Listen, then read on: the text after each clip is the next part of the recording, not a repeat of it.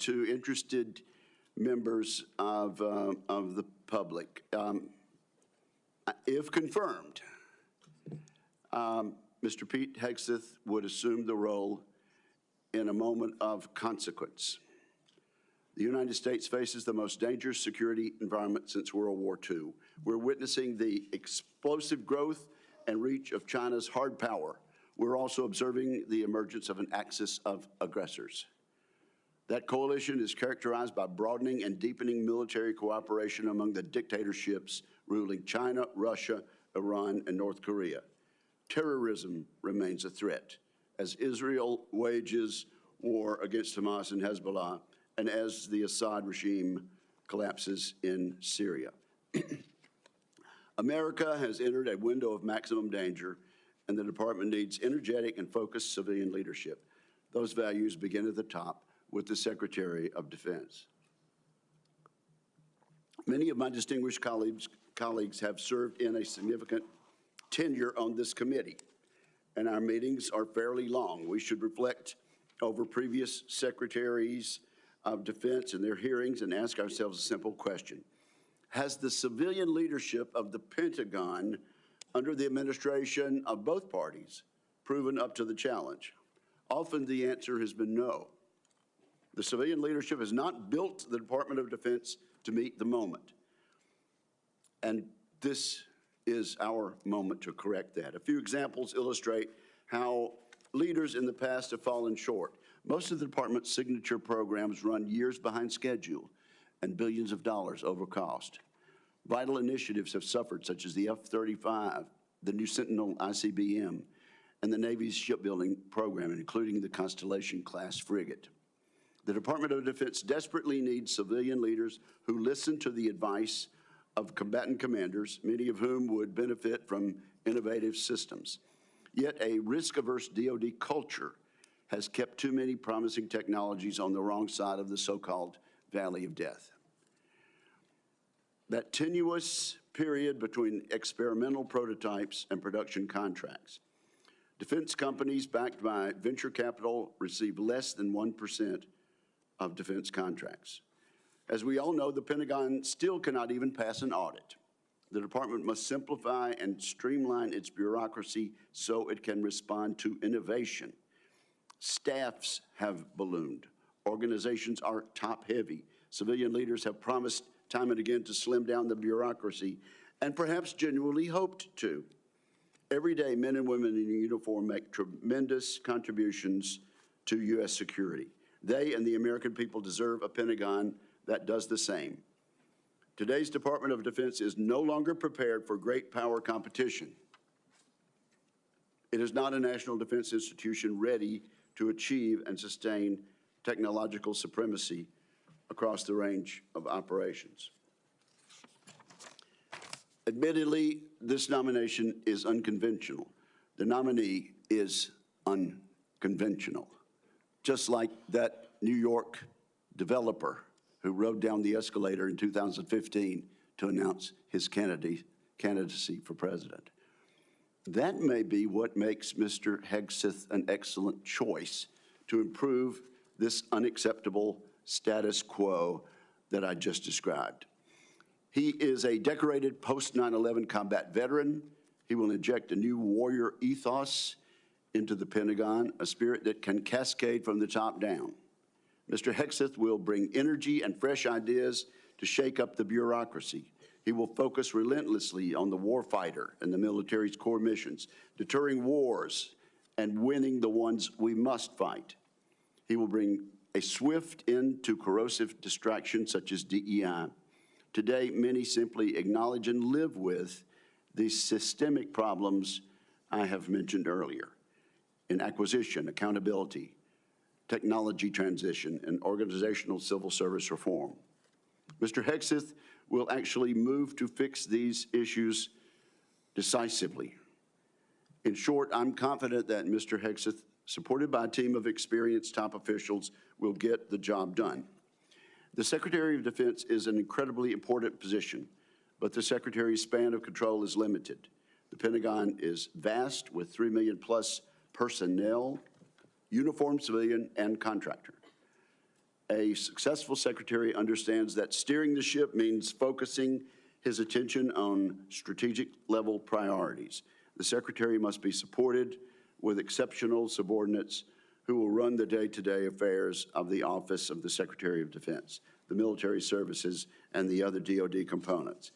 I'm also confident that as an infantryman, Mr. Hegseth understands the military principle of commander's intent. Communicate the clear objective, empower subordinates to use initiative and judgment, and hold everybody accountable. We must not underestimate the importance of having a top-shelf communicator as Secretary of Defense. Other than the President, no official plays a larger role in telling the men and women in uniform, the Congress, and the public about the threats we face and the need for a peace through strength defense policy. I have no doubt Mr. Hegseth will excel in a skill in which many of his predecessors have fallen short. Much has been made of both Mr. Hegseth's personal life and some of his policy pronouncements. Regarding his personal conduct, Mr. Hegseth has admitted to falling short, as we all do from time to time. It is noteworthy that the vast majority of the accusations leveled at Mr. Hegseth have come from anonymous sources. Contrast these anonymous accusations with the many public letters of support and commendation. We have seen letters from people who served with Mr. Hegseth. These individuals have worked with him professionally. They really know him and his character.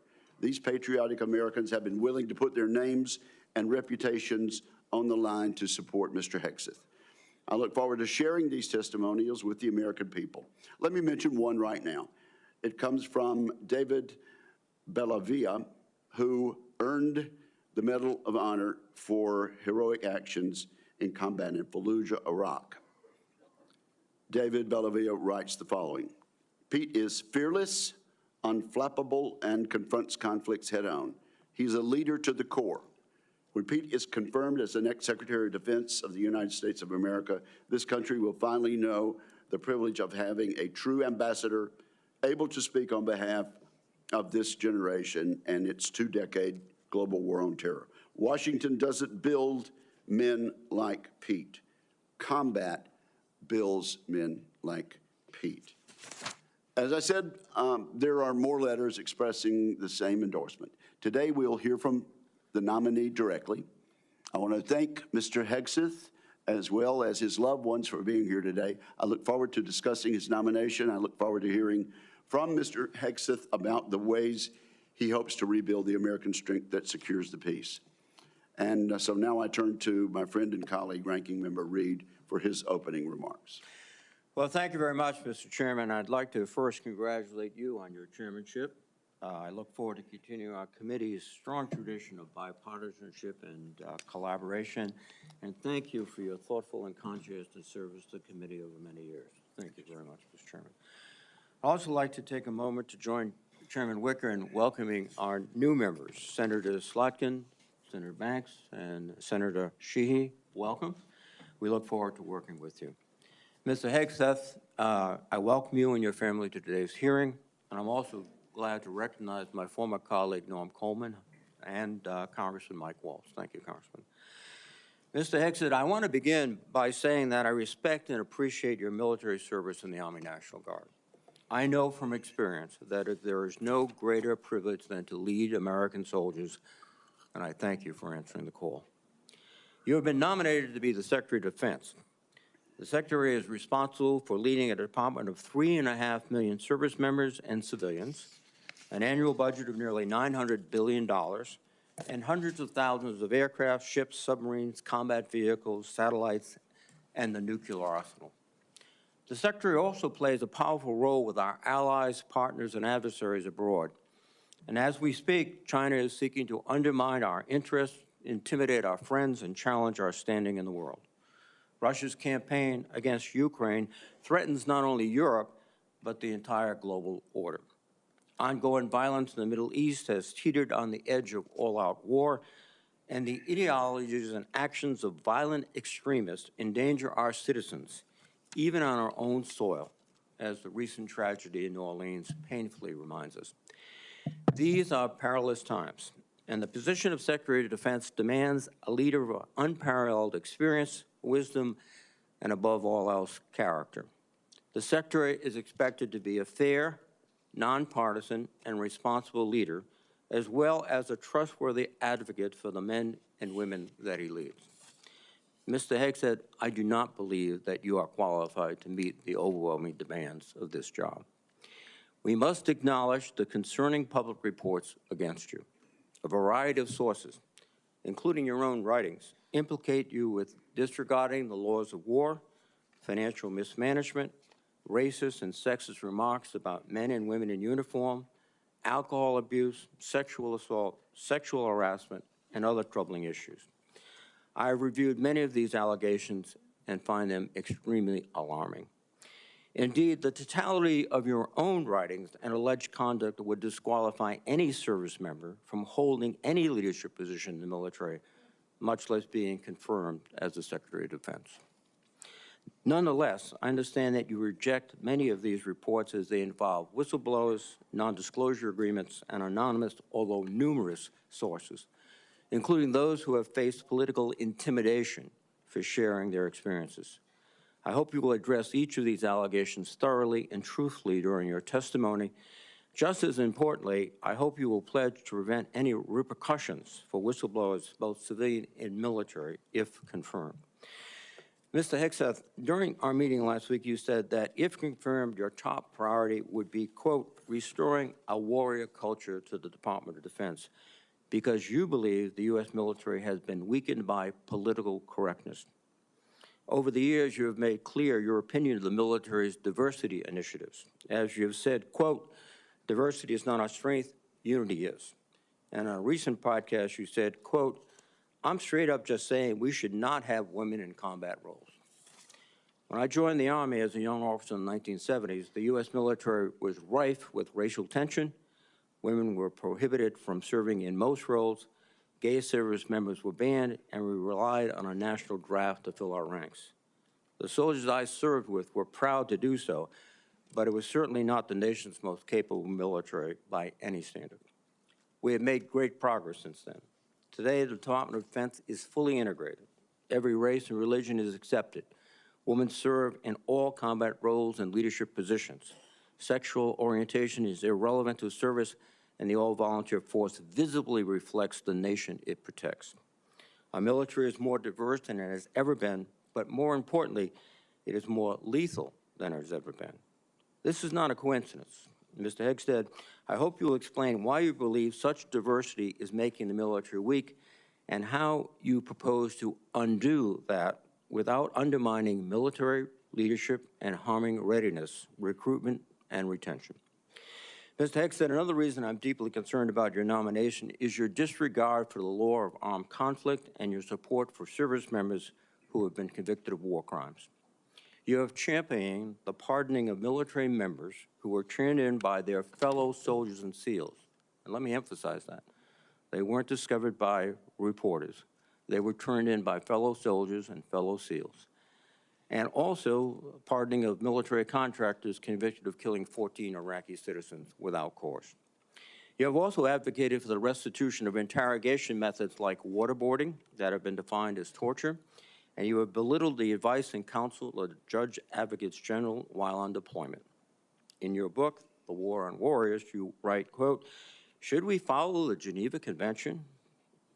If our warriors are forced to follow rules arbitrarily and asked to sacrifice more lives so that international tribunals feel better about themselves, aren't we just better off in winning our wars according to our own rules? Mr. Hegseth, I would ask that you explain how you, if confirmed, would maintain good order and discipline within our forces and the support of our allies and partners by rejecting international law and the law of war. I'm also concerned about your abilities as a competent manager of organizations far less complex than the Department of Defense. From 2008 to 2010, you led the organization Veterans for Freedom, which had an annual budget of less than $10 million. In each year you were in charge, expenses far exceeded revenues until the organization teetered on bankruptcy and had to be merged with another group.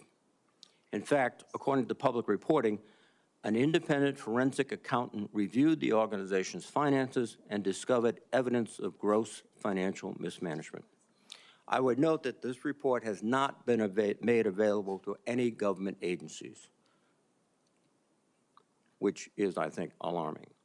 But a Republican advisor to you during your tenure at the organization who read the report stated, and I quote, "I watched him run an organization very poorly, lose the confidence of donors. The organization ultimately folded and was forced to merge with another organization who individuals felt could run and manage funds on behalf of donors more responsibly than he could. I don't know how he's going to run an organization with an $857 billion budget and 3 million individuals." And that is the only comment we've had and the only access we've had to the forensic report. A similar thing happened with the Concerned Veterans for America, a second veterans group that you led from 2011 until 2016. During those 5 years, tax records show that the organization spent more than it raised. Just as troubling are reports that a significant amount of debt was incurred from social events and parties filled with excessive drinking and questionable personal behavior. Mr. Hegseth, I hope you will explain what actions you will take, if confirmed, to be a better steward of Defense Department's large budget. Finally, while I appreciate our meeting last week, it is unacceptable that you did not meet with any other Democratic members of this committee before this hearing, as has been our bipartisan tradition. During my time in the Senate, I have voted for and worked closely with Secretaries of Defense appointed by Republican presidents. While we may disagree politically, there was always an understanding that rank partisanship should have no place when it comes to providing for the men and women who serve in uniform. And Mr. Hegseth, I am troubled by the many comments you have made both as a commentator and in your published writings. For example, in your book, American Crusade, you wrote, quote, "Modern leftists, who represent the soul of the modern Democratic Party, literally hate the foundational ideas of America." You also wrote, "The other side, the left, is not our friend. We are not esteemed colleagues, nor mere political opponents. We are foes. Either we win or they win. We agree on nothing else." Mr. Hegseth, if confirmed as Secretary of Defense, you would lead an organization that, like the country it represents, is composed of Democrats and Republicans. Yet your language suggests that you regard many of these men and women as foes. And I would ask you to explain why service members and civilians who do not share your political opinions can trust that they will not be targeted during your tenure. Indeed, the challenge of the Secretary of Defense is to remove partisan politics from the military. You propose to inject it. This would be an insult to the men and women who have sworn to uphold their own apolitical duty to the Constitution. Mr. Hegseth, you are the 9th nominee for Secretary of Defense that I've had the honor to consider as a member of the Senate Armed Services Committee. I have voted in favor of all your predecessors, including those in the first Trump administration. Unfortunately, you lack the character and composure and competence to hold the position of Secretary of Defense. Thank you. Thank you, Senator Reed. And now it's my privilege and honor and pleasure to recognize 2 witnesses who have come forward to introduce our nominee. First, I recognize my former colleague and former Senator Norm Coleman of Minnesota for the purpose of an introduction. Norm, we are glad to see you and glad to have you back, and you are recognized for an introduction. Thank you, Mr. Chairman, Ranking Member Reed, members of the committee, my former colleagues. I'm honored to introduce a son of Minnesota to you, Pete Hegseth. As a senator from Minnesota, I spent many hours with this young man as he walked the halls of Congress advocating on behalf of America's veterans. And he is young in the best sense of the word. He is strong, focused, intelligent, incisive, a great listener, and is almost supernaturally energetic, just what we need in a Secretary of Defense in times of massive change. He is the real deal. F. Scott Fitzgerald was a writer in my city of St. Paul, and said the problem with America is that there are no second acts. He was wrong. Pete was a brave soldier, has been an able communicator, and I believe is about to begin a great second act as our Secretary of Defense. He has struggled and overcome great personal challenges. Please don't give in to the cynical notion that people can't change. We need the ones who can change to lead us, to be beacons of hope, and to remind us that grace can lead us home. 4 years ago, President Biden's nominee, Lloyd Austin, a good and honorable man, received 97 votes on the floor of the Senate. And we went through the debacle of the Afghanistan withdrawal. Putin invaded Ukraine. The Houthis endanger our shipping lanes. We witnessed Israeli miracles against America's enemies in the Middle East, where the United States was more of an impediment than a help. Our recruitment numbers have sunk dramatically, and our southern border has suffered a slow but dangerous invasion. Yes, Pete Hegseth is an out-of-the-box nominee, and I say it's high time to get out of the box. One more thought. The country longs for a government of less division and more respect and dignity. My hope is that this committee hearing provides what they are asking for. Disagree? Yes. Strongly if necessary. But then come together to support the nominee, this nominee, Pete Hegseth, of the one president we have at a time, laying aside partisan politics for the essential mission of national security upon which everything else depends. Mr. Chairman, I yield. Thank you, Norm. I do appreciate that and appreciate your presence today. I now have the honor and pleasure of introducing Congressman Walz. I understand, Congressman, you are still a member of the House for another day or two. Another day or two. Okay, and I now recognize Congressman Walz for whatever opening statement and introduction he might make. Well, thank you, Chairman Wicker, and Chairman has a very nice ring to it, so congratulations, Ranking Member Reed, distinguished members of this committee. It is a privilege to appear before you today and urge the members of this committee to confirm Pete Hegseth as our next Secretary of Defense. And I'm not here today just to advocate on behalf of a future colleague, but to speak on behalf of someone I consider a dear friend for over a decade now. Like Pete, I served in the U.S. Army. Like Pete, I'm a veteran. We deployed to Afghanistan and all over the world at the height of the war on terror, which is the war of our generation. And like thousands of other warfighters, we've witnessed the hardships of war. We've experienced the loss of friends in combat. We've endured too much time away from family and friends, and no one, I can promise you this, no one hates war more than those who have had to go fight it. No one does. Pete's story, though, isn't that much different from the millions of other veterans, and they know it, and they appreciate him for the experiences that he's gone through. And after our country was brutally attacked on 9/11, Pete Hegseth answered the call of duty like so many others. He put the interests of this country ahead of his own. And I can tell you firsthand, as can the heroes sitting in this audience behind me, Pete's character of country, his selflessness, his duty, these are the key tenets that have shaped him into the leader that he is today. These are the traits that President Trump recognized when making the decision to nominate Pete for this critical role. He will bring the perspective of being the first Secretary of Defense to have served as a junior officer on the front lines, not in the headquarters, on the front lines in the war on terror, and recognizes the human costs, the financial costs, and the policy drift that was discussed often in this very room that led us to decades and decades of war. So not only does he understand the threats he faces, but as the chairman mentioned, he is brilliant, in my mind, at communicating those to the American people in a way that is often not communicated in Washington, D.C., to reach out to the American people so that they understand why the military needs to do what it needs to do.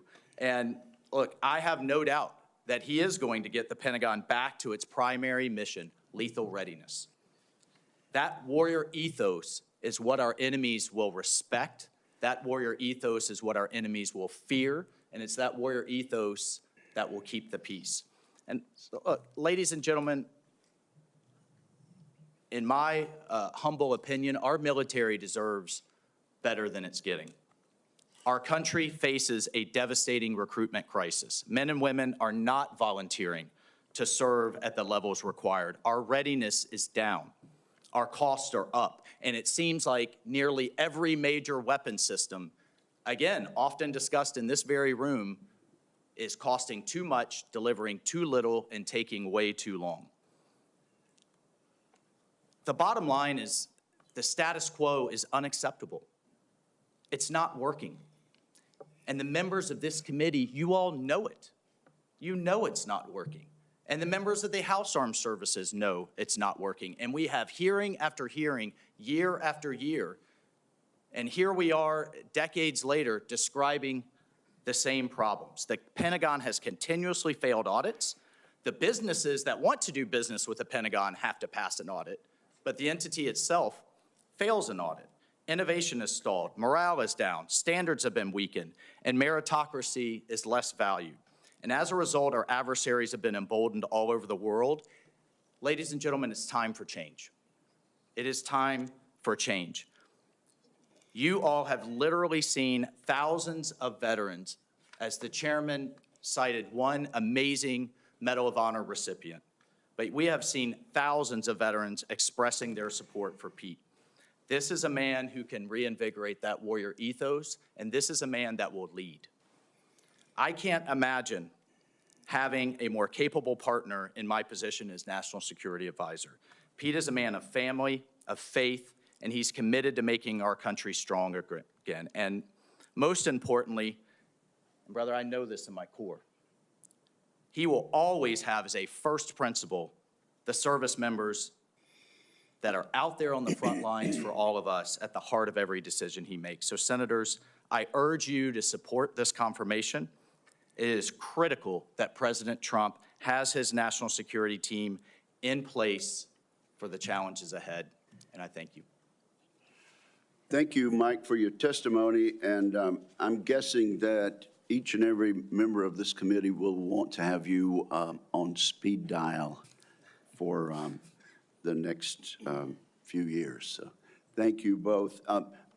Our two guests may stay, or I know they have other engagements and responsibilities also, but thank you both for your testimony.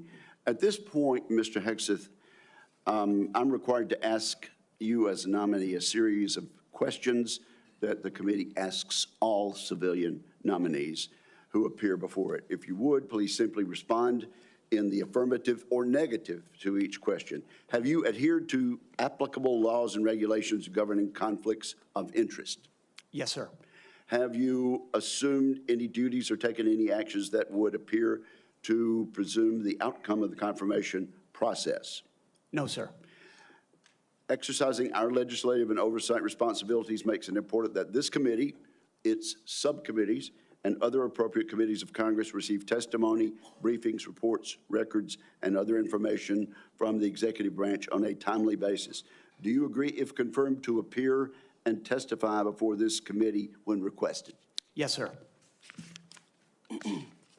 Do you agree to provide records, documents, and electronic communications in a timely manner when requested by this committee, its subcommittees, or other appropriate committees of Congress, and to consult with the requester regarding the basis for any good faith delay or denial in providing such records? Yes, sir.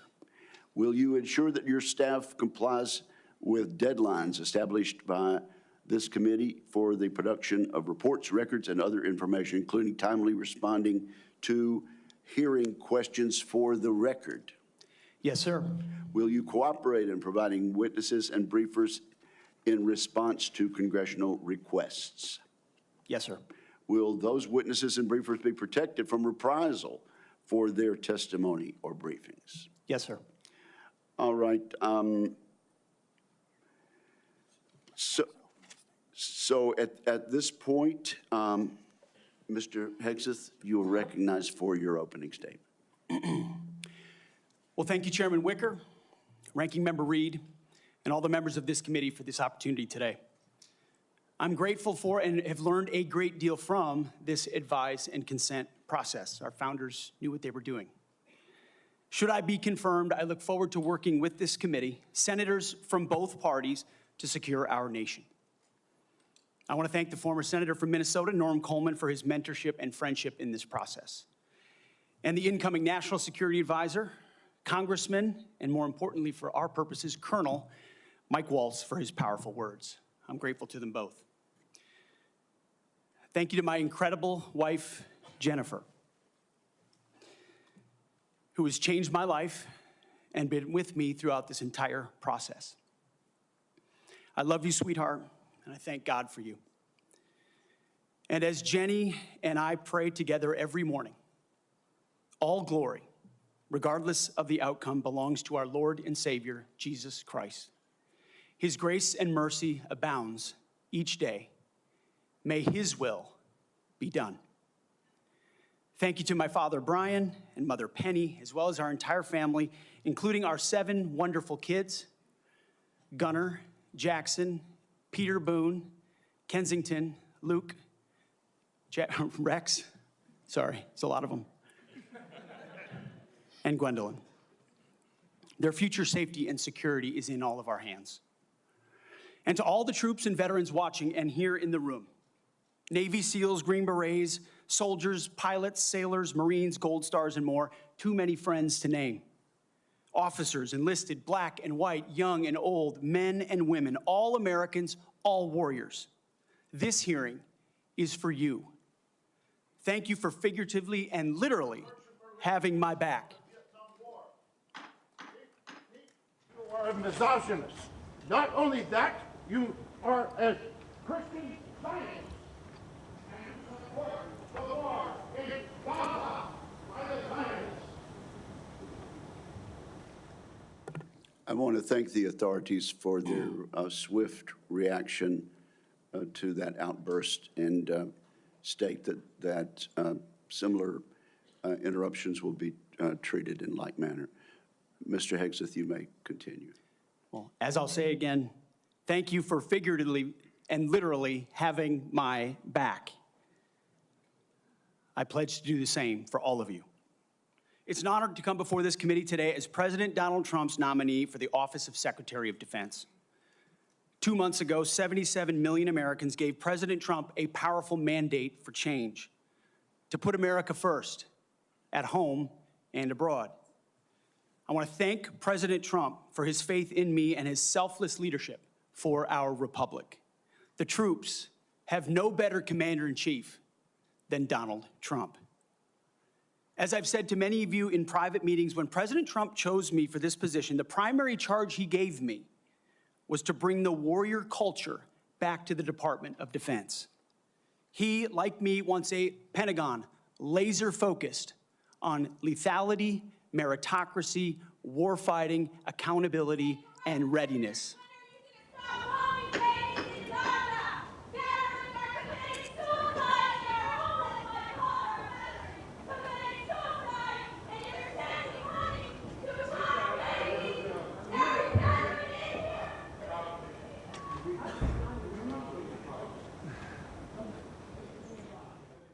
You may continue, sir.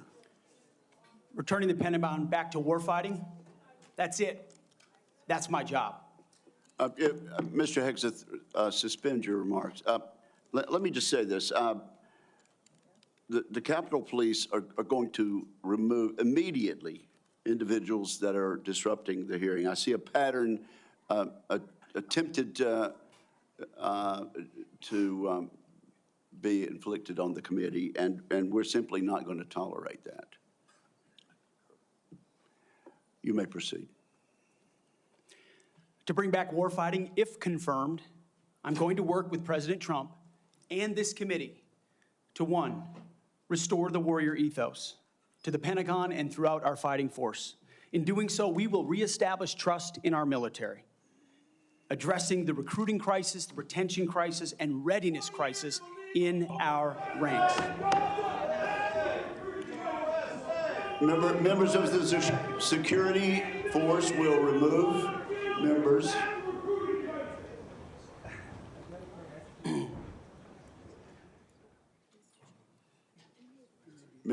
Mr. Hegseth, you may. The strength of our military is our unity and our shared purpose, not our differences. Number two, we're going to rebuild our military, always matching threats to capabilities. This includes reviving our defense industrial base, reforming the acquisitions process. As you mentioned, Mr. Chairman, no more valley of death for new defense companies, modernizing our nuclear triad, ensuring the Pentagon can pass an audit, and rapidly fielding emerging technologies. And number three, we're going to reestablish deterrence. First and foremost, we will defend our homeland, our borders, and our skies. Second, we will work with our partners and allies to deter aggression in the Indo-Pacific from the Communist Chinese. And finally, we will responsibly end wars to ensure that we prioritize our resources to reorient to larger threats. We can no longer count on reputational deterrence. We need real deterrence. The Department of Defense under Donald Trump will achieve peace through strength. And in pursuing these America First national security goals, will remain patriotically apolitical and stridently constitutional. Unlike the current administration, politics should play no part in military matters. We are not Republicans, we are not Democrats, we are American warriors. Our standards will be high and they will be equal, not equitable. That's a very different word. We need to make sure every warrior is fully qualified on their assigned weapons system, every pilot's fully qualified and current on the aircraft they are flying, and every general or flag officer is selected for leadership or promotion purely based on performance, readiness, and merit. Leaders at all levels will be held accountable, and warfighting and lethality and the readiness of the troops and their families will be our only focus. This has been my focus ever since I first put on the uniform as a young Army ROTC cadet at Princeton University in 2001. I joined the military because I love my country and felt an obligation to defend it. I served with incredible Americans in Guantanamo Bay, in Iraq, in Afghanistan, and on the streets of Washington, D.C., many of which are with me here today. This includes enlisted soldiers I helped become American citizens, and Muslim allies I helped immigrate from Iraq and Afghanistan. Because when I took off the uniform, my mission never stopped. Now, it is true and has been acknowledged that I don't have a similar biography to defense secretaries of the last 30 years. But as President Trump also told me, we've repeatedly placed people atop the Pentagon with supposedly the right credentials, whether they are retired generals, academics, or defense contractor executives. And where has it gotten us? He believes, and I humbly agree, that it's time to give someone with dust on his boots the helm. A change agent, someone with no vested interest in certain companies or specific programs or approved narratives. My only special interest is the warfighter. Deterring wars, and if called upon, winning wars by ensuring our warriors never enter a fair fight. We let them win, and we bring them home. Like many of my generation, I've been there. I've led troops in combat. I've been on patrol for days. I've pulled a trigger down range, heard bullets whiz by, flex-cuffed insurgents, called in close air support, led medevacs, dodged IEDs, pulled out dead bodies, and knelt before a battlefield cross. This is not academic for me. This is my life. I led then, and I will lead now. Ask anyone who's ever worked for me or with me. I know what I don't know. My success as a leader, and I very much look forward to discussing my organization's successes at Vets for Freedom and Concerned Veterans for America. I'm incredibly proud of the work that we've done. But my success as a leader has always been setting a clear vision, hiring people smarter and more capable than me, empowering them to succeed, holding everyone accountable, and driving toward clear metrics. Build the plan, work the plan, and then work harder than everyone else around you. I've sworn an oath to the Constitution before, and if confirmed, I will proudly do it again. This time, for the most important deployment of my life. I pledge to be a faithful partner to this committee, taking input and respecting oversight. We share the same goals: a ready, lethal military, the health and well-being of our troops, and a strong and secure America. Thank you for the time, and I look forward to your questions. Thank you very much, Mr. Hegseth. Before we begin with member questions, I would like to remind my colleagues that, consistent with the bipartisan staff agreement from December, and in concert with exactly how this committee dealt with the last Secretary of Defense nominee, each member will be recognized for one round of 7 minutes to question the nominee. Out of respect for the time of all members of this committee, the time limits will be tightly enforced. We've now been here 45 minutes, and I think we've done very well with the time. But at this point, I will begin my questioning of the nominee. Mr. Hegseth, you and your family have endured criticism of your nomination since it was announced in November. Let's get into this allegation about sexual assault, inappropriate workplace behavior, alcohol abuse, and financial mismanagement during your time as a nonprofit executive. I should note that the majority of these have come from anonymous sources in liberal media publications. But I want to give you an opportunity to respond to these allegations, sir. Mr. Chairman, thank you for that opportunity. You are correct. We undertook this responsibility with an obligation to the troops to do right by them for our warfighters. And what became very evident to us from the beginning, there was a coordinated smear campaign orchestrated in the media against us. That was clear from moment one. And what we knew is that it wasn't about me. Most of it was about President Donald Trump, who's had to endure the very same thing for much longer amounts of time.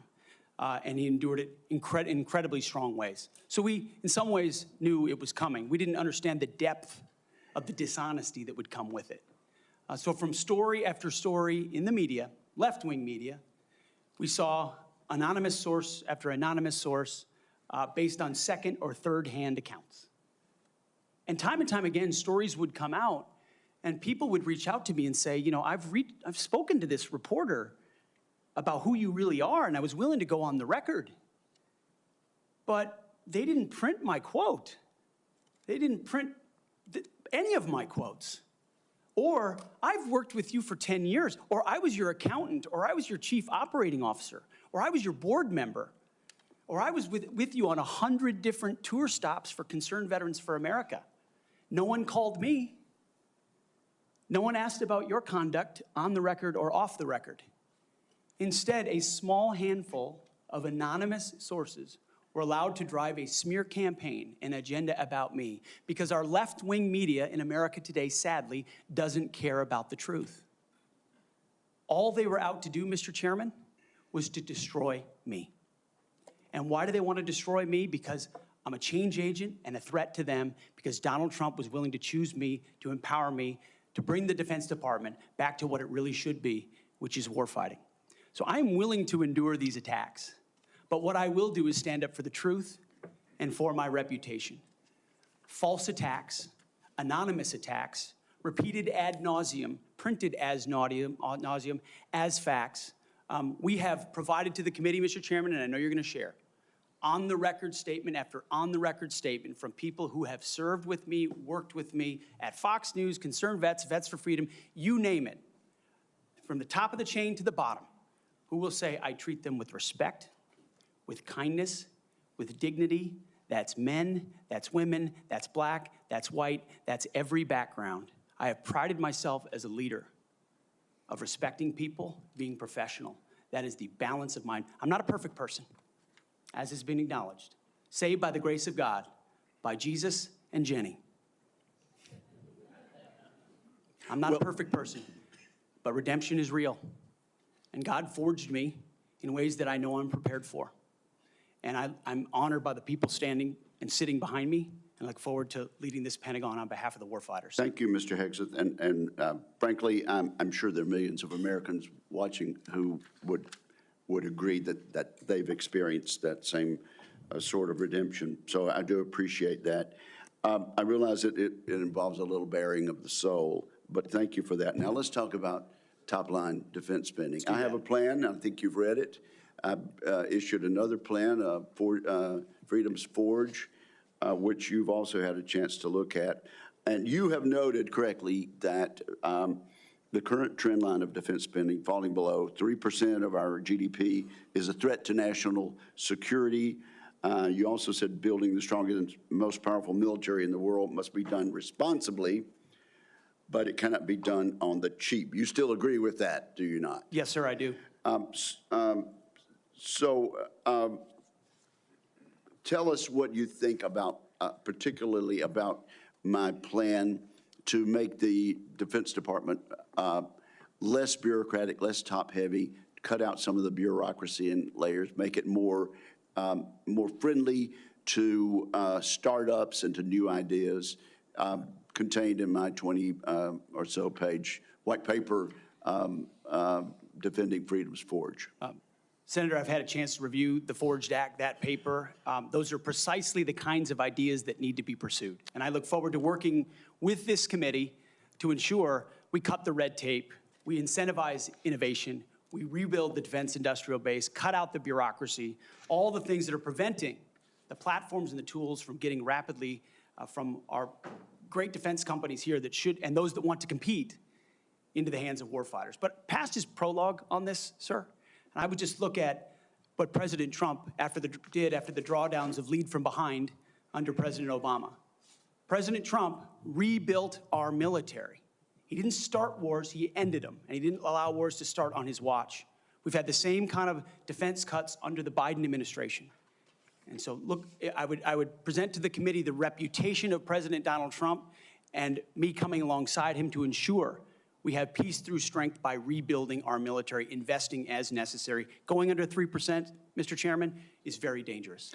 Okay, we've got 45 seconds. Tell us, in that point, get us started at least talking about deterring China and the Indo-Pacific. It starts with priorities. The 2017 National Defense Strategy was the first step in reorienting away from simply entanglement in the Middle East, which our generation knows a lot about, and reorienting the behemoth that is the Pentagon toward new priorities, specifically the Indo-Pacific. So that strategy has started and was barely followed through on under the Biden administration. So we're going to start by ensuring the institution understands that as far as threats abroad, the CCP is front and center, also obviously defending our homeland as well. Thank you very much. Senator Reed, you're recognized. Well, thank you very much, Mr. Chairman. Before I begin my questioning, I would like to make 3 requests. First, many of my members would like a second round. That has been the custom. Senator Hagel was afforded 3 rounds. Senator Ash Carter, 2 rounds. And that was done by a Republican chairman with the consent and the appropriate guidance of Democrats. I must say, too, my recollection is I've never denied anyone the opportunity to ask the second round of questions as I chaired. I would request the second round.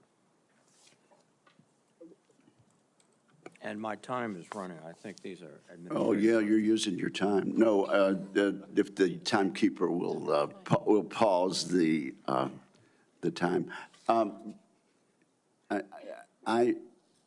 must say, I think we're going to have adequate time for questioning, and I know Democrat members have coordinated their questions as much as we have, and we are following the same exact precedent on all things that we did with Secretary Austin. So I respectfully understand what you're saying, but I think we have an agreement. It's been known for quite some time, and I intend to stick with that agreement which we made last December. What is your second request? Second, as been publicly reported, you and I have both seen the FBI background investigation of Mr. Hegseth. And I want to state for the record, I believe the investigation was insufficient, frankly. There are still FBI obligations to talk to people. They have not had access to the forensic audit, which I referenced to, and the person who had access to was quite critical of Mr. Hegseth. And I think people on both sides have suggested that they get the report. I know your colleagues have asked for it. Senator Thune assured me personally that he thought it was an appropriate idea. So I would ask, and I would say too, as a precedent, one of President Trump's appointees had similar, very complicated personal issues. The report was made available to all the members of the committee. We would be following precedent. I ask that that be made possible. Again, there's been much discussion about this, and what I intend to do is follow the exact precedent that we've had for the last two hearings with regard to secretaries of defense. Not only Secretary Austin, but Secretary Mattis 8 years ago. And that was for the chair and the ranking member to see the report. And so that is my intention as chair of this committee. Finally, Mr. Chairman, I have several letters that I would include for the record. One from Count Every Hero, which is an organization of retired 4-star generals and former secretaries of defense that is critical of the proposed purge panels. One from an organization for domestic violence. One for a Council on American Relations. And also several letters that raise questions. I would ask they be submitted for the record. Without objection, they will be submitted. And Mr. Reed, your time has now expired. Just kidding. Yeah. You're recognized for 7 minutes. Thank you. You're a very understanding chairman. I like that. I like that. Ms. Hegseth, you've written, and it's quote, "Oh yeah, and fire any general who hasn't carried water for Obama and Biden's extra constitution and agenda-driven transformation for our military. Clean house and start over." It's come to my attention that current serving military personnel have received emails threatening them with being fired for supporting the current DOD policies. One mail that was sent to a military officer with the subject line, "Clean house," reminiscent of your specific comment, states, and I quote, "With the incoming administration looking to remove disloyal, corrupt, traitorous, liberal officers such as yourself, we will certainly be putting your name into the list of those personnel to be removed. We know you support the woke DEI policies and will ensure you never again influence anyone in the future. You and the redacted spouse's name will be lucky if you're able to collect your military requirement," end quote. Now, I want to remind everyone that these policies that are being referred to date back decades, to the 1940s and 50s with respect to racial discrimination particularly, and administrations of both parties, including the Trump administration and their first party, caused those policies to be enforced. Mr. Hegseth, are you aware of these emails being sent to officers? Senator, you mentioned the word accountability, which is something we have not had for the last 4 years. Are you aware of these messages being sent to officers?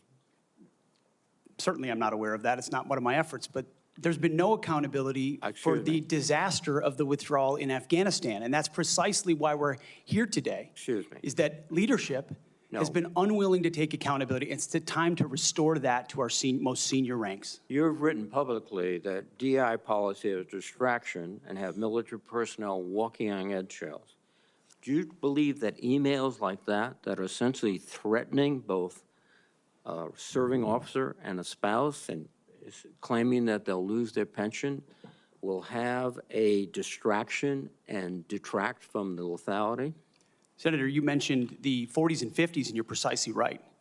The military was a forerunner in courageous racial integration in ways no other institutions were willing to do. I served with men and women of all backgrounds because of the courage of people Do you decades and believe, decades ago. Mr. Hegseth, Incredibly important. please, do you mean- However, please, the do you- DEI policies of today are not the same as what happened back then. They're dividing troops inside formations, causing commanders to walk on eggshells, not putting meritocracy first. That's the indictment that's made by those serving right now. Excuse me. And why we're having this Excuse me. conversation. All of your public comments don't talk about meritocracy. They talk about liberal democratic efforts that are destroying the military, that those people are our enemies. That's not meritocracy. That's a political view. And your goal, as I see emerging, is to politicize the military in favor of your particular positions, which you've outlined extensively, which would be the worst blow to the professionalism of the United States military and would undercut readiness, undercut retention, because I can see officers receiving these emails beginning to wonder very seriously if they should continue. Let me change subject for a moment here. You've been instrumental in securing pardons for several convicted war criminals. In at least 2 of these cases, the military personnel who served in combat with these convicted service members were not supportive of the pardons. They did their duty as soldiers to report war crimes.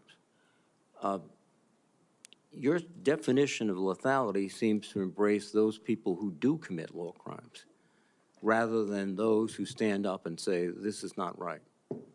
So what's the response to your service members who personally witnessed these and courageously reported them to their superiors?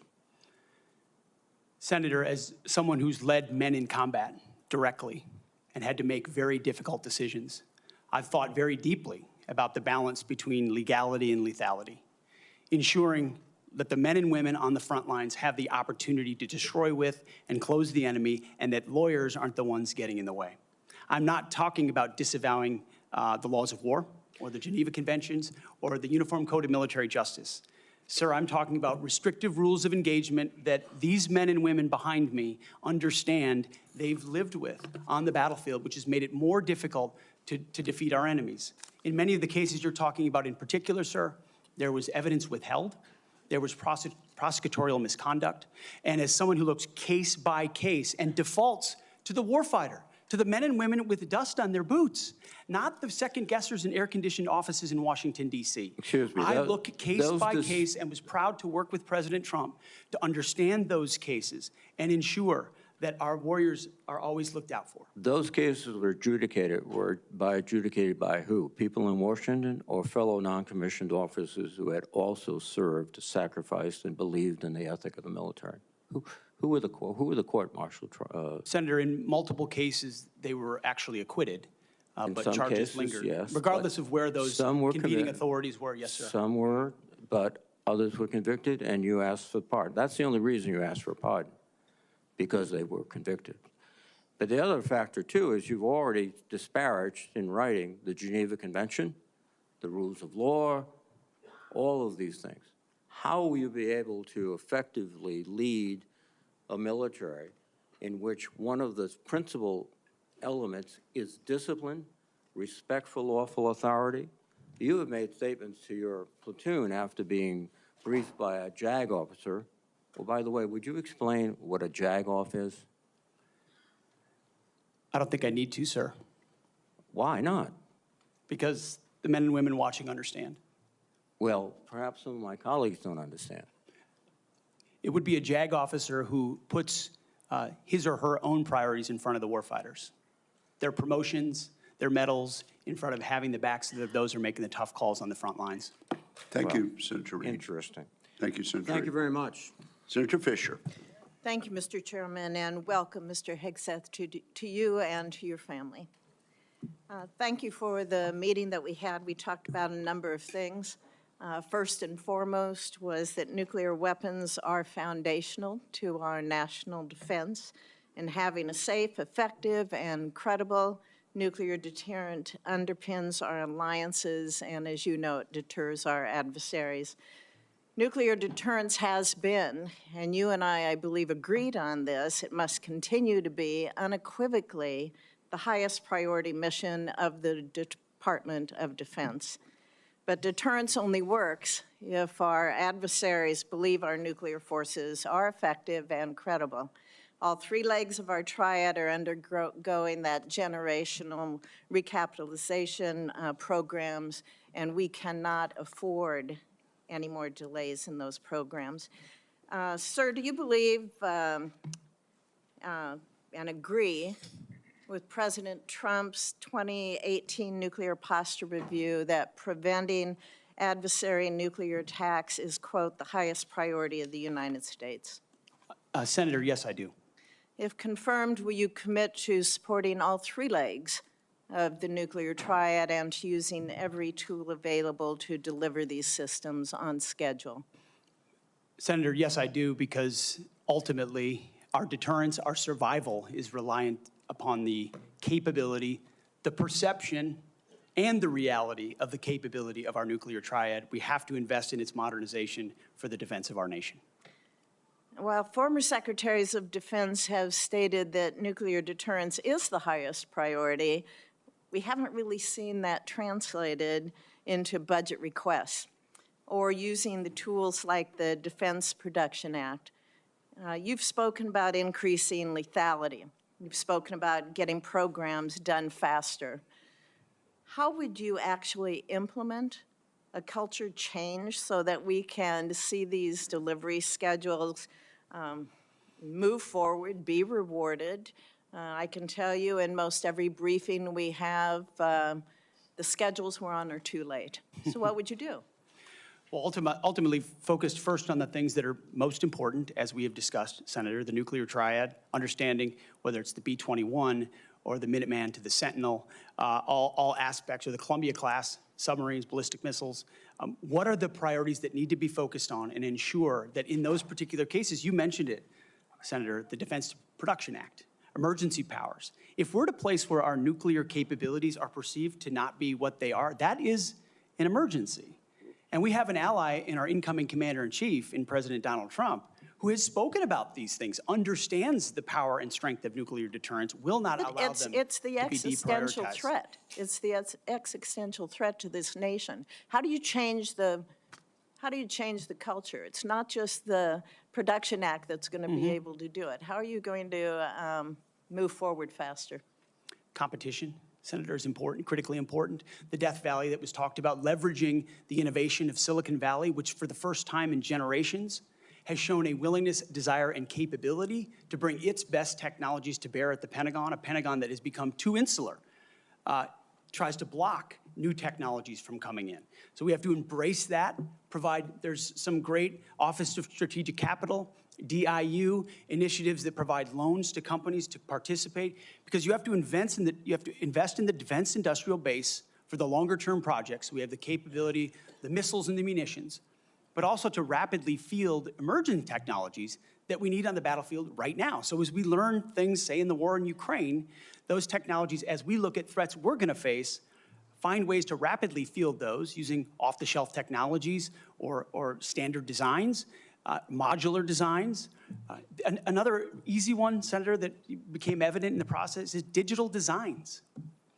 The Pentagon often builds entire systems without first using a digital design. Okay. Which means you build prototypes and then scrap them and start over again. No private sector business could survive doing business that way. So there's a lot of innovation, and I'm going to hire a lot of smart people already have to help with that. In the 2025 NDAA, it was established to a new position, the Assistant Secretary of Defense for Nuclear Deterrence, Chemical and Biological Defense Policy and Programs. And that was established so we could cut through a lot of the bureaucratic stovepipes that we see in the office of the Secretary of Defense. If confirmed, will you direct the Department of Defense components to expeditiously implement this reform? It sounds, I would want to look directly at exactly what that reform is. It is I great. take your word that it's great, Senator. I will review it robustly, and I look forward to implementing it. Okay, thank you. During the first Trump administration, the 2018 Nuclear Posture Review concluded that the U.S. needed to once again develop and deploy a nuclear-armed sea-launched cruise missile known as SLICM to offset significant Russian and Chinese advantages in theater-range nuclear capabilities. Since then, Congress, on a strong bipartisan basis, has directed the Navy and the National Nuclear Security Administration to continue this effort. Do you support the SLICM program? As of right now, Senator, based on what I know, I do, but one of my answers I'll have repeatedly throughout this morning is getting an opportunity to look under the hood, classified material, get an understanding of true capabilities vis-a-vis enemy capabilities. Because what we know right now on the nuclear, sorry, Senator, what I know on the nuclear side is that Russia and China are rushing to modernize and build arsenals larger than ours. We need to match threats to capabilities, and the systems we elevate will be tied to whether those capabilities are needed based on the adversaries we face. Would you ensure that this program is executed according to law? Absolutely, absolutely, Senator. What, short here, what is your plan to revitalize the industrial base in this country? Needs to be real short. Real short.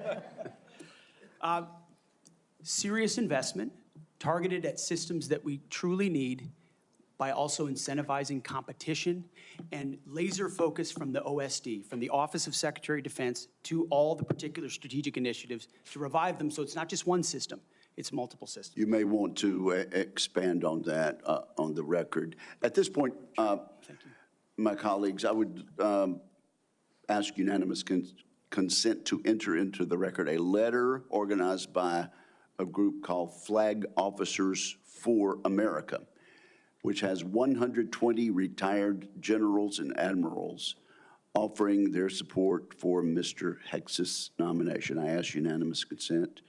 Without objection, it is entered into the record. Senator Shaheen. Good morning, Mr. Hegseth. Good morning, Senator. I was pleased when I was contacted on your behalf about meeting before this hearing. I've been on this committee since 2011, and during that time, I voted to confirm 6 nominees to be Secretary of Defense from 3 administrations, 2 Democratic and 1 Republican, the first Trump administration. Every one of those nominees met with me and my Democratic colleagues on this committee before the hearing. So, as you can imagine, I was disappointed when no one ever followed up. When we followed up with your office, you were not able to meet. Do you understand that if you're confirmed to be Secretary of Defense, that you will have a responsibility to meet with all members of this committee, not just Republicans? Senator, I very much appreciate and understand the traditionally bipartisan nature of this committee. Their national defense is not partisan. It should not be about Republicans or Democrats. And so I look forward to working together with you and your colleagues on priorities facing this nation. Yes. I think we would expect that. And one reason that I wanted to meet with you was because I thought it would be really helpful to better understand your views on women in the military. Because you've made a number of surprising statements about women serving in the military.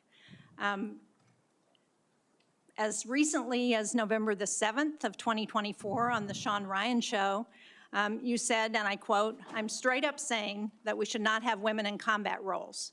It hasn't made us more effective." The quote went on a little longer, but that was the gist of it. That was before you were nominated to be Secretary of Defense. Mr. Hegseth, do you know what percentage of our military is comprised of women? I believe it's 18 to 20%, Senator. It's almost 18%, and in fact, DOD's 2023 demographic report indicated that there are more women serving now, and there are fewer separations. So they make up a critical part of our military, wouldn't you agree? Yes, ma'am. Women in our military, as I have said publicly, have and continue to make amazing contributions across all aspects of our battlefield. Well, you also write in your book, The War on Warriors, with the chapter, The Deadly Obsession with Women Warriors, that, quote, "Not only are women comparatively less effective than men in combat roles, but they are more likely to be objectified by the enemy and their own nation in the moral realms of war. Mr. Hegseth, should we take it to believe that you believe that the two women on this committee who have served honorably and with distinction made our military less effective and less capable? I'm incredibly grateful for the two women who've served our military in uniform and including in the Central Intelligence Agency, contributions on the battlefield, indispensable contributions. Senator, I would like to clarify, when I'm talking about that issue, it's not about the capabilities of men and women, it's about standards. And this committee has talked a lot about standards. Standards that we, unfortunately, over time, have seen eroded in certain duty positions, certain schools, certain places, which affects readiness, which is what I care about the most, readiness on the battlefield. I appreciate that. And so my comments point time and time again to standards. Your statements publicly have not been to that effect. After your nomination, you did state to a group of reporters that you, quote, support all women serving in our military today who do a fantastic job across the globe, including combat. So what I'm confused about, Mr. Hegseth, is which is it? Why should women in our military, if you were the Secretary of Defense, believe that they would have a fair shot and an equal opportunity to rise through the ranks? If on the one hand, you say that women are not competent, they make our military less effective, and on the other hand, you say, oh no, now that I've been nominated to be the Secretary of Defense, I've changed my view on women in the military. What do you have to say to the almost 400,000 women who are serving today about your position on whether they should be capable to rise through the highest ranks of our military? Senator, I would say I would be honored to have the opportunity to serve alongside you, shoulder to shoulder, men and women, black, white, all backgrounds, with a shared purpose. Our differences are not what define us. Our unity and our shared purpose is what define us, and you will be treated fairly and with dignity, honor, and respect, just like every man and woman in uniform, just like the men and women that I've worked with in my veterans organizations, to include when I was a headquarters and headquarters company commander in the Minnesota National Guard. Well, I appreciate your 11th well. hour conversion, but Mr. Chairman, for the record, I would like to submit Chapter 5, The Deadly Obsession with Women Warriors, for the record. Mr. Hegseth. Without objection, it will be submitted. Are you familiar with the Women, Peace, and Security agenda at the Department of Defense? Yes, ma'am, I am. This is a law that was signed during President-elect Trump's first term. It was legislation that I sponsored with Republican Senator Capito of West Virginia. It was co-sponsored by Marco Rubio, the nominee to be the President-elect's Secretary of State. It was led in the House of Representatives by Kristi Noem, the President-elect's nominee to be the Secretary of Homeland Security. It mandates that women be included in all aspects of our national security, including conflict resolution and peace negotiations. And at the Department of Defense, it has been the law for 8 years under both the Trump and Biden administrations. The DoD has incorporated women throughout its decision-making as a result. Every single combatant commander across 2 administrations has told this committee that this law and its implementation at the Department of Defense provides them a strategic advantage operationally. Based on your comments, it appears that the example that you would like to set, not only for women in this country, but for women across the globe, 50% of the world's population, as the prospective nominee to lead the most combat-credible military in the entire world, is that women should not have an equal opportunity in our military. So will you commit to preserving the Women, Peace, and Security law at DoD and including in your budget the requisite funding to continue to restore and resource these programs throughout the DoD? Senator, I will commit to reviewing that program and ensuring it aligns with America First national security priorities, meritocracy, lethality, and readiness. And if it advances American interests, it's something we would advance. If it doesn't, it's something we would look at. Since former President Trump signed the law, I hope that he agrees with you. Thank you, Senator Shaheen. At this point, I would ask unanimous consent to enter into the record 5 letters of support from female service members and combat veterans who support Mr. Hegseth's nomination. These women represent diverse viewpoints, from a retired colonel with over 25 years of service to an active duty Navy surface warfare commander to a senior airman. They support Mr. Hegseth and comment on his focus on merit, warfighting readiness, military training status, and the warrior ethos. So without objection, it will be entered into the record. And now I'm honored to recognize Senator Cotton for 7 minutes. Mr. Hegseth, let's continue on this line of questioning about what's sometimes referred to as women in combat. I think that phrase is something of a misnomer. Many members of this committee have served in combat in the last 25 years, to include women and men. I'm sure all those men served with women, whether they were military police officers or they were pilots or whether they were intelligence analysts or medics or what have you. You served. I assume you served with women who were on the front lines as well. Is that correct? Yes, sir. And were those women anything other than skilled, brave, and honorable in their service? They were some of the best soldiers I worked with, So Senator. women have been serving in combat for a long time. Women have even been serving in combat units like infantry battalions for a long time in roles like medics or mechanics or what have you. So what we're talking about here specifically is women in ground combat roles in jobs like infantrymen or artillerymen or special forces. Until about 10 years ago, that wasn't the case. Under Secretary Panetta, those roles were opened up to women to serve in. Has President Trump indicated at all that he plans to rescind or alter that guidance?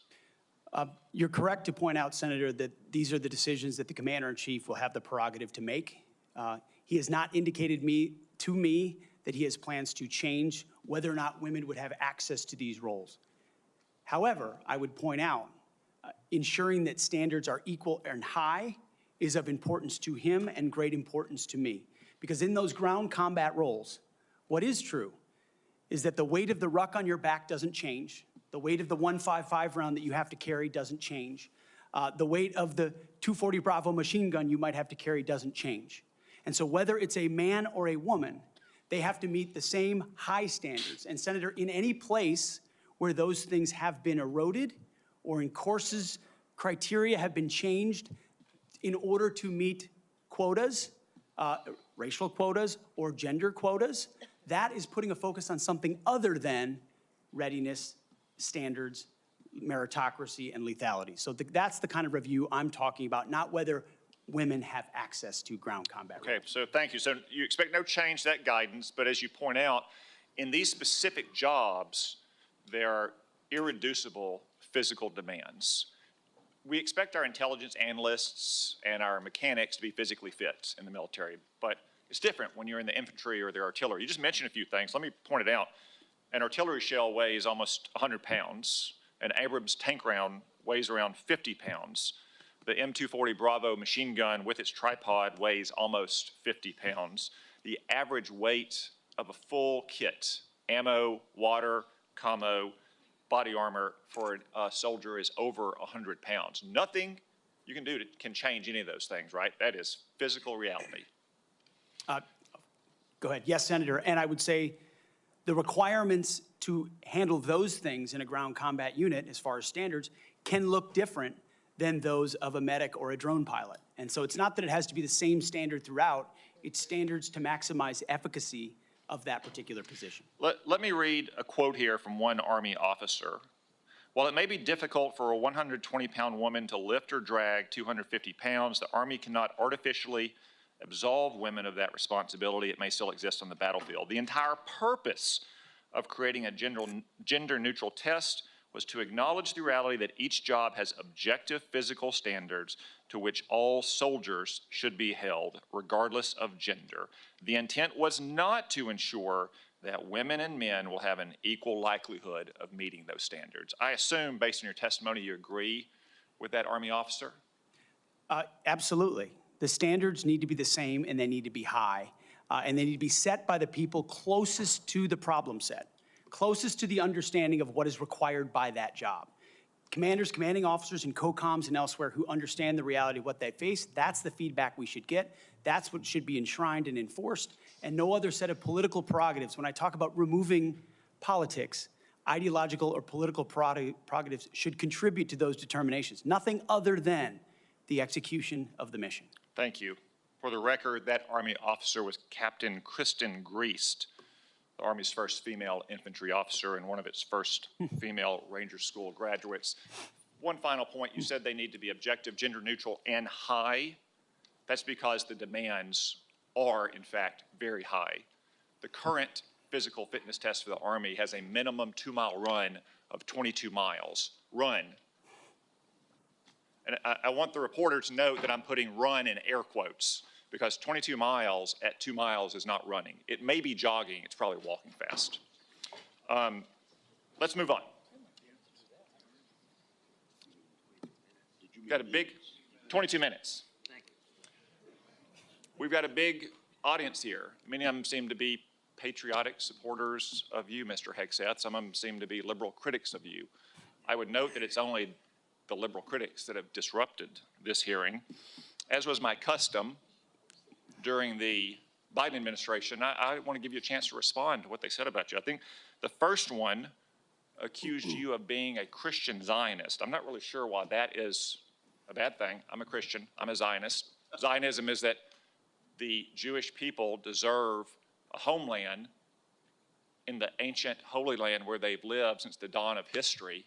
Do you consider yourself a Christian Zionist? Senator, I am a Christian, and I robustly support the state of Israel and its existential defense, and the way America comes alongside them is their great ally. Thank you. Because another protester, and I think this one was a member of Code Pink, which, by the way, is a Chinese Communist front group these days, said that you support Israel's war in Gaza.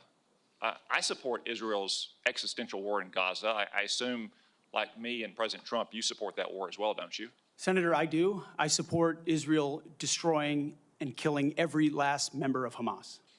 And the third protester said something about 20 years of genocide. I assume that's our wars in Iraq and Afghanistan. Do you think our troops are committing genocide in Iraq and Afghanistan? Senator, I do not. I think our troops, as you know, as so many in this committee know, did the best they could with what they have. We're not, the outcomes, and tragically, the outcome we saw in Afghanistan under the Biden administration put a stain on that, but it doesn't put a stain on what those men and women did in uniform, as you know full well, Senator. Thank you, Mr. Hegseth.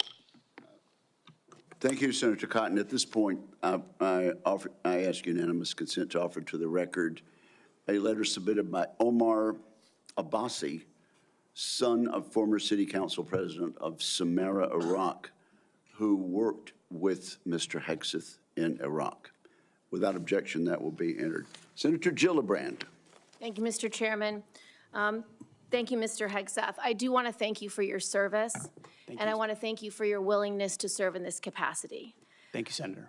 I have many concerns about your record, and particularly your public statements, because they are so hurtful to the men and women who are currently serving in the U.S. military, harmful to morale, harmful to good order and discipline.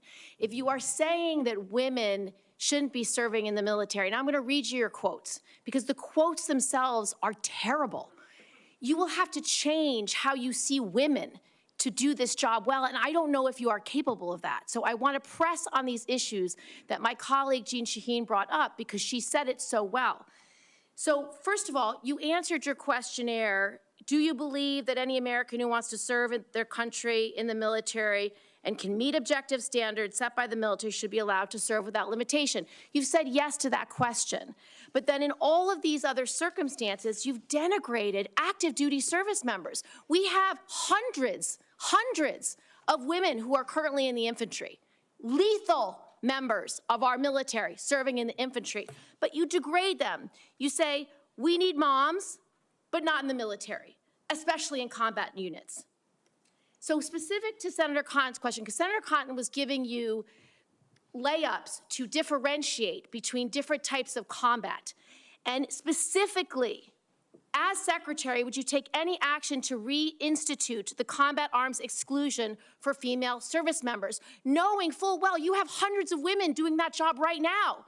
And the standards, your 2-mile run, Tom, is about the Army Combat Fitness Test. It is not the requirements to have an MOS 11 Bravo, which is the infantry. These are the requirements today for people serving in the industry, men and women. They are gender neutral, and they are very difficult to meet. They have not been reduced in any way, and our combat units, our infantry is lethal.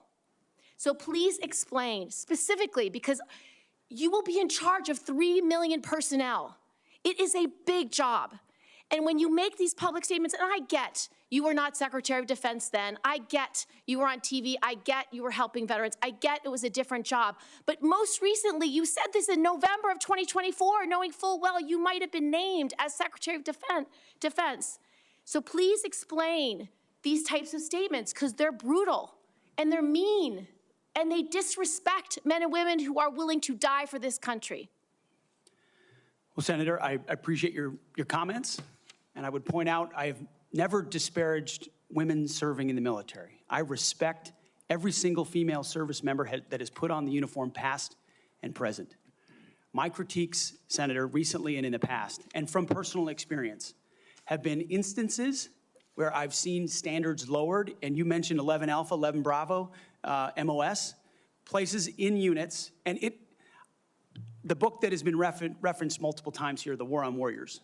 I spent months talking to active duty service members, men and women, low ranks, high ranks, combat arms and not combat arms. And what each and every one of them told me, and which personal instances have shown me, is that in ways direct, indirect, overt, and subtle, standards have been changed inside infantry training units, ranger school, infantry battalions, to ensure that Give me one example. Please give me an example. I get you're making these generalized statements. Commanders meet quotas to have a certain number of female infantry officers or infantry enlisted, and that disparages those women who are incredibly capable of meeting that standard. Infantry. Commanders do not have to have a quota for women in the infantry. That does not exist. It does not exist. And your statements are creating the impression that these exist, because they do not. There are not quotas. We want the most lethal force. But I'm telling you, having been here for 15 years, listening to testimony about men and women in combat and the type of operations that were successful in Afghanistan and in Iraq, women were essential for many of those units. When Ranger units went in to find where the terrorists hiding in Afghanistan or in Iraq, if they had a woman in the unit, they could go in, talk to the women in a village, say, where are the terrorists hiding? Where are the weapons hiding? And get crucial information to make sure that we can win that battle. So you cannot denigrate women in general, and your statements do that. We don't want women in the military, especially in combat. What a terrible statement. So please, do not deny that you've made those statements. You have. We take the responsibility of standards very seriously, and we will work with you. I'm equally distressed you would not meet with me before this hearing. We could have covered all of this before you came here, so I could get to the 15 other questions that I want to get to. So women you have denigrated. You have also denigrated members of the LGBTQ community. Did you know that when Don't Ask, Don't Tell was in place, we lost so many crucial personnel, over 1,000 in mission-critical areas. We lost 10% of all our foreign language speakers because of a political policy. You said in your statement, you don't want politics in the DOD. Everything you've said in these public statements is politics. I don't want women, I don't want moms. What's wrong with a mom, by the way? Once you have babies, you therefore are no longer able to be lethal? I mean, you're basically saying women, after they have children, can't ever serve in the military in a combat role. It's a silly thing to say. It's a silly thing to say, beneath the position that you are aspiring to. To denigrate LGBTQ service members is a mistake. If you are a sharpshooter, you're as lethal regardless of what your gender identity is, regardless of who you love. So please know this to be a true statement. So you say it was a political thing. You say it undermined us, social engineering. I don't know why someone having to publicly say or not publicly say who they love is social engineering. I think having that policy in the first place was highly problematic. And as you said in your statement, do you agree anybody should be able to serve in the military if they meet the standards? Senator, as the president has stated, I don't disagree with the overturn of Don't Ask, Don't Tell. Great, because I don't want you thinking, can't serve if you're a mom, can't serve if you're LGBTQ, and then last, can't serve if you're a leftist. the statements you said about people who have views differently than you, that we're the enemy, are you saying that 50% of the DOD, if they hold liberal views or leftist views or are Democrats, are not welcome in the military? Are you saying that? Senator, I volunteered to deploy to Afghanistan under Democrat President Barack Obama. I also volunteered to guard the inauguration of Joe Biden, but was denied the opportunity to serve because I was identified as an extremist by my own unit for a Christian tattoo. Thank you very much. Senator Gillibrand, you held up a document and referred to it during your questioning. Would you like that entered into the record? It may be one without my marks. Okay, yeah, okay, we'll delete. We'll submit a clean it up. copy. Without objection, that will be admitted at the point of your question. And I would like to enter into the record at this point a letter of support from retired Air Force Colonel Melissa Cunningham. Colonel Cunningham supports Mr. Hegseth and mentions his warrior ethos, combat effectiveness, and maintaining military training standards. So without objection, both of those will be admitted, and I now recognize Senator Rounds. Thank you, Mr. Chairman. First of all, good morning. I'd like to thank you for your service to our nation in uniform and also your work on behalf of your fellow veterans and for your willingness to enter into this maelstrom of public service. I think the presence of so many veterans who have showed up to support you speaks volumes. I also want to recognize your family's service and sacrifice. You know as well as anyone that it's not just the man that enters the arena, but it's the entire family who also works their way through this process as well. I appreciated our meeting with you and with your wife, Jennifer, this last month. I thought that we had an excellent conversation, and I appreciate your statement and your answers to the advanced policy questions, especially your desire to bring a renewed focus on warfighting and lethality back to the Pentagon. I also respect and I appreciate my friend and colleague, Senator Gillibrand, and some of her questions, and I know that she had a number of them in there. You had an opportunity to respond very briefly. Were there any other responses that you would like to make or clarifications that you would like to make before I move on to my questions? Senator, thank you very much for the opportunity to meet and for the question. I would also acknowledge you were mentioning female engagement teams, which have shown a great deal of success on the battlefield. It would be and universally acknowledged as such. I've been in Iraqi homes where the language and gender barrier was real, and the ability to have someone there to help in that process would be a massive accelerant in mission success.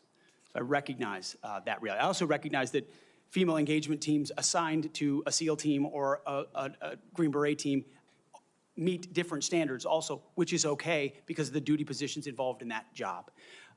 As far as politics, Senator, it has been the joy of my life to lead men and women in military outfits. When you're in combat or in training, there's a lot of conversations that happen. And you start to realize that a lot of people you're serving with share your political ideals or they don't. You find out there's Republicans, there's Democrats, there's libertarians, there's independents, there's vegetarians, everything in between. None of that matters. It never mattered in how I led men and women, how I interacted with them, what missions we undertook. Politics has nothing to do with the battlefield, which is why President Trump has asked me to say, let's make sure all of that comes out. This is about warfighting capability, setting standards high, and making sure we give our boys, our men and women, everything they need to be successful on the battlefield. So politics can play no part in that, and I look forward to infusing that, as we always have inside our units. I appreciate you making that very clear. And one of the areas that we want to do our best is to provide for the equipment and the technical capabilities so that no young man or woman enters into a battle as a fair fight, and that they always have the advantage. Those are the types of questions that I'd like to get into right now, and I want to start by talking about something that sometimes gets a little bit into the weeds, but I think it's critical. Mr. Hegseth, from what I've heard from 24 senior DOD officials in hearings over the last 2 years, including the Secretary of Defense, every service chief, and 8 combatant commanders, is that sharing the portion of the spectrum, and this is in the weeds, I know, but I'm going to ask it to get it on the record, the 3.1 to 3.5 gigahertz band would have extremely serious consequences and very costly consequences on our warfighting capabilities. In fact, the Department of the Navy alone has estimated that relocating their systems to a different part of the spectrum band would cost them $250 billion. That's just for the destroyers that defend our coasts with the radars that they have in them. If confirmed, what will you do to make sure that the Department of Defense can maintain its access to and the use and to be able to maneuver within the electromagnetic spectrum at home and abroad? And would you be willing to literally go to the mat with the interagency to protect warfighter requirements for the use of the spectrum? Well, Senator, thank you for the question. And my job, in part, will be to go to the mat when necessary for things I believe are an absolute requirement for the Department of Defense and the men and women in uniform. There's no doubt about that. In this particular case, as far as spectrum, I look forward, as I've said before, getting a full class of, because this issue has come up a number of times in meetings. It's critically important with how our warfighters communicate across all services. So I'm going to get a classified briefing immediately about what that would, how it would impact the spectrum if it were to allow other companies or it to be auctioned Rest assured, off. China would love to have our ability to use that part of the spectrum restricted. They would love that. Absolutely right. And so I will go in with eyes only toward ensuring we have the capabilities we need and there's no disruption when I take that brief. Thank you. In your advanced policy questions, you recognize a cooperative approach by China, Russia, Iran, and North Korea to undermine U.S. influence around the world. As you point out, aggression by any one actor would be an opportunity for others to engage the U.S. on multiple fronts along the continuum of the conflict. As we discussed in my office, neither of us wants to send our troops into a fair fight. We want to make sure that they have every advantage that the United States can give them, and that requires resources and reforms.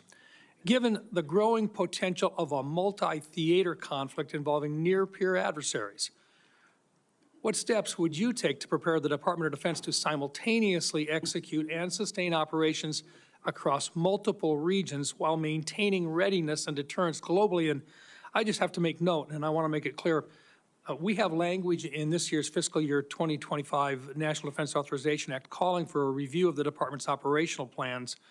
And I just want to make sure that you're aware of that, and that we will have, if we have a fight with one, the chances are very good that we're going to have two battles or two different battlegrounds at the same time. Senator, which is why I believe our country's incredibly fortunate to have a new commander-in-chief in Donald Trump, who through the strategic approach he has taken with allies and against foes has prevented wars and is determined to do the same. That's our chief job, is deter and prevent wars. My job, should I be confirmed at the Secretary of Defense, is to ensure we have the right prioritization of assets and strategy, and then the tools in the toolbox necessary, the pointiest possible spear for President Trump to wield if necessary as the last resort. So President Trump at the helm, I think, will go a long way in making sure our enemies know there's a new sheriff in town. Thank you. Thank you, Mr. Chairman. And thank you very much, Senator Blumenthal. Thanks, Mr. Chairman. Thank you for having this hearing. Thank you for being here, Mr. Hegseth. And I want to join in expressing appreciation and respect for your service to our country, and thanks to all the veterans who are here today, and thank you for your service as the ranking member of the Veterans Affairs Committee. I hope we can focus on doing better for our veterans and doing better in management of the Department of Defense. There's always room for improvement. I think what we need in that position is not just better, but the best in financial management, because those decisions are life and death decisions affecting the 3.4 million Americans who serve our national security and our national defense and put their lives on the line. I want to talk about financial mismanagement at the two organizations that you headed, which are the only test of your financial management that we have before this committee, the Veterans for Freedom and Concerned Veterans for America. You took over the Veterans for Freedom in 2007. In 2008, you raised $8.7 million, but spent more than $9 million, creating a deficit. By January 2009, you told donors that the organization had less than $1,000 in the bank and debts of $434,000. By 2010, revenue at the Veterans for Freedom had dropped to about $265,000. In the next year, it had dropped further to $22,000. You don't dispute these numbers, do you? Senator, I'm extremely proud of the work me and my fellow vets did at Vets for Freedom. A bunch of young vets with no political experience, a small group, working hard every single day. We raised donor funds. And we have letters submitted for the record from almost everyone that worked with me every single day, including our chief operating officer, who will attest that every dollar we raised was used intentionally toward the execution of our mission, which is supporting the warfighters, exactly why we're here today, the warfighters in the Iraq surge.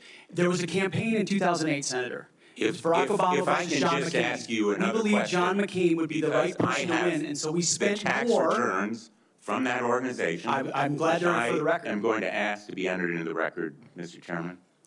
Without objection. These tax returns are yours. They have your signature.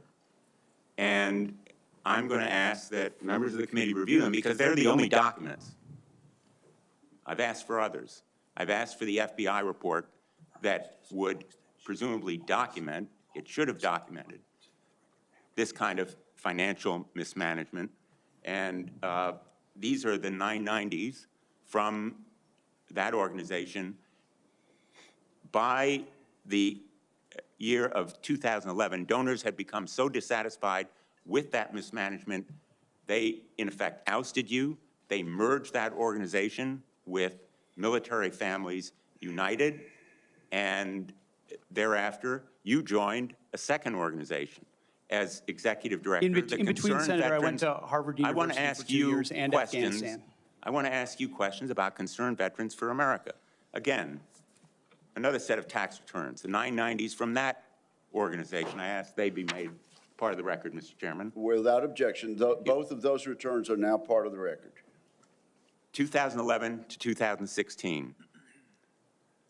At the end of 2013, shortfall of $130,000. At the end of 2014, shortfall of $428,000. You had a surplus the following year, but then another deficit of $437,000. By the time you left, that organization had deep debts, including credit card transaction debts of about $75,000. That isn't the kind of fiscal management we want at the Department of Defense. We can't tolerate it at the Department of Defense. That's an organization with a budget of $850 billion, not 10 or 15 million, which was the case at those two organizations. And it has command responsibility for 3.4 million Americans. The highest number that you managed in those two organizations was maybe 50 people. Let me ask you, how many men and women now serve in the United States Army? What is Sen's strength? Senator, I would like an opportunity to respond to I've asked you a impugning question. of my leadership of a veterans organization. Concerned Veterans for America, you're on the VA committee, sir, and I appreciate your service there.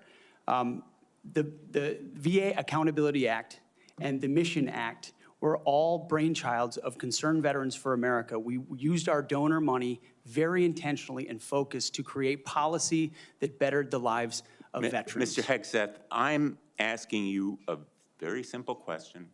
How many men and women currently serve in the United States Army? Senator, the United States Army, 450,000 on active duty, sir. And how many in the Navy? And the Navy is 425, sir. Well, it's 337 this year. How many in the Marine Corps? 175,000, sir. 172,300. Those numbers dwarf any experience you had by many multiples. I don't believe that you can tell this committee or the people of America that you are qualified to lead them. I would support you as the spokesperson for the Pentagon.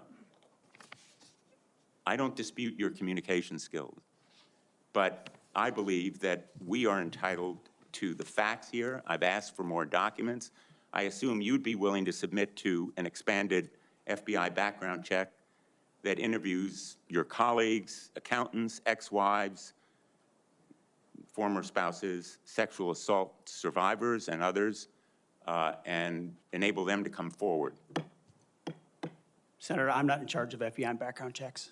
But you would submit to it and support it.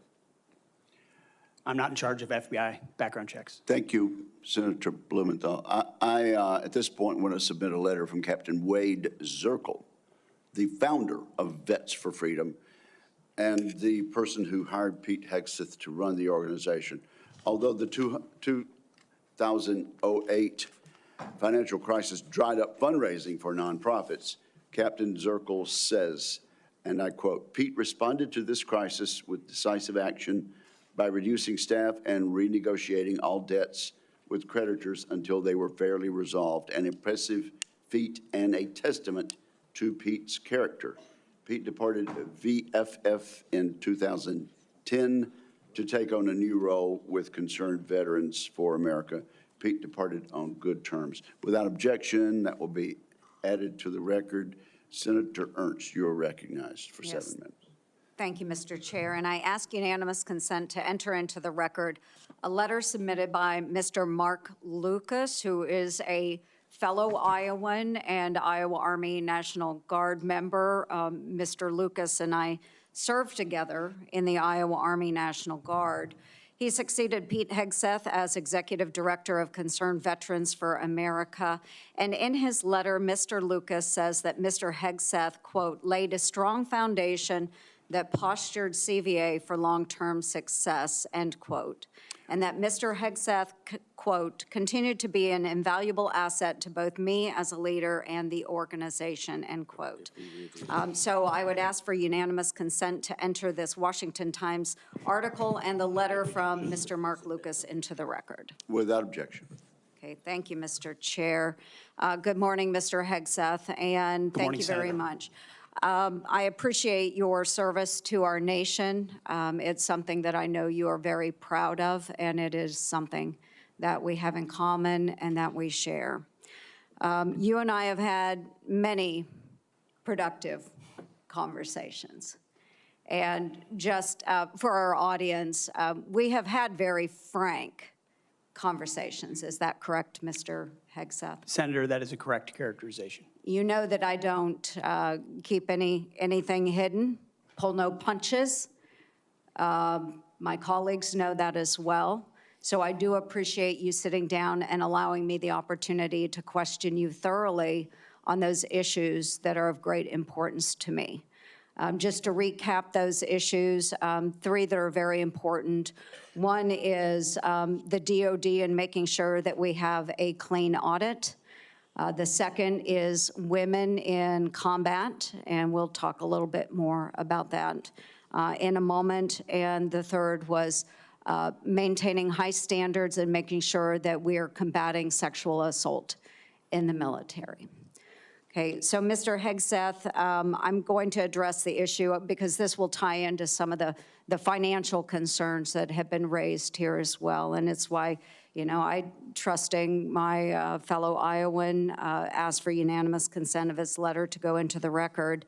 But like me, a lot of Iowans are really, really concerned and upset about the wasteful Washington spending and of course, in our Pentagon. It's an issue that I have been combating for years. So there's significant room for greater efficiency and cost cutting within the department. And the DOD is the only federal agency that has never passed an audit.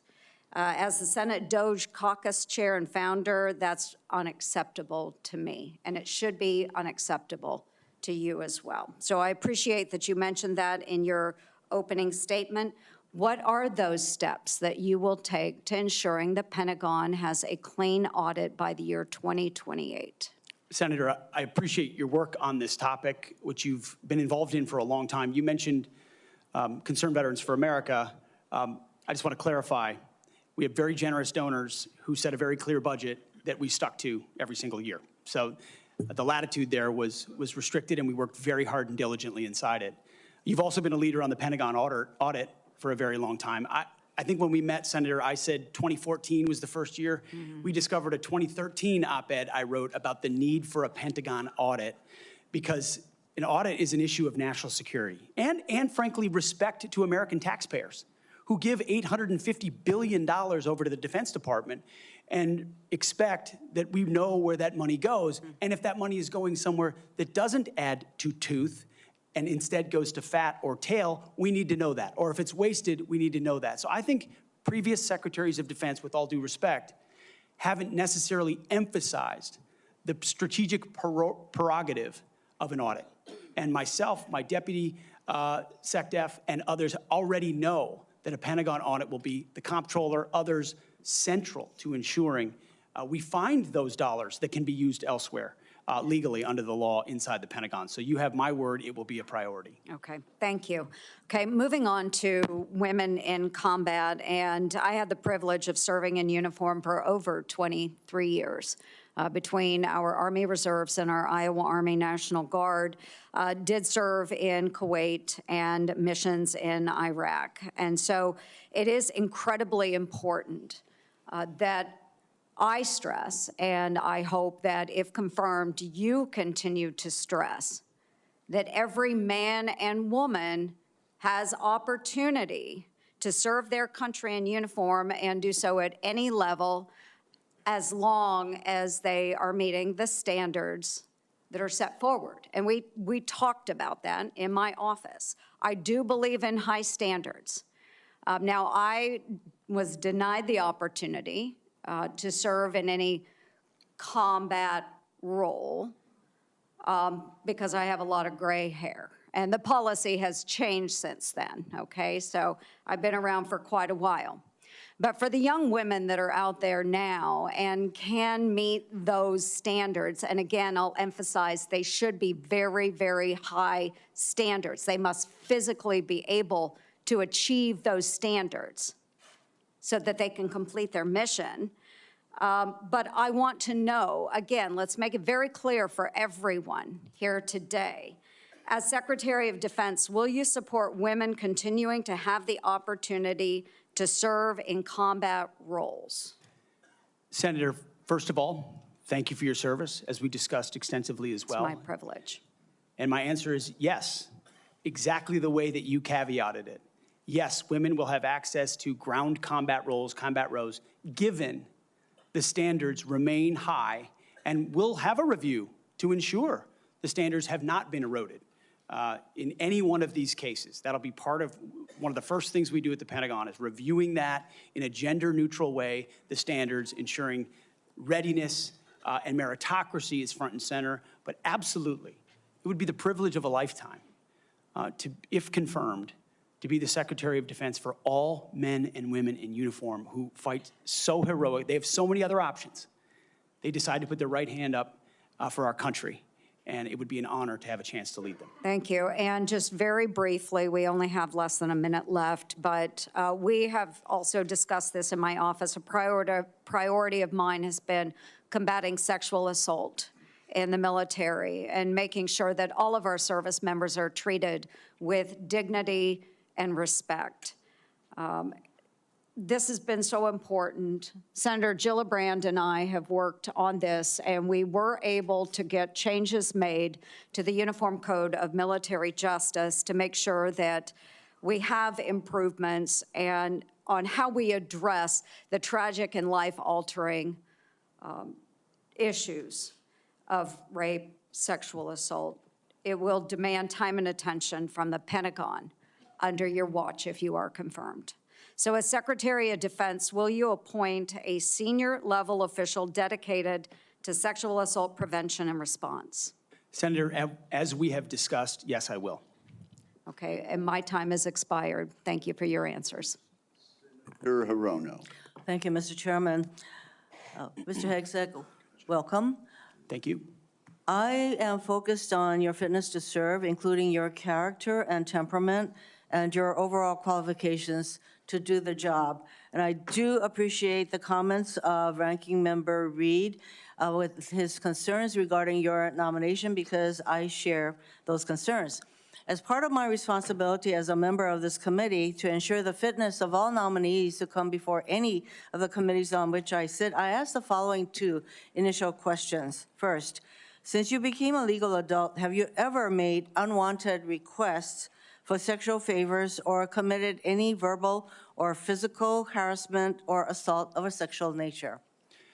No, Senator. Have you ever faced discipline or entered into a settlement relating to this kind of conduct? Senator, I was falsely accused in October of 2017. It was fully investigated, and I was completely cleared. I don't think completely cleared is accurate, but the fact is that your own lawyer said that you entered into an NDA and paid a person who accused you of raping her a sum of money to make sure that she did not file a complaint. Moving on. As Secretary, you will be in charge of maintaining good order and discipline by enforcing the Uniform Code of Military Justice, UCMJ. In addition to the sexual assault allegations, and by the way, the answer to my second question should have been yes. I have read multiple reports of your regularly being drunk at work, including by people who worked with you at Fox News. Do you know that being drunk at work is prohibited for service members under the UCMJ? Senator, those Yes or no? are multiple false anonymous reports peddled by NBC Do you News know that run that directly drinking on the job contradictory to is the dozens of men and women at not Fox News contemplated Channel on- who I'm not I work hearing- with I'm who not came hearing on the the answer to my record question. and said they've In your never opening seen statement, that. Mr. Hegseth, you commit to holding leaders accountable at all levels. That includes you, of course. And frankly, as Secretary, you will be on the job 24/7. You recently promised some of my Republican colleagues that you stopped drinking and won't drink if confirmed, correct? Absolutely. Will you resign as Secretary of Defense if you drink on the job, which is a 24/7 position? I've made this commitment on behalf of the Will you men and women I'm resign serving. as Secretary of Defense I've if made this you commitment drink on on the behalf of job? the men and women I'm serving. I'm not because it's the hearing- most important deployment I'm not of my hearing an life. answer to my question, so I'm going to move on. While you have made that commitment, you will not commit to resigning if you drink on the job. As Secretary of Defense, you will swear an oath to the Constitution and not an oath to any man, woman, or president, correct? Senator, on multiple occasions, including as a young second lieutenant, I have sworn an oath to the Answer is Constitution, yes. and I'm proud to do so. Yes, ma'am. In June of 2020, then President Trump directed former Secretary of Defense Mark Esper to shoot protesters in the legs in downtown DC, an order Secretary Esper refused to comply with. Would you carry out such an order from President Trump? Senator, I was in the Washington, D.C. National Guard unit that was in Lafayette Square during those Would you events, carry holding out a an riot order to shield on shoot behalf of my protesters country. in the legs? I saw 50 as Secret directed Service agents to get injured Secretary by Esper? rioters trying to jump over the fence, set Again, the church on fire, and destroy You know a what, statue. that sounds to me that you will Chaos. comply with such an order. You will shoot protesters in the leg. Moving on. President-elect has attacked our allies in recent weeks, refusing to rule out using military force to take over Greenland and the Panama Canal, and threatening to make Canada the 51st state. Would you carry out an order from President Trump to seize Greenland, a territory of our NATO ally Denmark, by force, or would you comply with an order to take over the Panama Canal? Senator, I will emphasize that President Trump received 77 million votes to be the lawful We're commander-in-chief not of this talking country. about the election. My question is, would you use our military to take over Greenland or an ally of Denmark? Senator, one of the things that President Trump is so good at is never strategically tipping his hand. And so I would never in this public forum give one way or another direct what orders the president would give me in any context. That sounds to me that you would contemplate carrying out such an order to basically invade Greenland and take over the Panama Canal. Current DoD policy allows service members and eligible dependents to be reimbursed for travel associated with non-covered reproductive health care, including abortions. Will you maintain this common sense policy? Senator, I've always been personally pro-life. I know President Trump has as well, and we will review all policies, but our standard is whatever the president wants on this particular issue. With my advice, I will take a look at. If the president tells you that this common sense policy will not be maintained, you will not enable our service members to seek reproductive care. So it sounds I don't like to believe the me. federal government should be I'm not hearing funding answers to my questions, travel for Mr. abortion. Chairman. I just want to note that the other area that of serious concern to me is President Trump saying that he wants to use the military to help with mass deportations, which will cost billions of dollars. And what that will do to readiness is very, very concerning. Mr. Hegseth, I have noticed a disturbing pattern. You previously have made a series of inflammatory statements about women in combat, LGBTQ service members, Muslim Americans, and Democrats. Since your nominations, however, you have walked those back on TV in interviews and most recently in your opening statements. You are no longer on Fox and Friends, Mr. Hegseth. If confirmed, your words, actions, and decisions will have real impacts on national security and our service members' lives. There are close to 3 million personnel in the Department of Defense, $900 billion budget. I hardly think you are prepared to do the job. Thank you, Mr. Chairman. Senator, thank you. That wasn't a question, Mr. Hegseth. Thank you, Senator Rono. Senator Sullivan. Thank you, Mr. Chairman and Mr. Hegseth. Congratulations on your nomination, and thank you and your family for your service and sacrifice. Thank you, Senator. Now for the most important question you will receive all day. In 1935, before the Congress, the father of the United States Air Force, General Billy Mitchell, was testifying about a certain place in the world.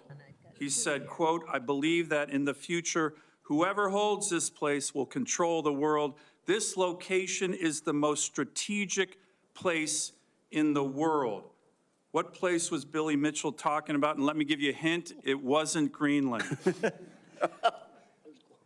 I believe he was talking about the great state of Alaska. He was talking about the great state of Alaska. Great answer. If confirmed, will you commit to come with me to the great state of Alaska and meet our warriors who are on the front lines every day? Senator, I have, and as I mentioned to you in the past, I did a brief training exercise up at Fort Wainwright at a previous part of my military life. I look forward to returning. Great. And I will say, we are on the front lines with this new era of authoritarian aggression. In Alaska, the last 2 years, we've had Chinese and Russian naval task forces, joint strategic bomber task forces in our EEZ, in our ADIZ, and after his election, President Trump put out an extensive statement on Alaska, which included the following statement: "We will ensure Alaska gets even more defense investments as we fully rebuild our military, especially as Russia and China are making menacing moves in the Pacific." Mr. Hegseth, if confirmed, will you work with me, this committee, and the incoming Commander-in-Chief on continuing to build up our military assets and infrastructure in Alaska to reestablish deterrence in the Arctic and in the Indo-Pacific?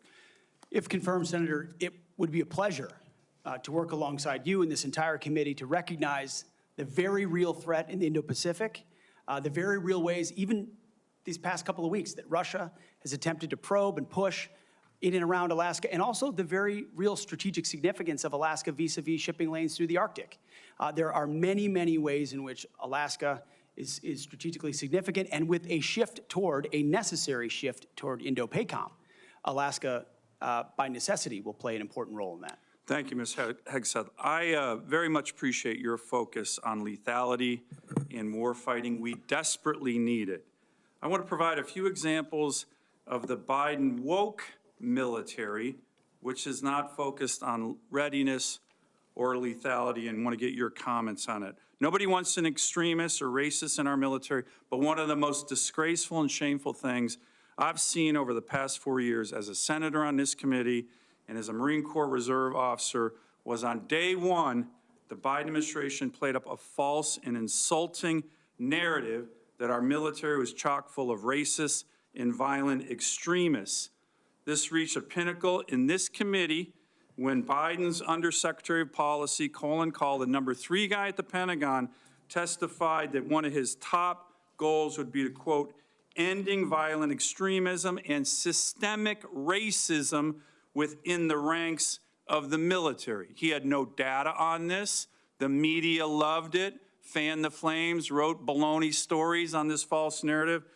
Disappointingly, some of my colleagues on the other side of the aisle here reinforce this ridiculous narrative, one even suggesting that almost 10% of our uniformed military was extremists, 200,000 members, ridiculous, by the way, from this committee on the other side of the aisle. Mr. Hegseth, unlike Undersecretary Kahl, you have a lot of experience with our military. Do you believe the military is a systemically racist organization? And if confirmed, will you commit to defend, not denigrate our troops?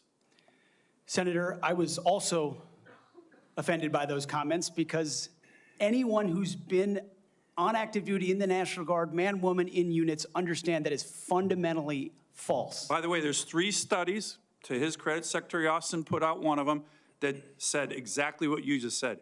Fundamentally false. Senator, they knew it. Anyone who'd been in a unit knew it.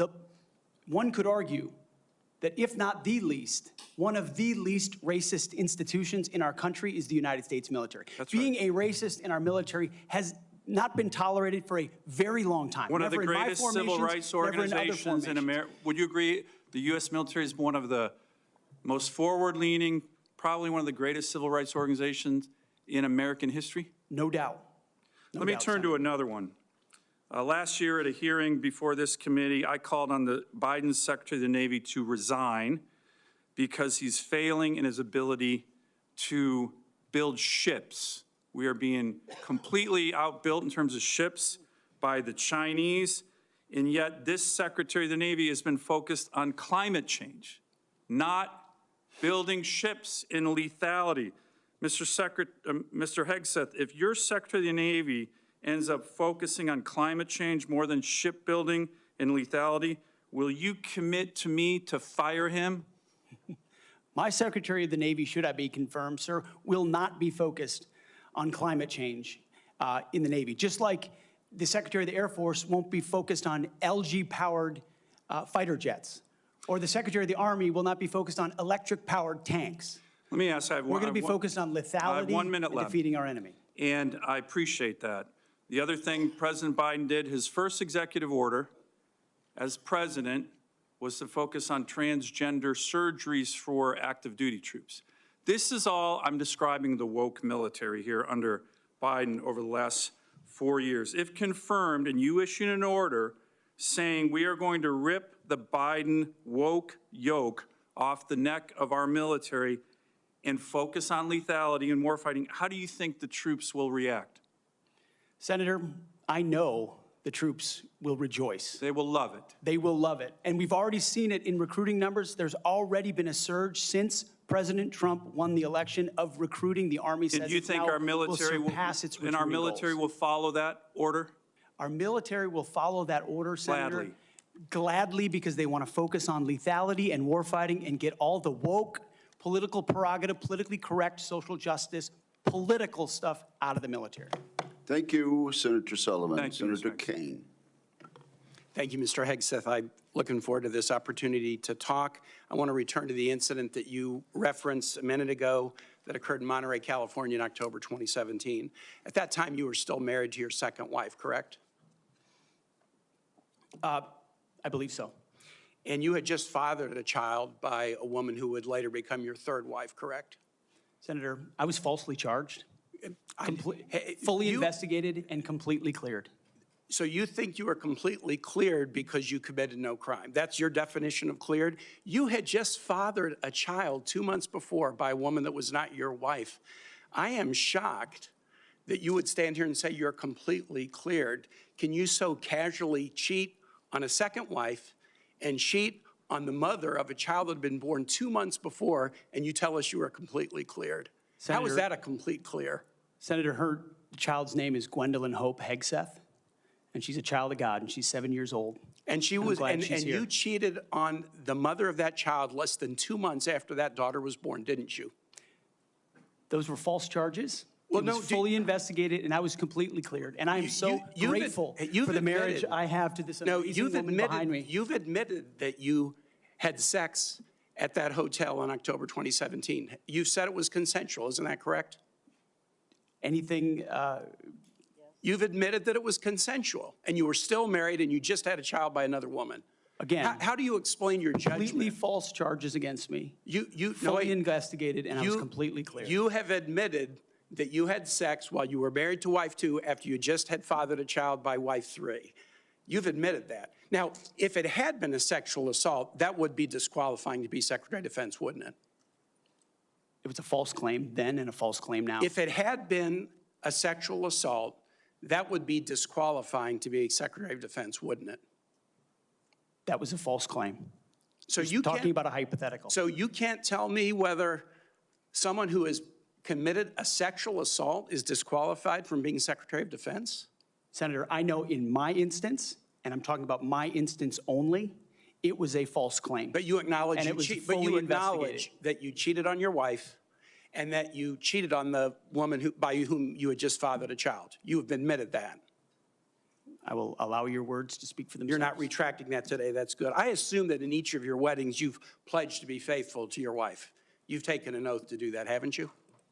Senator, as I've acknowledged to everyone in this committee, not a perfect person, not claiming to be. But no, I just asked a simple question. You've taken an oath like you would take an oath to be Secretary of Defense in all of your weddings to be faithful to your wife. Is that correct? I have failed in things in my life, and thankfully I'm redeemed by my Lord and Savior, Jesus Christ. In finalizing divorces from your first and second wives, were there non-disclosure agreements in connection with those divorces? Senator, not that I'm aware of. If there were, would you agree to release those first and second wives from any confidentiality agreement? Senator, it's not something I'm aware of. But if there were, you would agree to release them from a confidentiality agreement? Senator, that's not my responsibility. Did you ever engage in any acts of physical violence against any of your wives?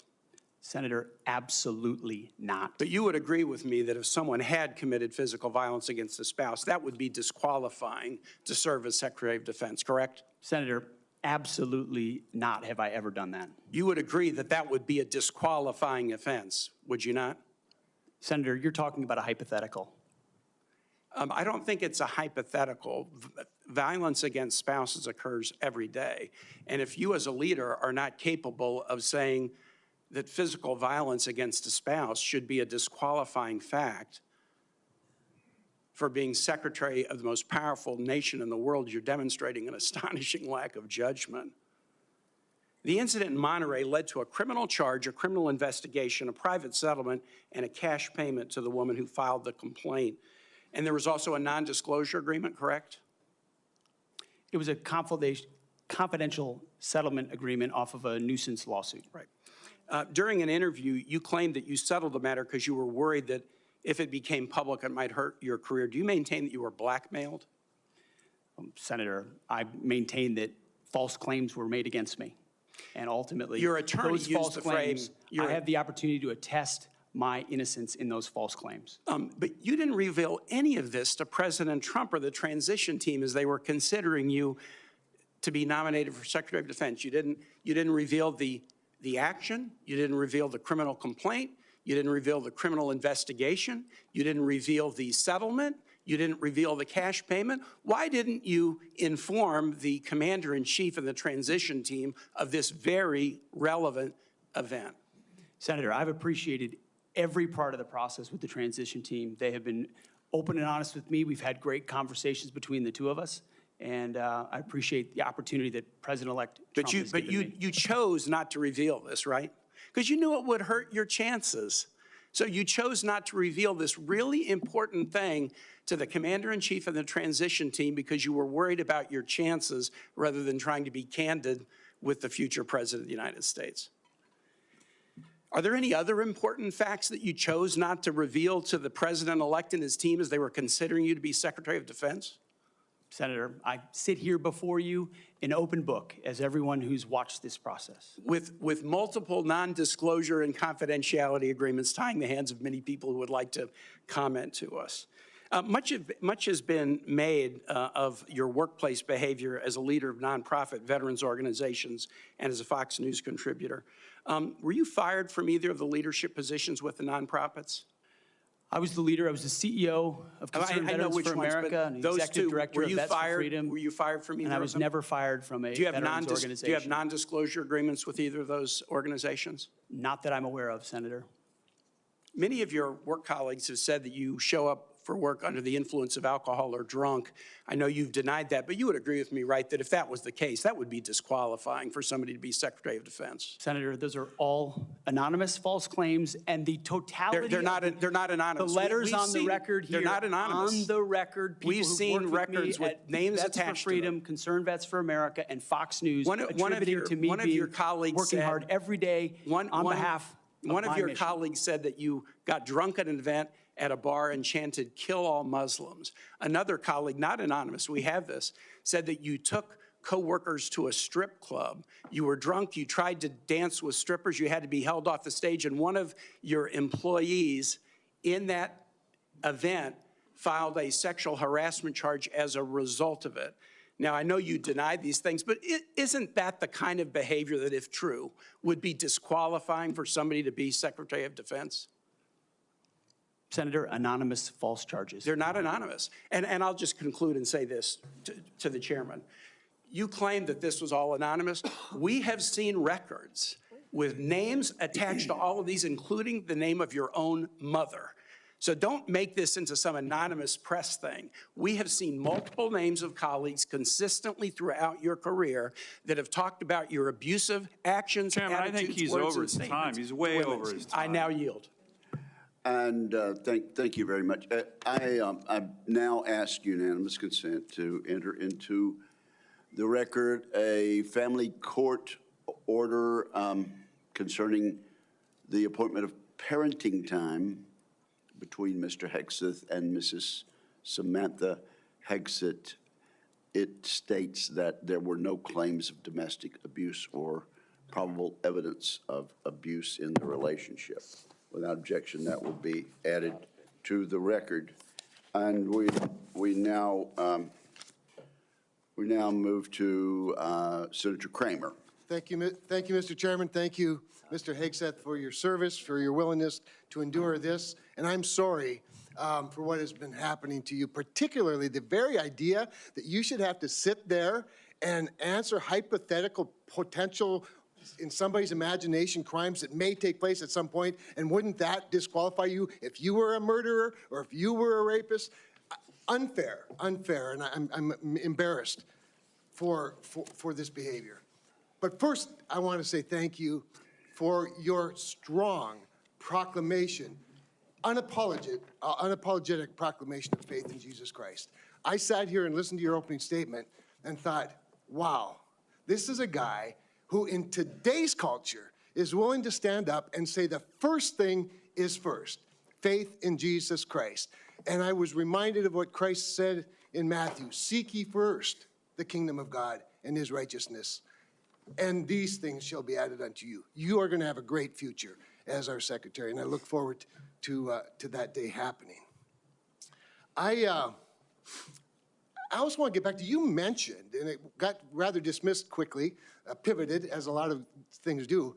You'd mentioned that you were not able to serve with your National Guard unit in the protection of the inauguration of Joe Biden because of a tattoo, a Christian tattoo. Can you elaborate just a little bit on what is this very offensive, extremist, racist tattoo that you have? It's a tattoo I have right here, Senator. It's called the Jerusalem Cross. It's a historic Christian symbol. In fact, interestingly, recently I attended briefly the memorial ceremony of former President Jimmy Carter on the floor of our National Cathedral. On the front page of his program was the very same Jerusalem Cross. It is a Christian religious symbol. And when the events happened before preceding the Biden inauguration, I was a part of the mobilization to defend that inauguration as someone who'd been a proud supporter of Donald Trump, but also a member of the military, had orders to come to Washington, D.C. to guard that inauguration. And at the last minute, those orders were revoked. I'd never had orders revoked before. I'd been on orders to a lot of places to do a lot of difficult and dangerous things. They were revoked, and I was not told why. Later, when I wrote my book, I was able to get information. It was because I had been identified. Someone who'd served in Iraq, in Afghanistan, in Guantanamo Bay, holding a riot shield outside the White House. I'd been identified as an extremist, as someone unworthy of guarding the inauguration of an incoming American president. And if that's happening to me, Senator, how many other men and women, how many other patriots, how many other people of conscience? We haven't even talked about COVID and the tens of thousands of service members who were kicked out because of an experimental vaccine. In President Trump's Defense Department, they will be apologized to, they will be reinstituted with pay and rank. Things like focusing on extremism, Senator, have created a climate inside our ranks that feel political when it hasn't ever been political. Those are the types of things that are going to change. And Senator Sullivan, you mentioned that study. After a whole study was held, extremism working group study, 100 extremists were identified in the ranks of 3 million. And most of those were gang-related. So it was a made-up boogeyman to begin with. You, Mr. Hegseth, are not the extremist. The people who would deny you your expression of faith are the extremists. They're the racists. They're the bigots. You're the one that is protecting their right to be one. Thank you for that. I want to go to another point in your opening statement, and it's summarized in this beautiful one-sentence paragraph. You said, quote, leaders at all levels will be held accountable, and warfighting and lethality and the readiness of the troops and their families will be our only focus. At that moment, in my mind's eye, I heard soldiers, airmen, Marines, sailors, guardians from the Pentagon to the Pacific and everywhere in between applaud. Applaud. And they're thinking, it's about time. I can get on board with that idea. And quite honestly, and I want to get to this because I think it's so important. I would say, I don't know, just about maybe everyone, I'm trying to think of an exception to this, that wears the uniform that has ever come before this committee or that I've met with privately, publicly, that I've been on tours with, that I've traveled with, that wear the uniform, whether it's with 4 stars or no stars, agrees with that statement. And I just want to caution you, and I'd be interested in your feedback on this. You know, there's been a lot of talk about firing woke generals, creating the purge group, and all those things you and I have talked about. I would say give those men and women a chance under new leadership. You know, my favorite painting in the rotunda is of George Washington retiring his commission, establishing on day one, a man who could have been king, chose to be a civilian leader of this country. And I just would encourage you to trust them first, and look forward to them saluting the civilian leadership of this country. So just maybe if you could spend a minute just elaborating a little bit about the wokeness, where it comes from, and who will be held accountable. The wokeness comes not from the uniform ranked, Senator, but from the political class. On day one, on January 20th, when President Trump is sworn in, he will issue a new set of lawful orders. And the leadership of our services will have an opportunity to follow those lawful orders or not. Those lawful orders will not be based on politics. They will be based on readiness, accountability standards, and lethality. That is the process by which leaders will be judged. And accountability is coming, because everybody in this room knows if you're a rifleman and you lose your rifle, they're throwing the book at you. But if you're a general who loses a war, you get a promotion. That's not going to happen in Donald Trump's Pentagon. There will be real standards for success. Everyone from the top, from the most senior general to the most lowly private, will ensure that they're treated fairly, men and women, inside that system. I also just want to commend you for your answers to Senator Fisher's questions about nuclear deterrence, but I also appreciate the fact that you emphasize reputational deterrence, because deterrence is not a weapon system, it is an attitude, and you project an attitude of deterrence. Thank you. Thank you, Mr. Chairman. Thank you, Senator Kramer. Senator King. Thank you, Mr. Chairman. Mr. Hegseth, welcome to the committee. Thank you, Senator. You've made several references to your religion today. I share that devotion to Christianity, but I must say I've been reminded somewhat of Saul on his way to Damascus. You seem to have been converted over the last several weeks and several months. You wrote in your book just last year that, but if we're going to, this is the book, War on Warriors, but if we're going to send our boys to fight, and it should be boys, we need to unleash them to win. Later on, our boys should not fight by rules written by dignified men. Which is it? Is it only boys can fight? I mean, you've testified here today that you believe in women in combat, but you didn't just last year. How do you explain your conversion? Senator, my testimony is clear.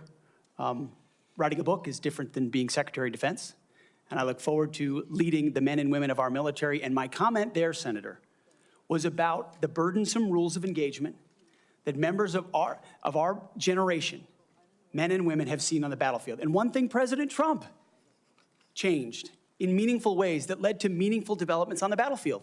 When President Trump took control in the first term, ISIS was raging across Iraq. And as someone who spent a lot of time there with other men and women who invested in that mission, it was a very difficult moment to see the black flag of ISIS fly.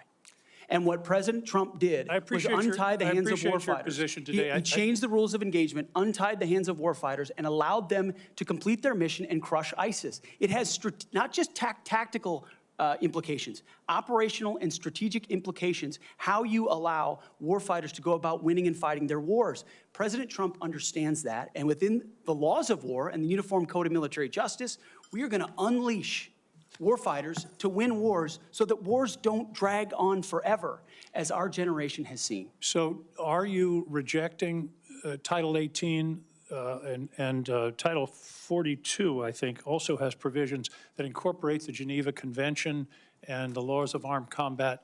Are you saying that those laws should be repealed? That is the law of the land right now. Senator, we have laws on the books from the Geneva Conventions into the Uniform Code of Military Justice, and then underneath that you have layers in which standard or temporary rules of engagement are put into place. We fight enemies also, Senator, as our generation understands, that play by no rules.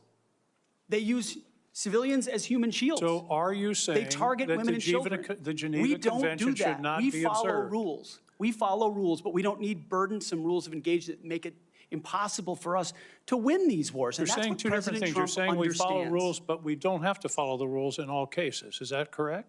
Senator, I'm making rules. Senator, I'm making an important tactical distinction that warfighters will understand. That there are the rules we swear an oath to defend, which are incredibly important, and this committee understands and helps set them. And then there are those echelons above reality, from, corps to division to brigade to battalion, and by the time it trickles down to a company or a platoon or a squad level, you have a rules of engagement that nobody recognizes. And then it makes you incredibly difficult to actually do your job on the battlefield.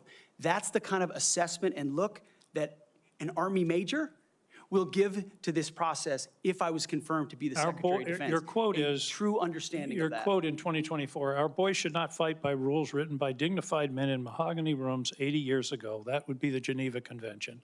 America should fight by its own rules, and we should fight to win or not go in at all. are you saying that the Geneva Convention provisions, which clearly outlaw torture of prisoners, should not apply in the future? Senator, how we treat our wounded, how we treat our prisoners, the applications of the Geneva Conventions are incredibly important. But we would all have to acknowledge that the way we fought our wars back when the Geneva Conventions were written are a lot different than the asymmetric, non-conventional environment of counterinsurgency that I confronted in Iraq and Afghanistan. I was the senior counterinsurgency instructor in Afghanistan. My job was to understand how the Taliban and Al-Qaeda operated so that NATO units coming in could be informed of what was happening. They knew our rules of engagement, and when they were more restrictive, they took advantage of them, and it put our men and women in a more dangerous and difficult place. And you believe For future wars we fight, we need to have someone atop the Pentagon, sir, who understands how those ripple effects Well, I just want impact to the men and women understand in your uniform. position. Your position is torture's okay. Is that correct? Waterboarding, torture is no longer prohibited given the circumstances of whatever war we're in. Is that correct? Senator, that is not what I said. I've never been party to torture. We are a country that fights by the rule of law, and our men and women always do. And yet we have too many people here in air-conditioned offices that like to point fingers at the guys in dark and dangerous places, the gals in helicopters in enemy territory who are doing things that people in Washington, D.C. would never dare to do, or send, in many cases. In one of your interviews, you said they're willing to do this. You're talking about Donald Trump and Senator Cruz. They're willing to do something like waterboarding if it's going to keep us safe. Are you okay with waterboarding? Senator, the law of the land is that waterboarding is not legal. So the statement that you made, you now recant. Is that correct? They are willing to do something like waterboarding if it's going to keep us safe. You expressed that with approval. Senator, I'm very familiar with that as a concept, having spent a year at Guantanamo Bay, Cuba, guarding 700 of those that attacked us on 9/11. I just want to be clear. Are we going to abide by the Geneva Convention and the prohibitions on torture, or are we not? Is it going to depend on the circumstances? As I've stated multiple times, the Geneva Conventions are what we base ours, but what an American first national security policy is not going to do is hand its prerogatives over to international bodies that make decisions about how our men and women make decisions on the battlefield. America First understands we send Americans for a clear mission and a clear objective. We equip them properly for that objective. Right, we give them everything they need, and then we stand behind them with the rules of engagement that allow them to fight decisively to defeat America's enemies, which is why we say I just have a few seconds peacefully left, Mr. Hegseth, if you could. I was very disturbed in your opening statement where you talked about the priorities that you have. We will work with our partners and allies to deter aggression in the Indo-Pacific from the Communist Chinese. There's not a single mention in this statement about Ukraine or Russia. Is this code for we're going to abandon Ukraine? Senator, the president, that's a presidential level policy decision. He's made it very clear that he would like to see a end to that conflict. We know who the aggressor is. We know who the good guy is. We'd like to see it as advantageous for the Ukrainians as possible, but that war needs to come to an end. You talk a lot about deterrence of China. I would submit that Xi Jinping is watching what we do very carefully. If we abandon Ukraine, that would be the strongest signal possible to Xi Jinping that he can take Taiwan without significant resistance from this country. Thank you, Senator King. Senator Scott of Florida. Mr. Chairman, I'd like to enter into the record 2 letters which testify to Mr. Hegseth's leadership record at Concerned Veterans for America. The first letter submitted by Mr. Darren Selnick, a senior advisor at CFA, stated that there's been no better leader, policy champion, or fighter for the military and veterans than Pete. He was instrumental in 2014 and 2017 in ensuring that veterans had health care choice. The second letter submitted by Mr. Kaysen Spiro, Digital Media Director of CVA from 2015 to 2017, stated, Pete brought incredible energy, focus, and a clear vision to the organization and showed everything that the team accomplished together. And I similarly asked to submit to the record a letter from Paul J. Roberts, retired Colonel, U.S. Army Special Forces, speaking to the unwavering integrity of Mr. Hegseth. Is there objection? Without objection, those 3 will be admitted. Senator Scott. All right. First, congratulations on your nomination. Thank you, Senator. And thank you for being willing to serve our nation. I served in the Navy. I'm really proud of my dad. He was crazy. He did all 4 combat jumps with the 82nd Airborne. He, after that, survived all that and fought in the Battle of the Bulge. And what they went through, it was hell. So I have a lot of respect for him and for everybody that puts on the uniform and serves in battle and has to lead people in battle. Because being on a ship, that didn't happen to me, but I had a lot of friends that happened to, and it clearly happened to my dad. I've served on this committee for 6 years, 2 years under President Trump and the past 4 under President Joe Biden.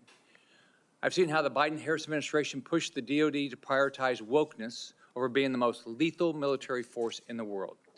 It's our readiness, our national security, and our ability to recruit people who are willing to put their lives on the line for our country. Can you talk about some of the changes we can make to improve recruitment and rebuild our military into the most lethal force in the world? First of all, Senator, thank you for the question. Thank you for your time.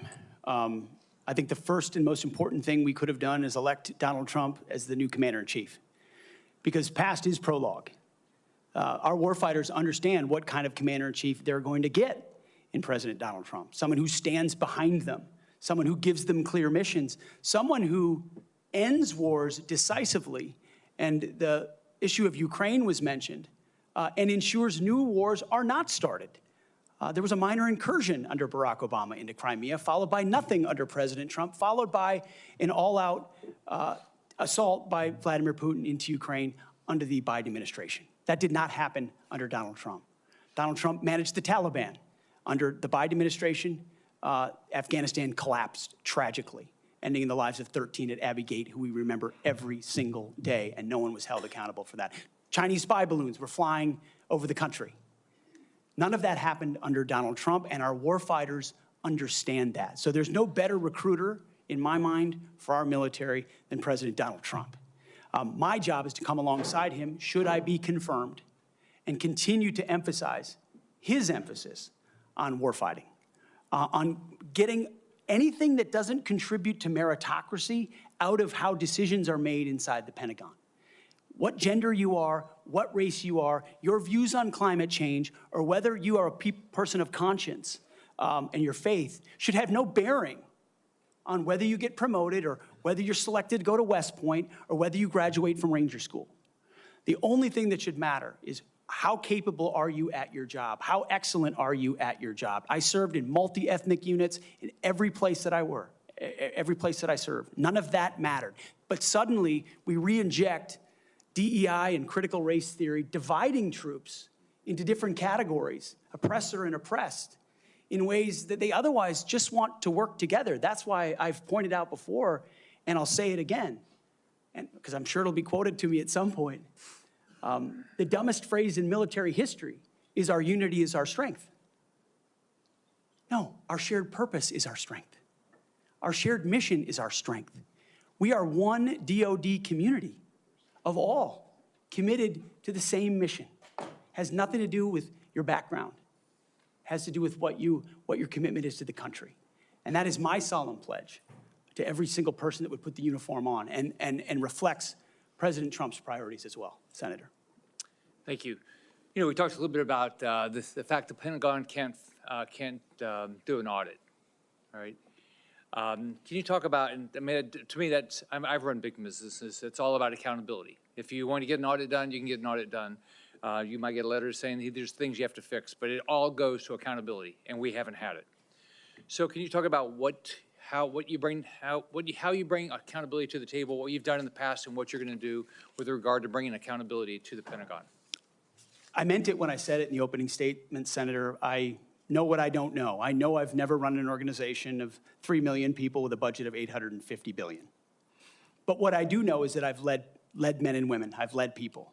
And it's leadership of people and motivation of people and a clear vision of people where you build a team, cast that vision, empower people properly. I want smarter and more capable people around me than me. And you will get that at the department. I cast the clear vision, build the plan, work it, we set the metrics, and everyone is held accountable. I know our incoming businessman president believes in accountability and holding people accountable. That will happen at the Pentagon. I mean, this has been a problem for a long time. Secretary Rumsfeld gave a speech on September 10th 2001 that's mostly forgotten.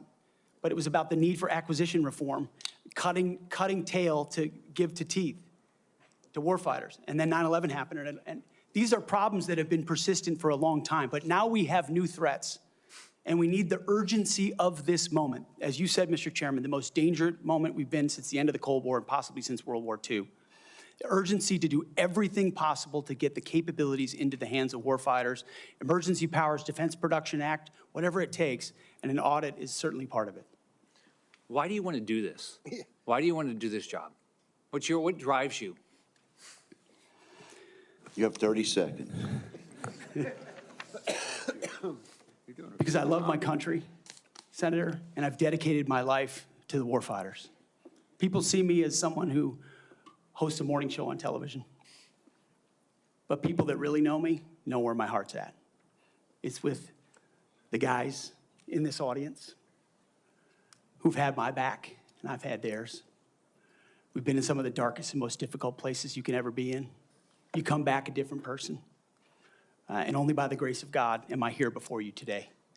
I'm doing this job for them, for all of them. Thank you, Mr. Hegseth. Senator Warren. Thank you, Mr. Chairman. And Mr. Hegseth, thank you. Thank you for your service. So if you're confirmed as Secretary of Defense, you will oversee our military, including about 250,000 women who currently serve on active duty in the Army, the Navy, the Air Force, the Space Forces, and the Marines. And I have serious concerns that your behavior toward women disqualifies you from serving in this role.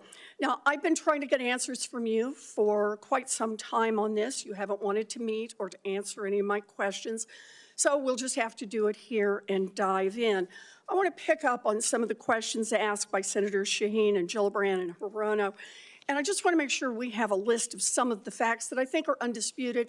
I'm not going to talk about anonymous sources. I'm just going to quote you directly. We've got the video. We've got it in print. So going back to January 2013, you told a Fox News interviewer that women in the military simply couldn't measure up to men in the military, saying that allowing women to serve in combat roles would force the military to lower the bar. You picked up on that same theme in 2015, making remarks on Fox News, referring to women in combat as, quote, it would erode standards.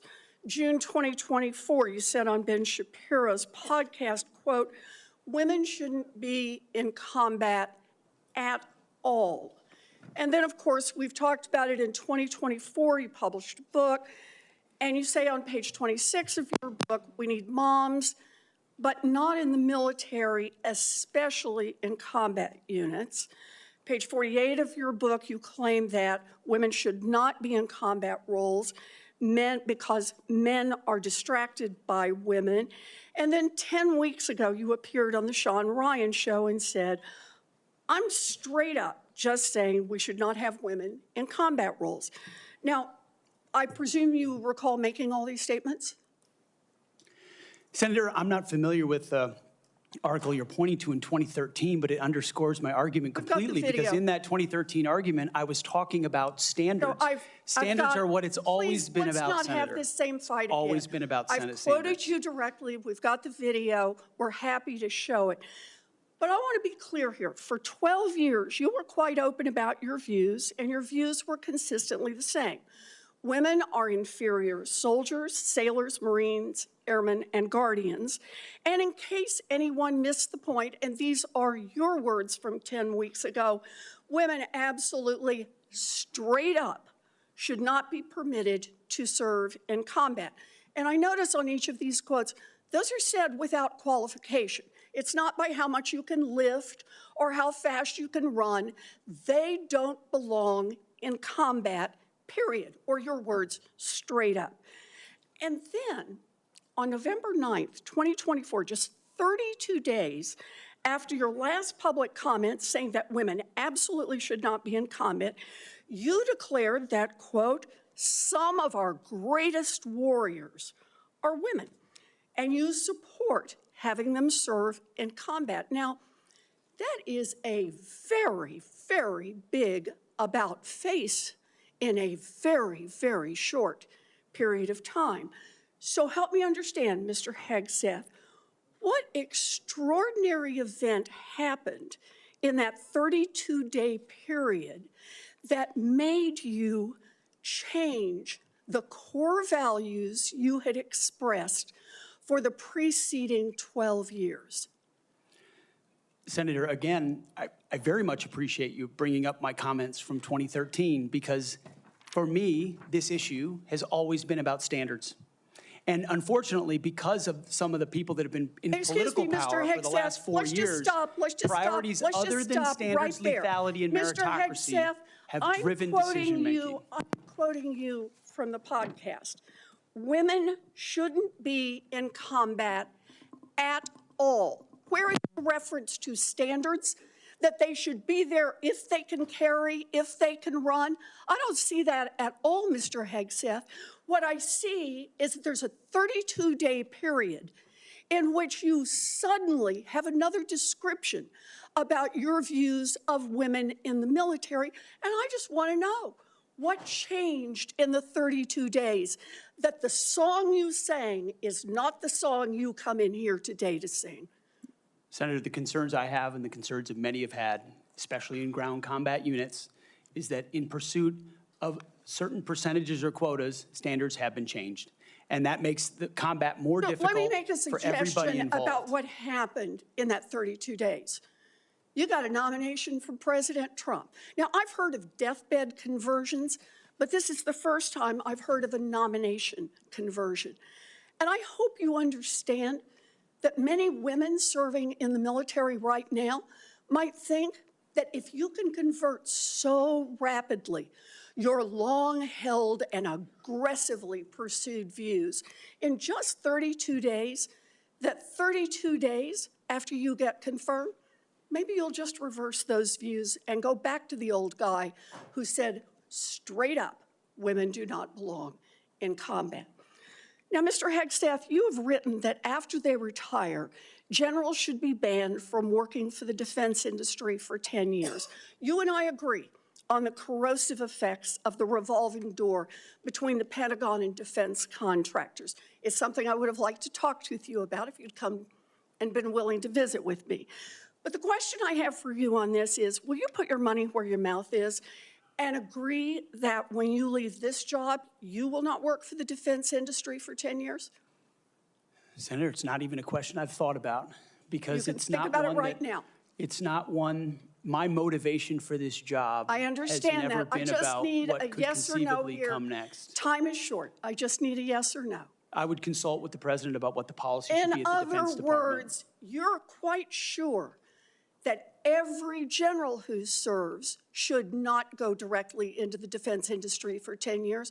But you're not willing to make that same pledge? I'm not a general, Senator. You'll be the one, let us just be clear, in charge of the generals. So you're saying sauce for the goose, but certainly not sauce for the gander? I would want to see what the policy of the Oh, president I'll is. bet you Thank, would. thank you, Senator Warren. Senator Tuberville. Thank you, Mr. Chairman, and thanks for your hard work and your committee's hard work, Mr. Chairman. This has gone well.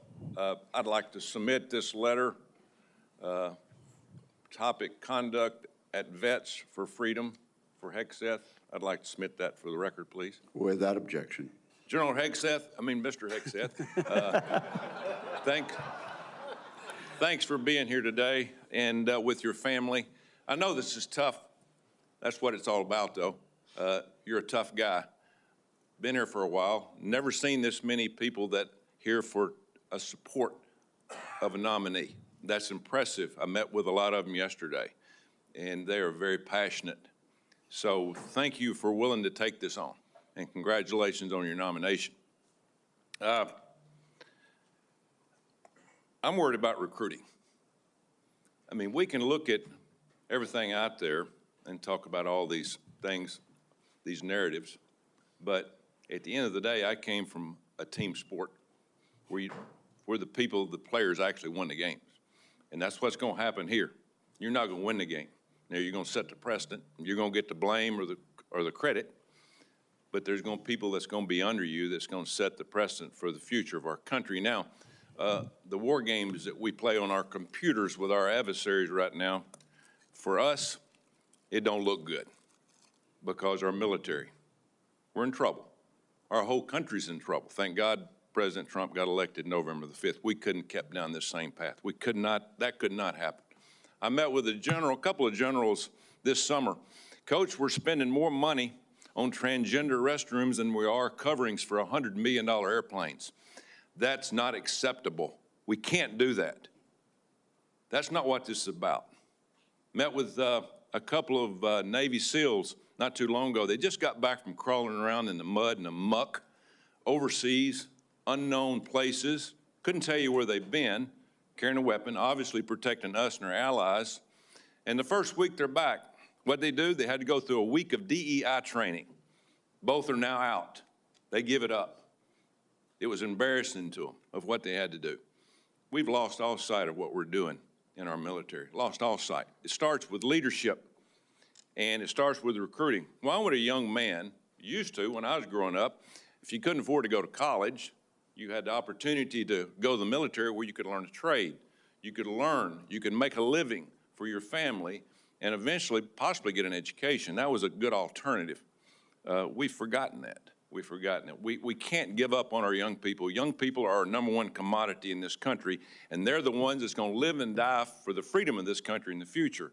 So, again, thank you for taking this on. Recruiting. Our service academies are meant to serve as our primary commissioning source of officers. It now appears that they are a breeding ground for leftist activists and champions of DEI and critical theory. Now, not all, but some, and some is way too much. How are we going to eliminate this, Mr. Hegseth? How are we going to get this back on track to where we grow our leaders? I had a young man that forever he wanted to go to West Point.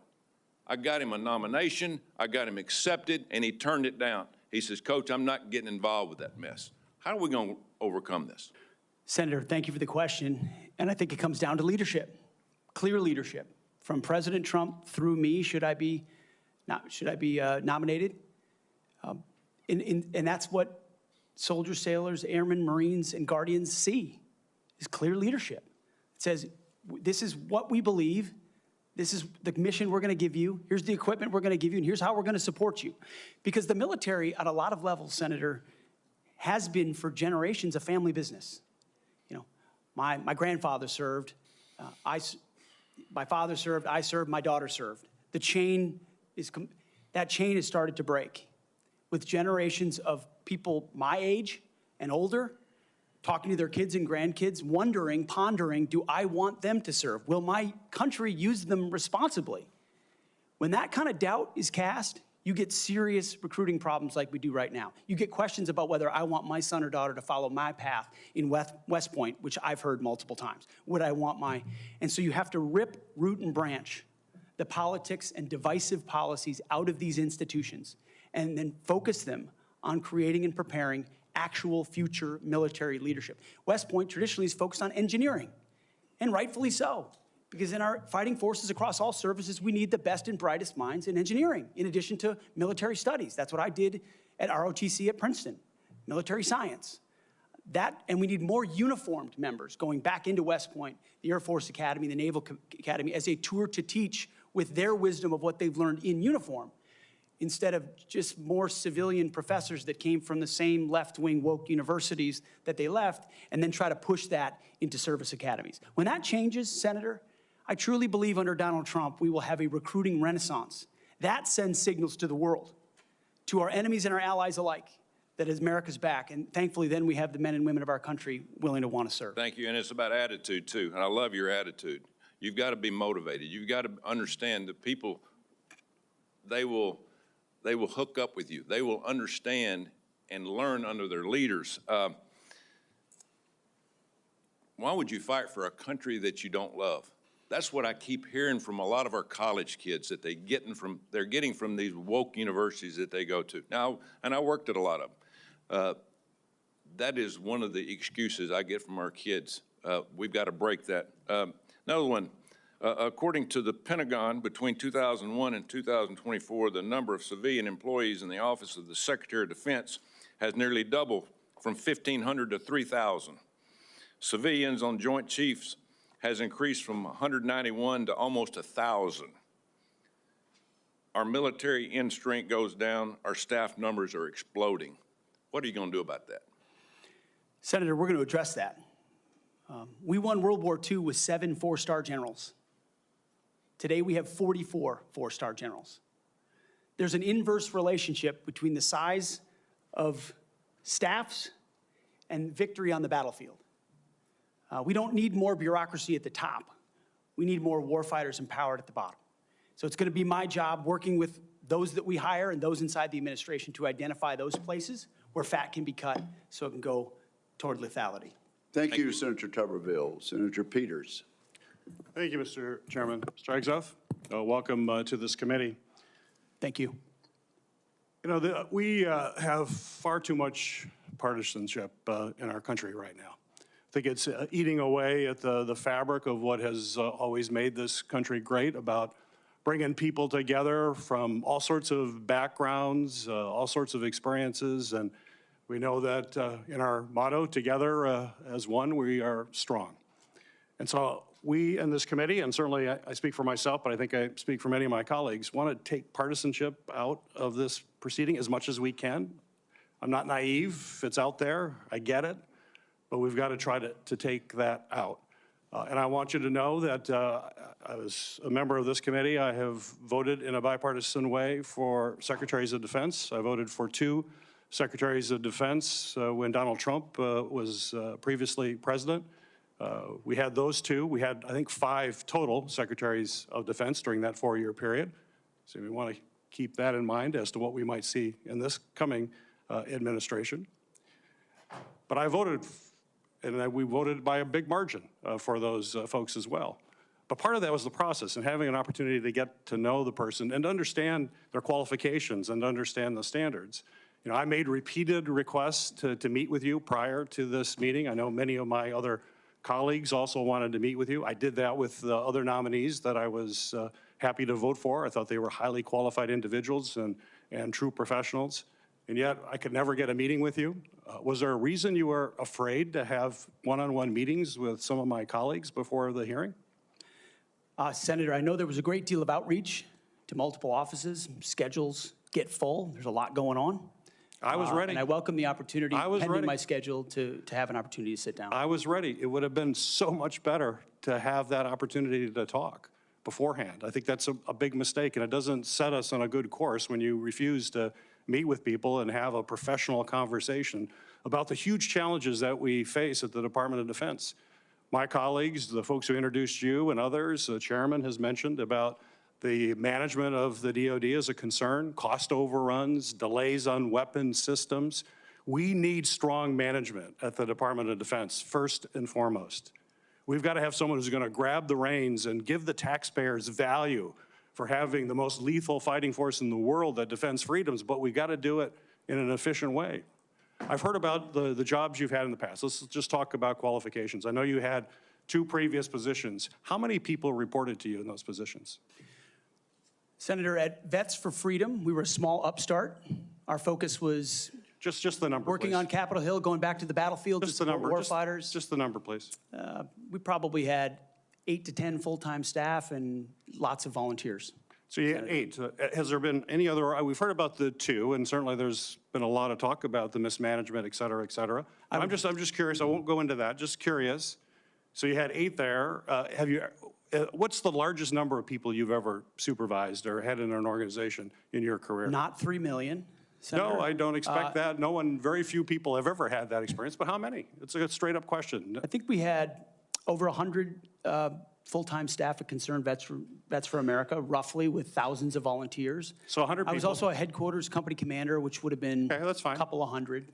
Nothing remotely near the size of the Defense Department, I would acknowledge that. Actually, Senator. not remotely near even a medium-sized company in America, let alone a big company in America, especially a major corporation. And we're hiring you to be the CEO of one of the most complex, largest organizations in the world. We're the board of directors here. I don't know of any corporate board of directors that would hire a CEO for a major company if they came and said, you know, I supervised 100 people before.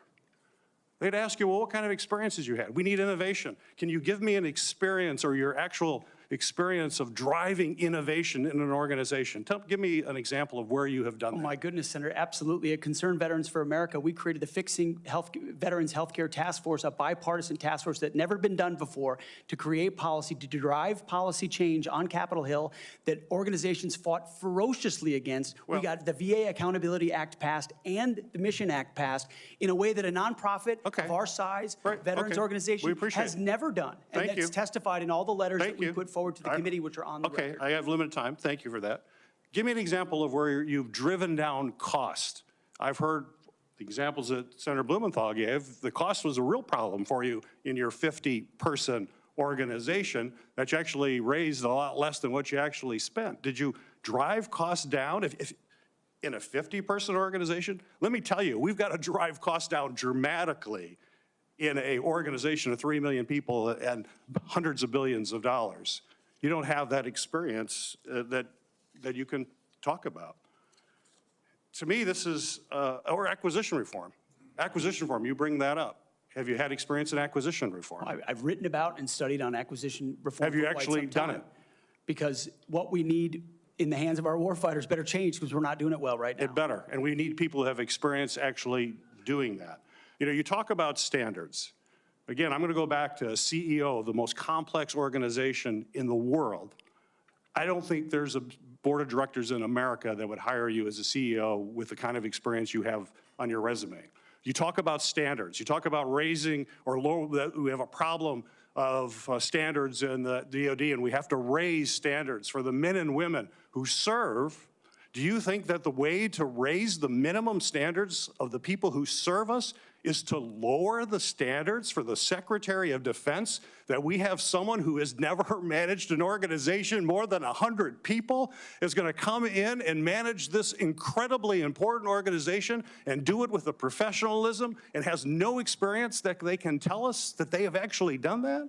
I have real problems with that. This is not about other issues that are brought up. They're all very important. I'm just about trying to get things done, managing efficiently, and having the best people who have demonstrated that in a large organization. And I'm sorry, but I don't see that in your background. There are a lot of other things you can do very well. You're a capable person, but you have not convinced me that you're able to take on this tremendous responsibility with a complex organization and having little or no significant management experience. Senator, I'm grateful to be hired by one of the most successful CEOs in American history, should I be confirmed. Mr. Hegseth, it seems to me that you've supervised far more people than the average United States senator supervises typically.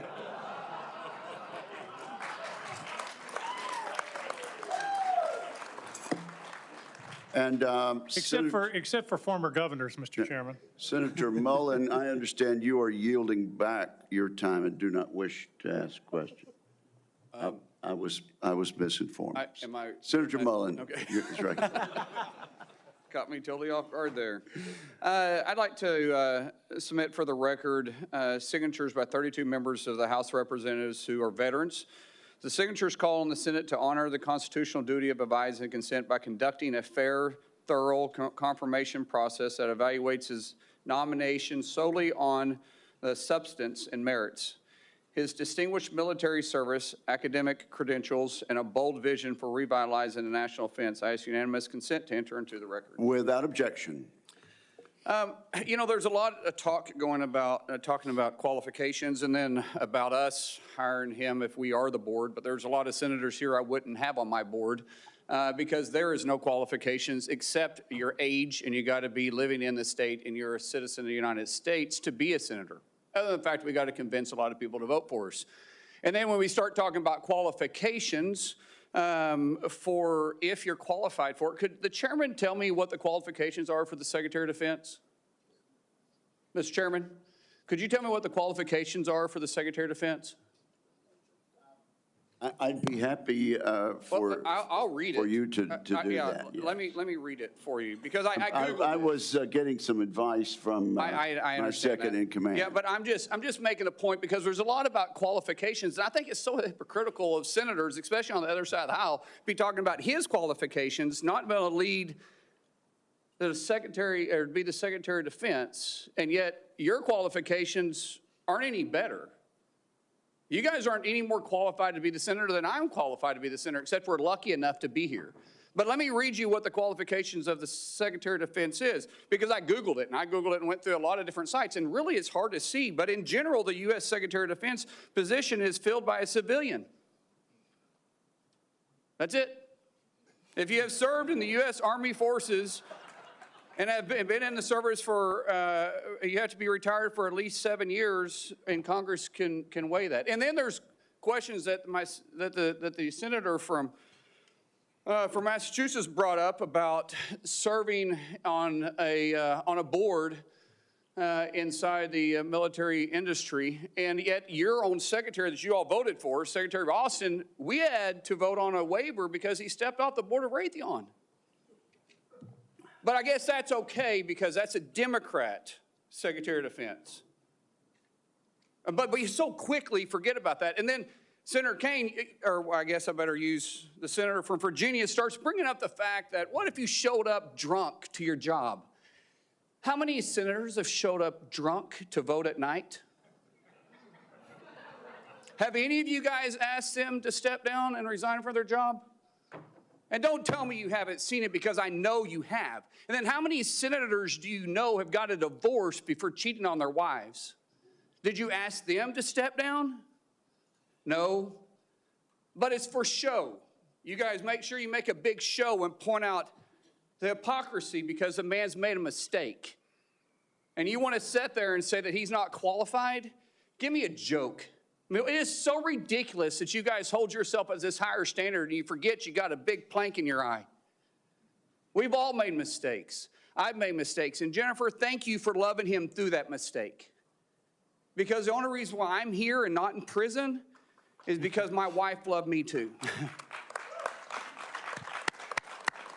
I have changed, but I'm not perfect.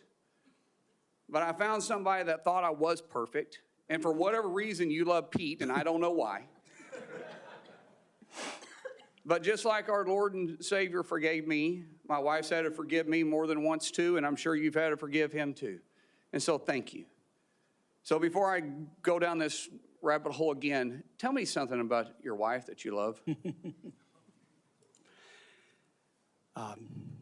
She's the smartest, most capable, loving, humble, honest person I've ever met.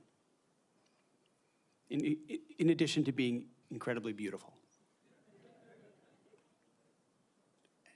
Don't forget about your kids. I'm supposed to talk about my kids? No, well, she's also the mother. Oh, an amazing mother. Yes. Of our blended family of 7 Brother, kids. I'm pulling you which as love long. her. I'm trying to help you here. You know, do you believe that you're going to be running the Secretary or the Department of Defense by yourself? Senator, absolutely not. Just as President Trump is assembling his cabinet, I look forward and already am in the process of building one of the best possible teams you can imagine, with decades and decades of experience outside of the Pentagon, driving innovation and excellence, and also inside the building, knowing how to make it happen. Yes, sir. So, in your organizations that you did have the privilege of running, did you have a board that you? In both organizations, we had a board, yes. Okay, and what did you do with that board? What kind of decisions did you make with them? Those boards provided oversight and insight into decision-making. They all have special, unique sets that maybe filled gaps that you're not the expertise in? Yes, sir. So do you believe you're capable of surrounding yourself with capable individuals that you're going to be able to run those same ideas by, and surround yourself with people that are smarter and better equipped in maybe areas that you don't necessarily carry those expertise with? Senator, the only reason I've had success in life, to include my wonderful wife, is because of people more capable around me and having the self-confidence to empower them and say, hey, run with the ball, run with the football, take it down the field. We'll do this together. I don't care who gets the credit. And in this case, that's how the Pentagon will be run. Let's end with this, Mr. Chairman, about the qualifications. You got a man who has literally put his butt on the line. He served 20 years in the service, multiple deployments, has heard the bullets crack over the top of his head, has been willing to go into combat, been willing to see friends die for this country. And he's willing to still put himself through this. His wife is willing to still stand beside him, knowing he wasn't perfect, knowing that all this was going to be brought up, and he's still willing to serve the country. What other qualifications does he need? That I yield back. Thank you, Senator Mullen. Senator Duckworth. And again, we really are going to strictly enforce the rule about no demonstrations or noise. The distinguished ranking member. Just a point of personal privilege to make a correction. The reason that General Austin required a waiver was not because of his participation in a corporate enterprise. It was because he did not have 7 years of interruption between his service and his appointment. Second point is that if any of us were appointed as Secretary of Defense, we would be subject to the same types of questions. And the case in point is Senator John Tower was nominated for Secretary of Defense. It was discovered by his colleagues that his behavior was not commensurate with the responsibilities despite his service, and he was voted down. Thank you. Thank you, Mr. Chairman. Senator Duckworth, you are recognized. Thank you, Mr. Chairman. And also, Secretary Mattis had to have this waiver as well. Mr. Hegseth, this hearing is about whether you are qualified to be Secretary of Defense, and one of the qualifications, to answer my colleague's question, is to actually win the votes of every member of this committee and to be confirmed by the United States Senate. And you need to convince us that you're worthy of that vote, because the people of the state of Illinois voted for me to be their senator so that I could cast that vote when it comes to picking who is going to be the next Secretary of Defense. This hearing now seems to be a hearing about whether or not women are qualified to serve in combat, and not about whether or not you are qualified to be Secretary of Defense. And let me just say that the American people need a SecDef who's ready to lead on day one. You are not that person. Our adversaries watch closely during times of transition, and any sense that the Department of Defense that keeps us safe is being steered by someone who's wholly unprepared for the job puts America at risk, and I am not willing to do that. With that in mind, Mr. Hegseth, I want you to try to explain to the American people, this committee, who have to vote for you, and to our troops who are deployed around the world, why you are qualified to lead the Department of Defense. We already know that you've only led the largest, a 200-person organization. We already know that you so badly mangled a budget that after you left, they had to bring in a forensic accountant to figure out what went wrong, and that the largest budget you ever managed was about $18 billion. You know, that is about 51,560 times lower than the Department of Defense budget of $825 billion. $16 million is 51,568 times smaller than the defense budget. Please describe to me, Mr. Hegseth, you talk about DOD passing an audit. Please describe to me a time or an organization when that you led underwent an audit, because you say you're going to hire smarter people than you to run this audit. I'm not asking you to be an accountant. I want you to be able to tell me what kind of guidance will be given to those employees, what will happen whether or not you pass that audit. Have you led an audit of any organization, yes or no? I don't want a long answer, yes or no. Have you led an audit of any organization of which you were in charge? Senator, in both of the organizations I ran, we were always completely fiscally responsible. Yes or no, did you lead an audit? And the way my leadership has been stated, yes or no? has been completely What are you afraid of? You can't answer this question. Yes or no, did you lead an audit? Do you not know this answer? Senator, every part of my leadership of these organizations has been misrepresented. I will take that as a no. What were the findings? So there were no findings because you've never led an audit. What guidance did you give the auditors? None, because you've never led an audit. Nobody expects you to be an accountant, Mr. Hegseth. What we expect is for you to understand the complexity of this Pentagon budget process that is absolutely necessary to outfit our warfighters. Look, the Secretary of Defense is required to make quick decisions every single day that, well, with high-level information that's being provided for them. A Secretary of Defense has to have breadth and depth of knowledge. Right now, I am concerned that you have neither. Mr. Hegseth, what is the highest level of international negotiations that you have engaged in, that you have led in? Because the Secretary of Defense does lead international security negotiations. There are three main ones that the Secretary of Defense leads and signs. Can you name at least one of them? Could you repeat the question, Senator? Sure. What is the highest level of international security agreement that you have led? And can you name some that the Secretary of Defense would lead? There's three main ones. Do you know? I have not been involved in international security arrangements because I have not been in government other than serving in the military. So my job has been to no, the answer is no. Can you name one of the three main ones that the Secretary of Defense You're talking about defense signs? arrangements. I mean, NATO might be one that you're referring to. Status of Forces Agreement would be one of them. Status of Forces Agreement. I've been a part of teaching about Status of Forces Agreements. But you don't inside remember to Afghanistan. mention it? You're not qualified, Mr. Hegseth. You're not qualified. You talk about repairing our defense industrial complex. You're not qualified to that. You could do acquisition and cross-servicing agreements, which essentially are security agreements. You can't even mention that. You've done none of those. You talked about the Indo-Pacific a little bit, and I'm glad that you mentioned it. Can you name the importance of at least one of the nations in the ASEAN, and what type of agreement we have with at least one of those nations? And how many nations are in ASEAN, by the way? I couldn't tell you the exact amount of nations in that, not but I even know we have bothered to allies do- in South Korea and Japan and in AUKUS with Australia, trying to work on submarines with them. Mr. and data Hegseth, transfers none with of those them. countries We are have in allies ASEAN. across. None of those three countries that you've mentioned are in ASEAN. I suggest you do a little homework before you prepare for these types of negotiations. Listen, Mr. Hegseth, we ask our troops to go into harm's way all the time. We ask them to go into harm's way.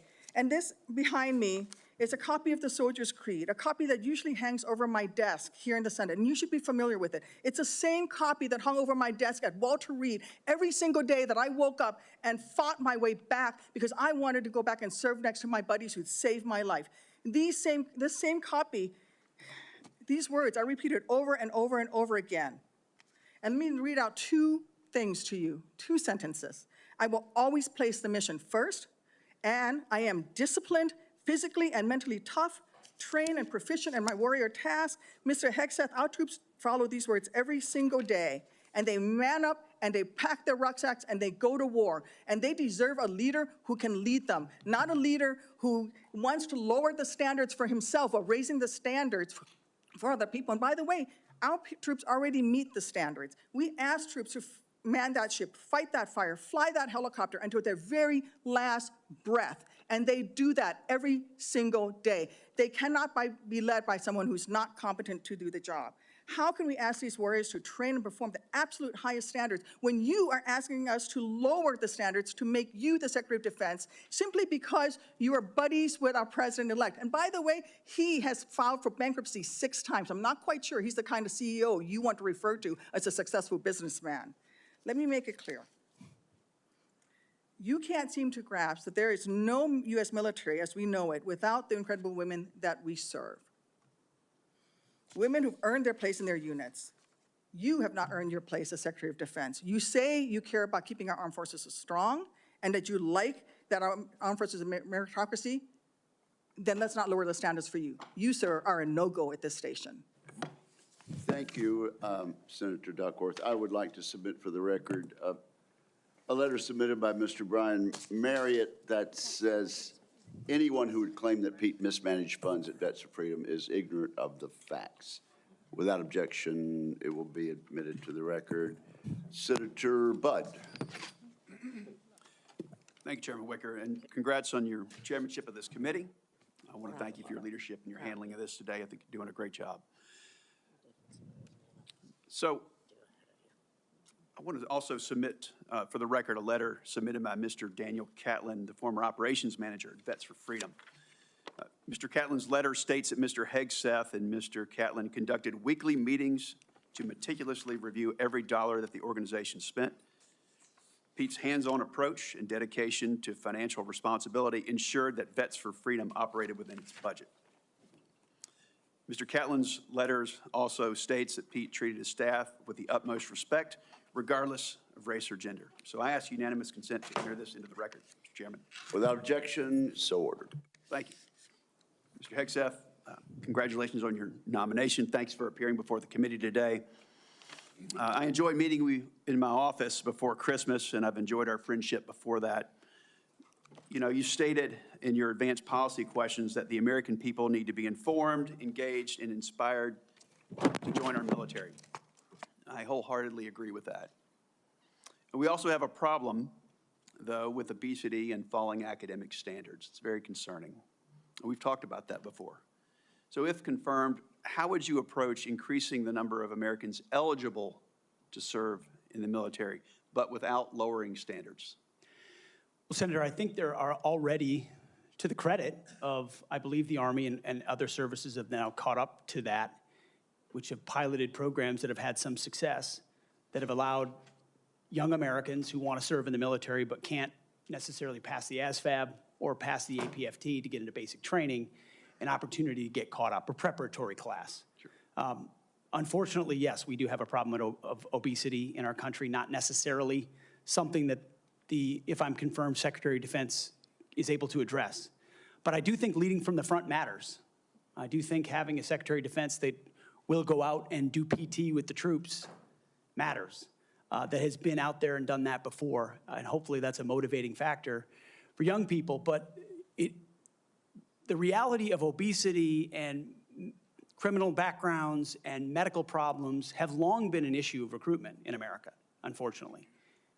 What changed is the perception of military service because of the condition of the services, and frankly, because of, in some ways, the way our schools don't teach young people to love the country anymore. And if you don't love the country, why do you want to serve that country? That's a deeper problem.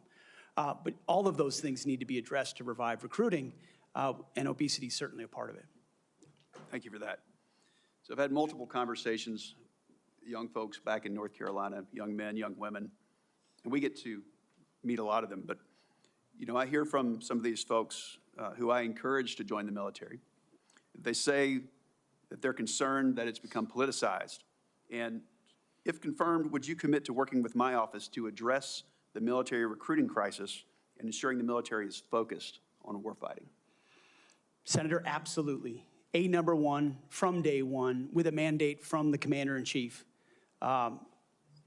who received that mandate when Americans spoke out loudly and said, we want peace through strength, we want America first foreign policy, and we don't want political ideology driving decisions inside our Defense Department. That was clear. It's an infection that the American people are acutely aware of, which the men and women in this room have lived firsthand. I've lived it firsthand.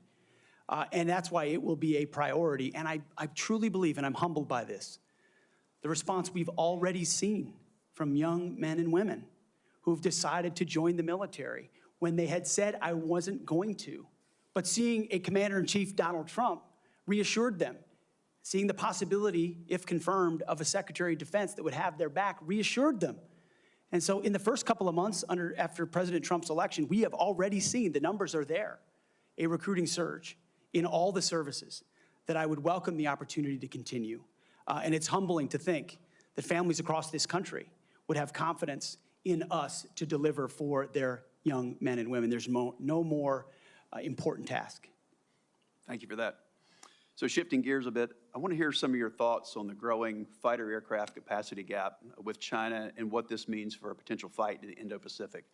So if confirmed, what policy recommendations will you make to the President on procurement and maintenance of 4th and 5th generation fighters while we continue to research and develop 6th generation and collaborative combat aircraft? Senator, that's a very important conversation, one that I've been looking at a great deal. A lot of it, just to be clear, involves classifications and understanding precisely cost and capabilities, including capabilities of enemy systems, both not just 4th and 5th, but potential 6th generation, which we've already seen a prototype released from the Chinese. That's a dangerous development, considering at least the publicly understood condition of NGAD, which I look forward to the opportunity to looking underneath the hood on that. But ensuring 4th and 5th are capable and upgraded as necessary, will be a part of our contingency. But when you look at what's happening in the Indo-Pacific, say operability, range is going to matter because it's such a large battle space. That will all factor in decisions that are made. And that's where I feel, frankly, a little bit liberated, is that I didn't work at Lockheed or any number of, pick a defense contractor. I didn't mean to point one out in particular. Pick any. I don't have a special interest in any particular system or any particular company or any particular narrative. I want to know what works. I want to know what defeats our enemies, what keeps us safe, what deters them, what keeps our enemies up at night. Whatever that is, I want more of it, and I want to invest in it. And I know that's the view that President Trump has as well. Thank you. You know, some have commented recently about the need to eliminate immediately a manned aircraft. So I'd say maybe one day, but that day's not now, and certainly not before 2027, especially in the Indo-Pacific. So if confirmed, will you commit to work with my office in this committee to ensure the proper mix of fighters, manned and unmanned? I look forward to working with you on that, Senator, because unmanned will be a very important part of the way future wars are fought. Just the idea of survivability for a human being drives cost and time in ways that unmanned systems do not. But I look forward to that conversation, Senator.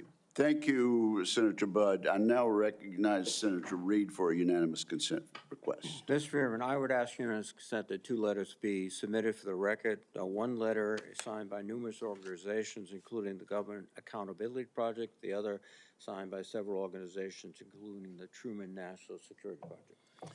Without objection, so ordered. Now, Senator Kelly, Senator Rosen got here after the gavel went down. Do you really want to go ahead of her? I am going to defer to my good friend and colleague, Senator Rosen, that from is the a really great good, state of Nevada. Really good decision. Senator Rosen, you are recognized. And thank you, Senator Kelly. I owe you one. Thank you, Chairman Wicker, Ranking Member Reed, for holding this hearing. And Mr. Hegseth, I appreciate your service and your willingness to serve again. However, I am deeply disappointed that you would not agree to meet with me, as other members have said on this committee prior to this hearing, as is the precedent for this committee and others. So let me tell you a little bit about what I would have talked about had you made yourself available prior to the hearing. Nevada is home to the premier aviation training ranges for both the Air Force and the Navy, the largest ammunition depot in the world, and the only place in the country where we are able to verify the reliability of our nuclear stockpile without the need for explosive testing. The Nevada National Guard is one of the only few units across the country with the mission of fighting wildfires. That's for another hearing. And currently activated to fight the devastating fires around Los Angeles in support of our neighbors. We therefore play a critical role in our national security, and the person who holds the position of Secretary of Defense matters greatly to Nevada service members and our military equities. But every single person who serves in the military, we've talked about, my colleagues, esteemed colleagues, have talked about recruitment and retention. One day, they will become a veteran. So my veterans and the folks who are serving active duty now are concerned about what you think. DOD does not have jurisdiction over Nevada's 200,000 plus veterans, but I am interested in your views about the service members once they've transitioned out of the military, given the influence you would have while they're in service if confirmed. In 2019, on a segment of Fox and Friends, you said that veteran service organizations, VSOs, I'm going to quote, encourage veterans to apply for every government benefit they can ever get after they leave the service. You stated you don't want to, quote, be dependent on government assistance from the VA based on injuries or illnesses that might have arisen from your military service. So I'm just going to ask you a few yes or no questions about veterans, understanding you don't have jurisdiction, but this is important to our morale, it's important to our recruitment, and is important to our retention, and it is important to how we respect others in this country. So yes or no, please, do you believe that VSOs are wrong to support veterans in obtaining the benefits that they have rightfully earned and deserved when they signed that line like you did for your service? Senator, yes or veterans no, please? deserve the benefits they've earned. I have been in many battles with traditional veteran service organizations over differences of opinion about how to deliver those services, yes or including no? Veterans Do you believe Choice, VSOs are wrong? which is VSOs is a very broad term. We were a VSO also, ma'am, but So some of those services took a traditionally should they be able to bureaucratic help approach. the veterans obtain the benefits that they have earned? Yes or no? Should anyone be able to help? Every veteran should have Right, rapid thank you. access to Do you all the believe that benefits that veterans they've should earned. be ashamed for Absolutely. having sought and obtained the benefits that they have earned? Do you think veterans should be ashamed to seek out benefits? Senator, I think Yes or we no? should be ashamed as a nation of the amount of veterans that commit You think suicide veterans because they should- hit a brick should be wall. ashamed They commit suicide because This they is hit not a the brick question, wall sir. of the I'm going to bureaucracy move of on. the I'm going to VA. take that And as a reformers yes. are not courage enough. How about veterans who suffer lasting Take it on. injuries or illnesses due to their military service? Do you think they deserve our support and assistance?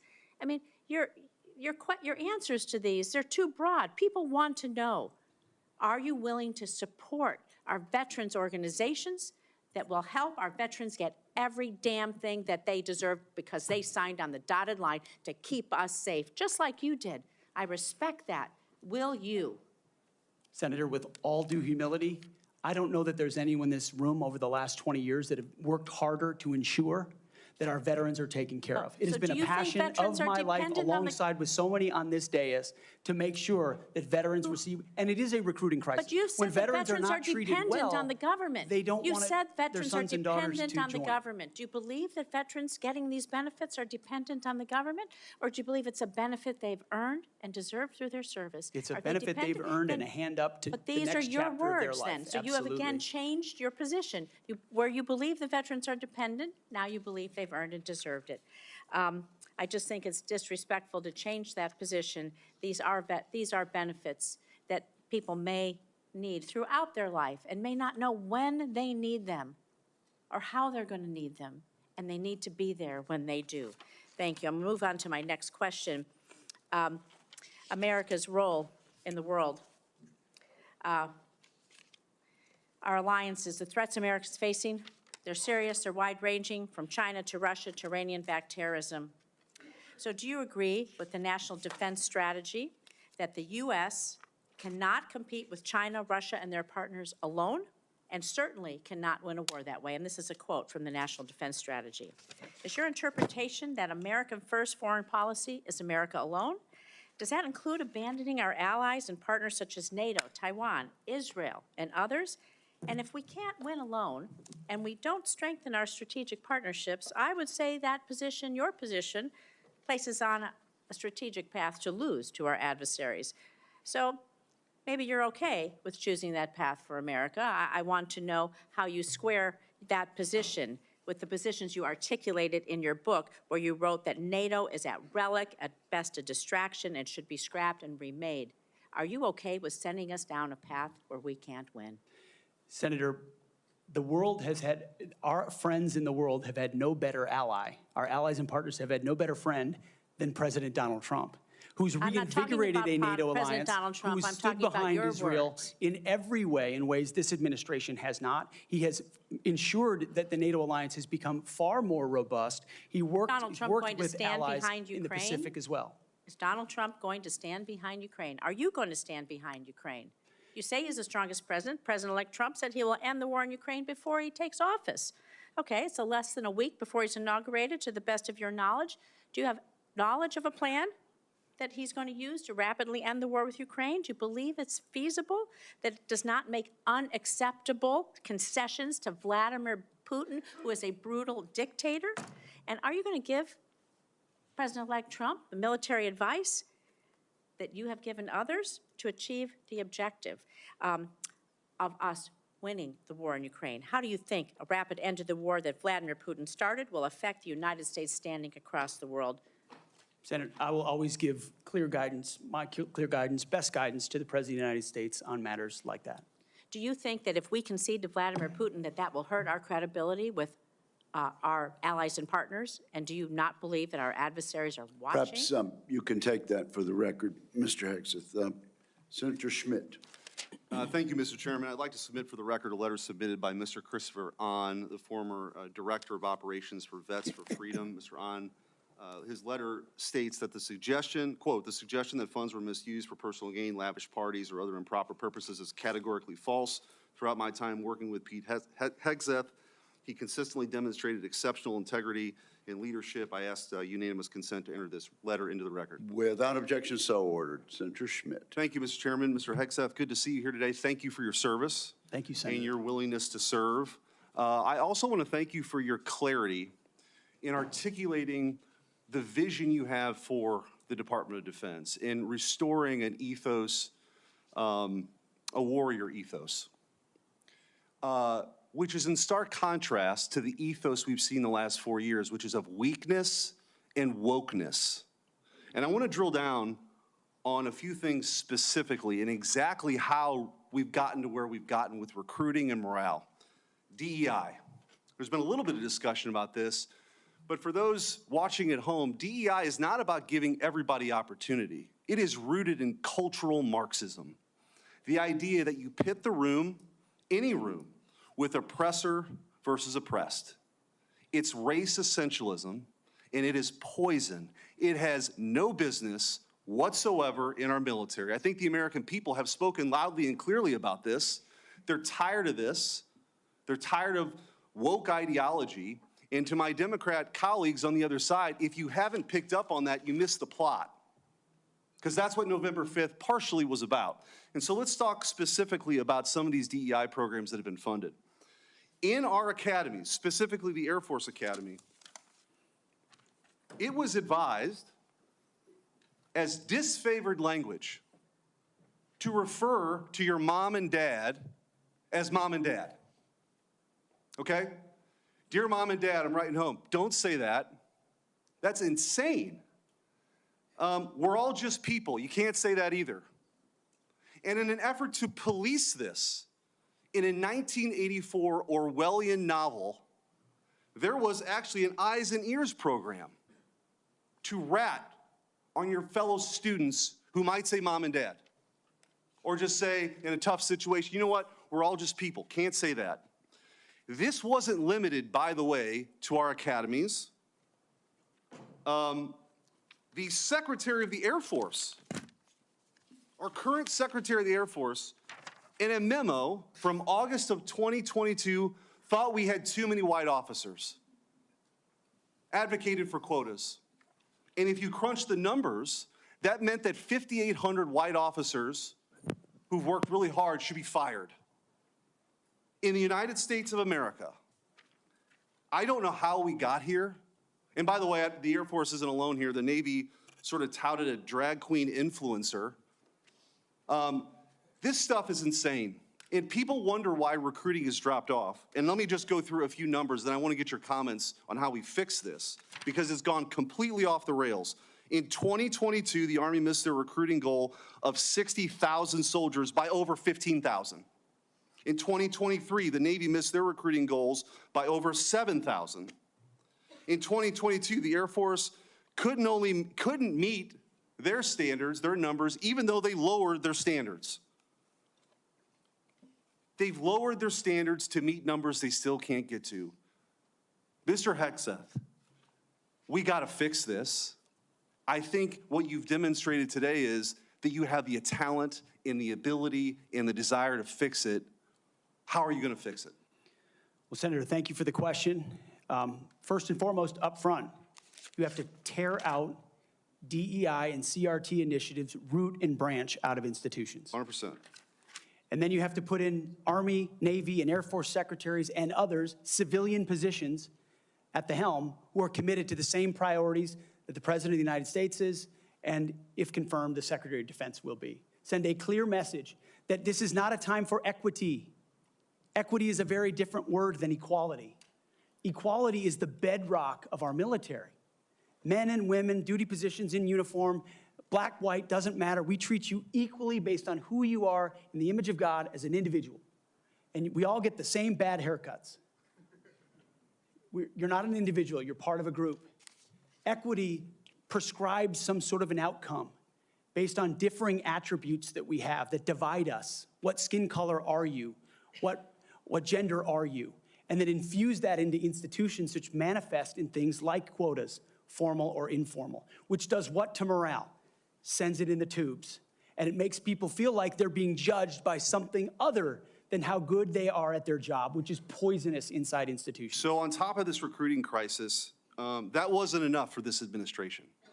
During the COVID hysteria and in their attempt to fire 100,000 people who worked for bigger companies because they didn't get the COVID shot, or to mask 5-year-olds, they decided also to make this a central plank in their policy at the Pentagon.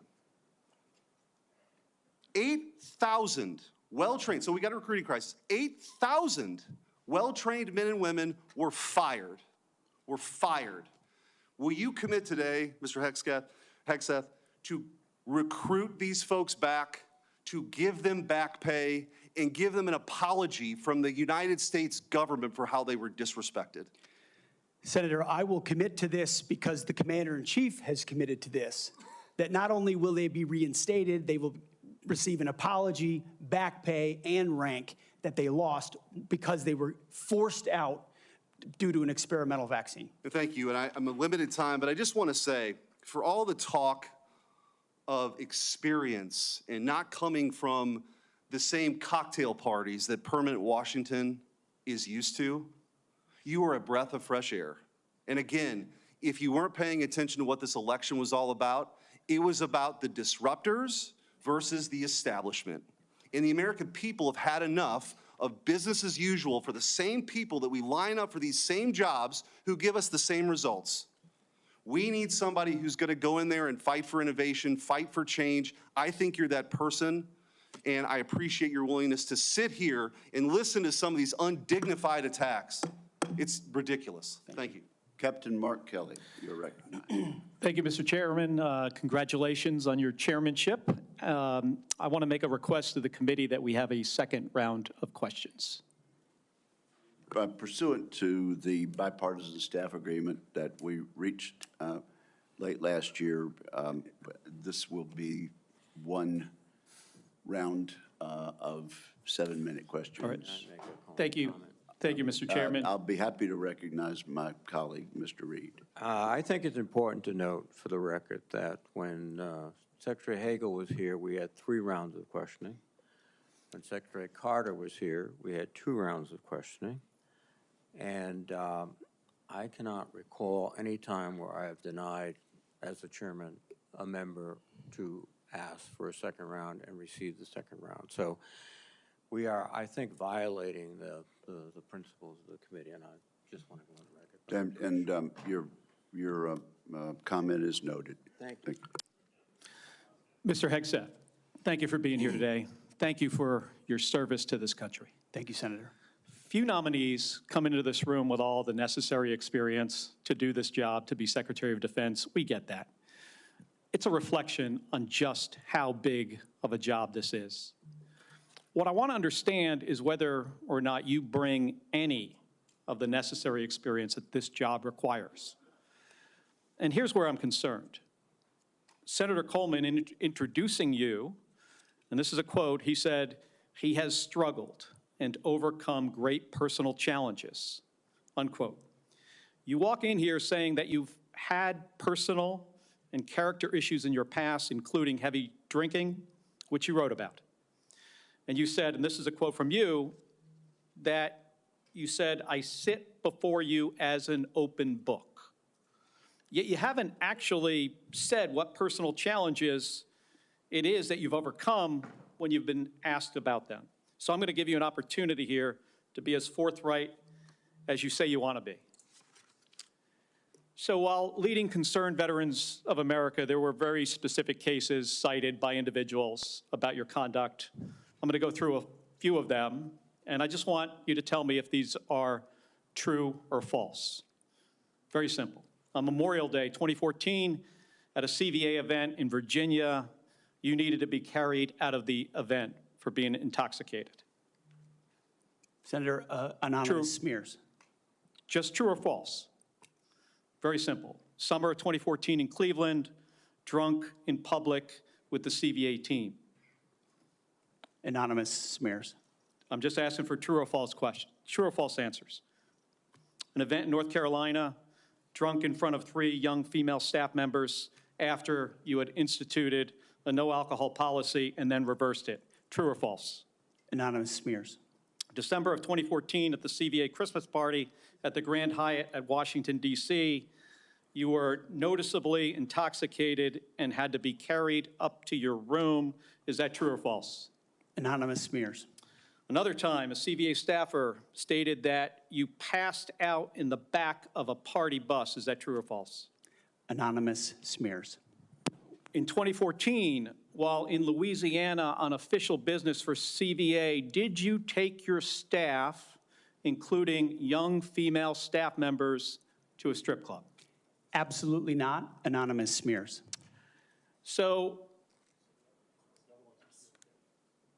is it accurate that the organization reached a financial settlement with a female staffer who claimed to be at a strip club with you, and there was a colleague who attempted to sexually assault her?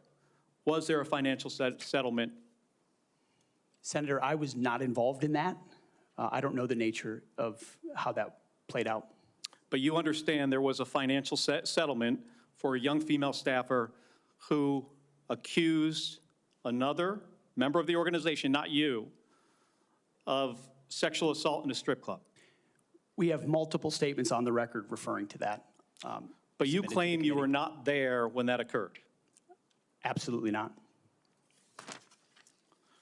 Now, the behavior I cited, if true, do you think that this behavior of intoxication, going into these type of establishments, women on your staff being so uncomfortable that they have to file these sort of harassment claims, do you think this is appropriate behavior for a leader?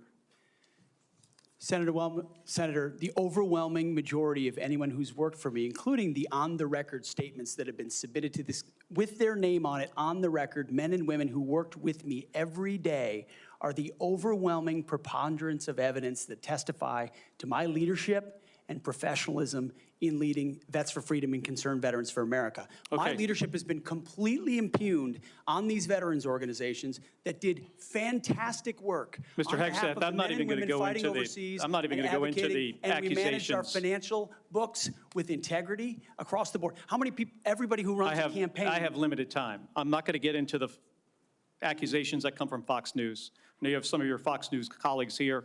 There were multiple instances of accusations against you about drinking on the job. All anonymous, all false, all refuted by my colleagues who I worked with for 10 years at 6 a.m. to 9 p.m. and everything. The challenge here for me, Mr. Hegseth, they've only seen me be professional is when there is every discussion single time. about personal challenges, and you admittedly had issues with heavy drinking. It's hard to kind of square this, to square the circle here. It's kind of a difficult thing to do. Let me ask you, if I have about 90 seconds left here, if you had to answer these questions about sexual assault against you and your drinking and your personal conduct, would it have been different if you were under oath? Senator, all I'm pointing out is the false claims against me. Okay, I take it you do not want to answer that question. I walked into this hearing this morning concerned that you haven't demonstrated adequate leadership in your civilian roles. And this is a dangerous world we're living in here. And America cannot afford a Secretary of Defense who is unprepared for that mission. I'm going to leave with concerns about your transparency. You say you've had personal issues in your past, yet when asked about those very issues, you blame an anonymous smear campaign, even when many of these claims are not anonymous. Which is it? Have you overcome personal issues, or are you the target of a smear campaign? It can't be both. It's clear to me that you're not being honest with us or the American people because you know the truth would disqualify you from getting the job. And just as concerning as each of these specific disqualifying accusations are, what concerns me just as much is the idea of having a Secretary of Defense who is not transparent. Thank you, Mr. Chairman. I yield back my 2 seconds. Thank you, Senator Kelly. I would, at this point, ask unanimous consent to introduce into the record letters by Tina Kingston, Louisiana State Director of Concerned Veterans for America, and Holly Talley, Louisiana Local Director of Concerned Veterans for America, attesting to the appropriateness of Mr. Hegseth's conduct with regard to female staffers. Without objection, that is added to the record. And Senator Banks, you are now recognized. Thank you, Mr. Chairman. Welcome, Mr. Hegseth. You have conducted yourself very well today. In fact, so well that I believe it's incumbent upon this committee to confirm you ASAP to get you on the job to clean up the mess that we have at the Pentagon ongoing at this moment because of the leadership there over the last 4 years that's failed us. In President Biden's first year in office, the Department of Defense spent over 5 million man-hours on quote-unquote counter-extremism and diversity training, what you and I might call woke training or DEI. The administration has refused to provide us any more recent data than that first year, but we know that it's exponentially more man-hours wasted on DEI over the last 4 years. And I wonder, what do you make of that? What could those 5 million man-hours in that first year of Secretary Austin and President Biden's administration, what could those 5 million man-hours have been used for? Senator, that's a lot of service members sitting in a lot of briefs, hearing about a lot of threats or political perspectives that might be dangerous, that do not comport to threats that actually exist inside the force, or ideas that introduce critical race theory or DEI or climate change initiatives that they and their commands have to conform to. And every time one of those happens, it gets pushed down the chain of command. That also includes new layers of leadership that have been created under this administration, committed to enforcing those types of DEI and CRT initiatives. So we hear 5 million man-hours, and that sounds like a lot. The more troubling aspect is how many training hours that takes away from a company commander or battalion commander or a wing commander who's out there trying to maintain their force, which is already constrained because of what the Biden administration has done to the defense budget and defense capabilities. So they're having to choose between the political prerogatives of the civilians who are demanding more DEI and CRT and gender quotas and the readiness of their forces. And I believe this Pentagon is prepared, because of our commander-in-chief, for a Secretary of Defense, should I be confirmed, that laser focuses on these issues, and they're ready to respond. They want to pack their rucksacks and go train because they understand we live in a dangerous world. I think that's an important point, a key point, because months later, while the priority of the Biden-Austin-led Pentagon was on DEI and woke training, one of the biggest embarrassments in American history happened when we lost 13 of our heroes in the botched withdrawal from Afghanistan. Secretary Austin testified before the House Armed Services Committee a couple of years ago, and responding to a question from me said he had, quote, no regrets about what happened in Afghanistan. I wonder, what do you make of that? Senator, it's shameful. They still tout it as the most successful airlift in American history, when what the rest of us all saw was true laid before our eyes. Utter failure, a destruction of a military legacy there, abandonment of our allies, death of American troops, detriment to our reputation, and then no answers and no accountability on the other side. And then what was unleashed because of what happened in Afghanistan? The October 7th attacks, an invasion into Ukraine. The world recognized weakness for what it was. And who bore the brunt for it? The troops on the front lines at Abbey Gate doing an impossible job, whose external security was the Taliban, because there was no actual plan for this under the Biden administration. And yet, not a single person, the only person held accountable in those moments was a Marine Corps lieutenant colonel who had the courage to stand up and say someone should be held accountable for that. His name is Stu Scheller. No one else involved has ever taken accountability for it. And when that microcosm becomes the reality of the perception of the American military or America's commitment to victory and success and positive outcomes, the world responds to that. President Trump is going to restore real deterrence by bringing a real warrior culture back, rebuilding our military, and ending wars properly. And if we have to fight them, winning them decisively. I served in Afghanistan, you served in Afghanistan. 75% of our nation's veterans disagree with how the withdrawal from Afghanistan was handled, the embarrassment of it. What that's done, I believe, has directly impacted our historic recruitment crisis in this country, without a doubt. And you've already talked about that, but how do we fix it? How do we bring pride back to wearing the uniform for the next generation, to inspire them to do what you and I did, to raise our right hand and take that oath and serve this great country? I really do think it comes back to strong, clear leadership, patriotic, pro-American leadership that says we're not going to focus on all the other political prerogatives. That's why we all have political perspectives. I said this before and I'll say it again. In uniform, none of that matters. You wear green, you wear blue, you bleed red. That's it. Who you vote for doesn't matter. But when the perception of that changes, then you don't want people deciding whether to serve based on a political party in power. That's a dangerous thing for continuity inside your military, and it's fragile right now.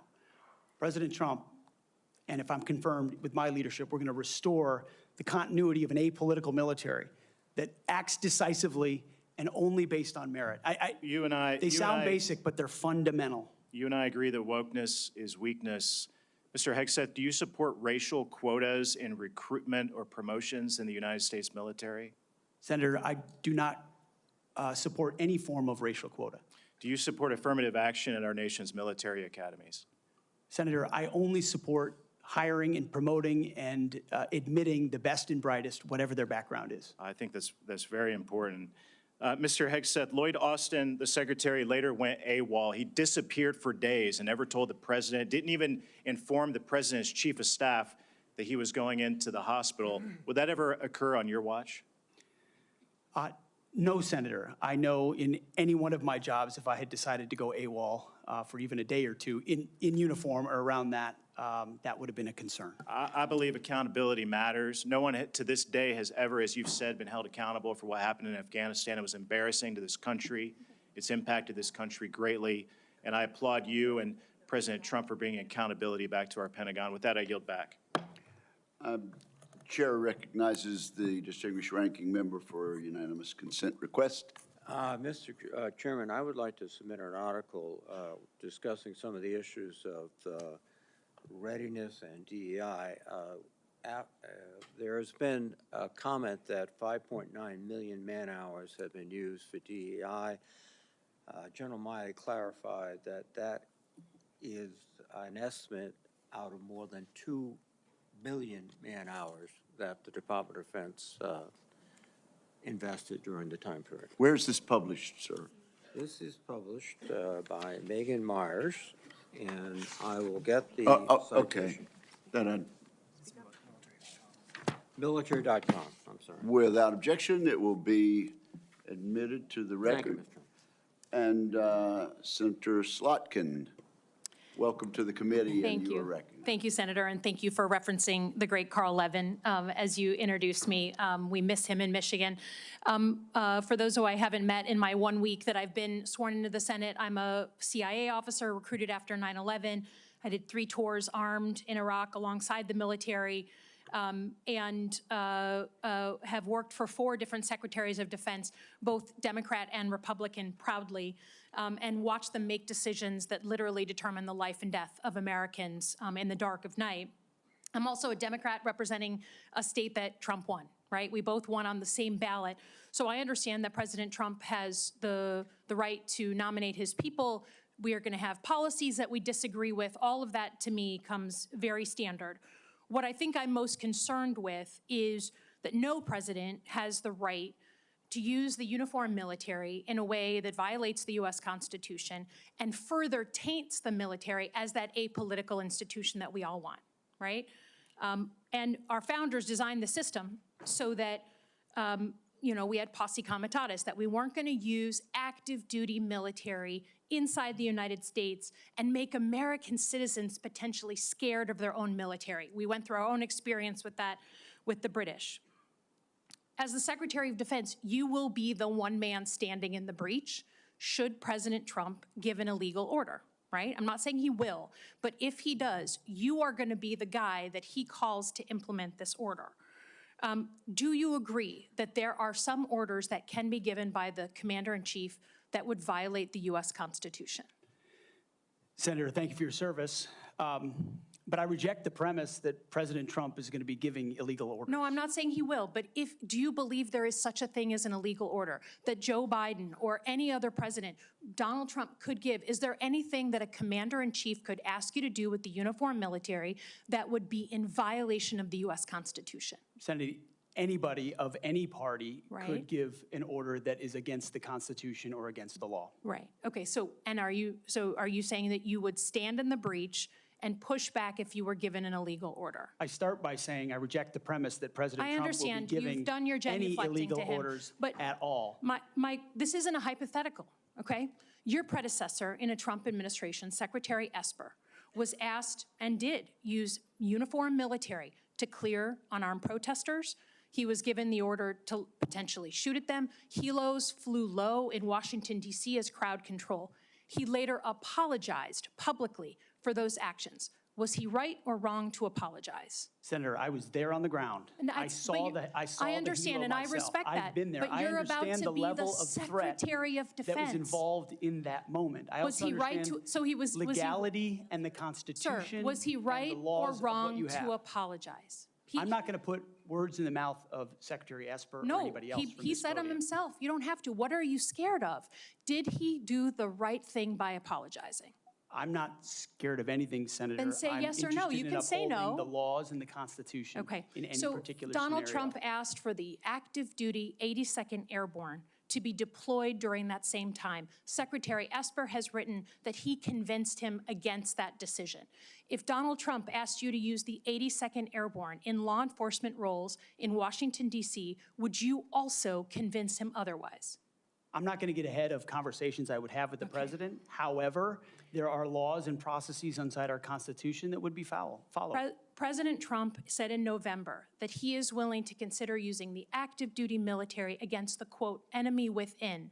Have you been personally involved in discussions of using the U.S. military active duty inside the United States? Senator, I'm glad we finally got to the topic of border security equaling national security because it's been abdicated and ignored for the last 4 years. That wasn't my question. I'm just asking, have you been involved? You're about to be the Secretary of Defense, potentially. Have you been involved in discussions about using the active duty military inside the United States? Senator, I am not yet the Secretary of Defense. Right. I'm if just confirmed, I would be party to any number of So you conversations. haven't been in any of these which conversations? I would not reveal what I have discussed with the President of the United States. Just have you been in conversations? You're going to be in charge of 3 million people. The active duty that I know you care about, I believe you care about. So have you been in conversations about using the active duty in any way? Whether it's setting up in detention camps, policing dangerous cities, have you been involved in any of those conversations? Certainly, I have been involved in conversations relating to doing things this administration has not, which is secure the southern border and not allow floods of illegals to enter our country through an invasion that threatens the American people. And there are ways in which the military is already playing a role in that, to include 5,000 National Guardsmen from Indiana and Texas. We're at the border right now allowing for border security. So there is plenty of precedent duty military for military to members staff detention our southern centers? border. Our U.S. military is not trained in law enforcement roles. I think you know that, right? We've seen how that mission is difficult for them in places like Iraq and Afghanistan because that's not the training a uniformed military comes with. Do you support the use of active duty military in supporting detention camps? Senator, everything we will do would be lawful and under the Constitution, but I recognize that this administration has abdicated its responsibility. President Trump is going to restore order at the border, prevent our enemies from invading, and yes, he has said Sir, I get your filibustering. I get it. Part of what happens. In the spirit of preserving the institution that I think we both care about, legitimately, the Uniform Code of Military Justice. I've heard a couple of different things. One, you said you will not change the Uniform Code of Military Justice, which is what governs justice system in the military. Yes or no? You said that earlier. Those are I'm just laws, confirming. Senator, set by Congress. Okay, so you will not go to change it. You will not attempt to change it. You also said that JAG officers are potentially people who put their own interests in their own medals and promotions ahead of the troops. Senator Lindsey Graham was a JAG officer for most of his life. Is that what you believe about those who implement our justice system in the U.S. military? Senator, I was speaking about particular JAG officers I've had to deal with in my military Are you experience, gonna get not about a involved? member of the United States Senate. Are you, as Secretary of Defense, going to get involved in the implementation of the U.S. Military Code of Justice? Senator, ultimately, it will be a big part of my job to evaluate decisions vis-a-vis Okay, so the I'll take Uniform that. Code of I'll Military take that as Justice. yes. Have you seen it fairly. is CQ Brown on your list in the Warrior Boards to be removed from his position? Senator, every single senior officer will be reviewed based on meritocracy, standards, lethality, and commitment to lawful orders they will be given. Thank you, Senator Slotkin. I now recognize Senator Shaheen for a unanimous consent request. Thank you, Mr. Chairman. I have a request from a former general who served 35 years, Dennis Leitch, who most recently was commander of the 94th Regional Readiness Command at Fort Devens, Mass., who has asked that his letter opposing Mr. Hegseth's nomination be entered into the record. Is there objection? Without objection, it will be entered. Also, I present a host of letters and op-eds from former co-workers at Vets for Freedom and Concerned Vets for America, as well as Fox News Channel. I also have letters and op-eds from many veterans and Iraqis and Afghanis who were helped by Mr. Hegseth. I ask unanimous consent to introduce these letters and op-eds. Without objection, is so ordered. Senator Sheehy, you've been very patient. Thank you, Mr. Chairman. Entering a support letter in for Mr. Hegseth, submitted by nearly 90 former soldiers who served with Pete in combat. I would like to submit a statement from 86 of them who support his nomination, although they come from different units and ranks. The signatories commend Mr. Hegseth for his selfless leadership, love of his soldiers, and commitment to our country. 2 items. Sorry, 1 item. I ask unanimous consent to enter this into the record. Without objection, it will be entered. Thank you, Mr. Chairman. Pete, I'm actually going to ask you questions because I want to hear your answer. How many genders are there? Tough one. Senator, there are 2 genders. I know that well. I'm a she-he, so I'm on board. What is the diameter of the rifle round fired out of an M4A1 rifle? That's a 5.56. How many push-ups can you do? I did 5 sets of 47 this morning. What do you think our most important strategic base is in the Pacific? In the Pacific, Guam is pretty strategically significant. How many rounds of 5.56 can you fit into the magazine of an M4 rifle? Depends on the magazine, but standard issue is 30, Senator. And what size round does the M9 Beretta standard issue sidearm for the military fire? A 9mm, Senator. What kind of batteries do you put in your night vision goggle? Duracell. So right there, you're representing qualifications that show you understand what the warfighter deals with every single day on the battlefield. You understand what happens on the front line where our troops will be. And what happens, unfortunately, in this country is decisions made in rooms like this, bad decisions, end up in dead 17, 18, 19-year-old Americans. And those Americans rarely come from families that sit in rooms like this. They come from lower, middle-income families who sometimes the military is their only way out. And they join because maybe they want to go to college. Maybe they had no other choice. Maybe they love this country. But for whatever reason, they joined and they sat on the dotted line. And when people like us screw up, they don't come home. And that's the one thing that I care about. As you remember when I shut the door, when you came with your entourage, Senator Coleman, I've known for a long time, and you and I sat together, asked you one question. You remember what that question was? Are you going to have the backs of the warfighters? Exactly. What is going to be your #1 priority? And I don't care, frankly, what all these letters and articles say. I've been a part of a smear campaign too, I get it. I care that you're going to have one thing in mind when you sit in that chair in that 5-sided building, and you told me what that was. So with that, you have my support. I'm sorry you have to go through a process like this, but it is one of the most important jobs in the world. We got to make sure you're ready for it. I thank you for your answers. I got one final question that's very important to me. This is more of a technical question, but I think it's to fix the Army in this country is a 1 or 2 year problem. We can make bullets, we can make rifles. Fix the Air Force might be a 5-year problem. To fix our Navy is a decades-long pursuit. How are you going to fix our national? You don't have all the power. We're not China. Unfortunately, you can't snap your fingers. But how are you going to lead an initiative within the DoD to reinvigorate our national shipbuilding industry so we are able to compete with China? Because freedom of navigation is critical to our economy and the global economy. It's going to be a very important task for you to complete. It's a critical question, Senator, and that's why I'm grateful that President Trump has said definitively to me and publicly that shipbuilding will be one of his absolute top priorities of this administration. So a lot of it does go into pulling things up into the OSD's office, Secretary of Defense's office, to shine a spotlight on it, to make sure the bureaucracy doesn't strangle important initiatives that need to happen. We need to reinvigorate our defense industrial base in this country to include our shipbuilding capacity. Some of it is on the east, some of it's on the west, some of it's on the Great Lakes. The workforce problems that our shipyards are facing are significant, and there's been a big investment from this committee, I know, in a lot of those places because of the shortfalls, manpower issues, everything else. But we also see adversaries that have been able to innovate themselves in ways that their shipbuilding capacity is, I won't reveal it at this hearing, multitudes and multitudes beyond our capabilities. So it needs to be a rapid investment, a rapid fielding, and then we need to incentivize outside entities to fill the gap. We talk a lot about UAVs. UAVs are very important, but there's also a future of UUVs, unmanned underwater vehicles, that will be a part of amplifying the impact of our Navy, because this administration has allowed our number of ships to drop below 300. It sets a projection of 340 or 350, but doesn't create the capacity to actually address it. And so if we're going to defend our interests, our allies, and put America first, we're going to have to be able to project power.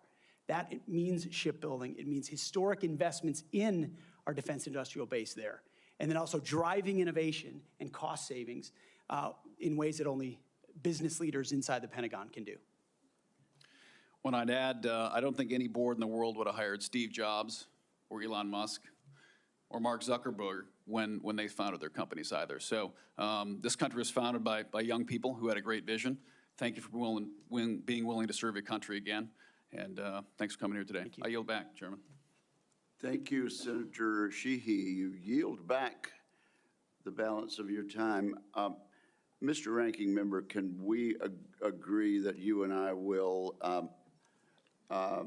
notify members of a specific time until which the record will remain open for submission of questions for the record? Yes, Mr. Chairman. That will be a day or two.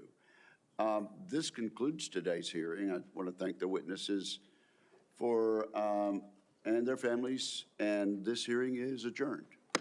Thank you. Thank you.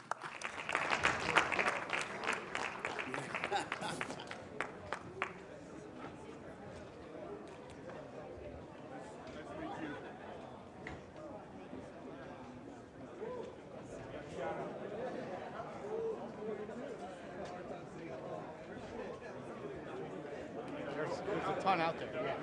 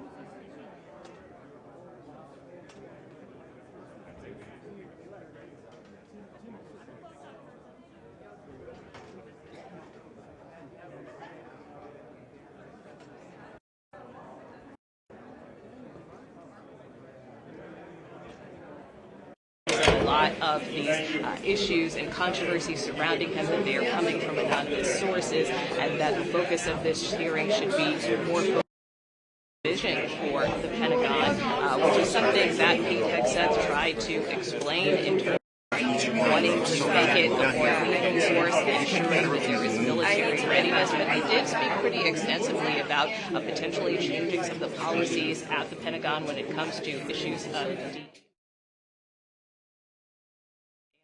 important that standards shouldn't be quotas. So that was a point that he made clear. He was also questioned by both Republicans and Democrats very extensively about his views of women serving in combat. And he reiterated that if he were confirmed as defense secretary, he would be a secretary for male and female service members, that he does believe that women have a role to play in the military, that the President-elect Trump hasn't indicated that he wants to change the policy with respect to women serving in combat, but at the same time he reiterated the importance of having these uniform standards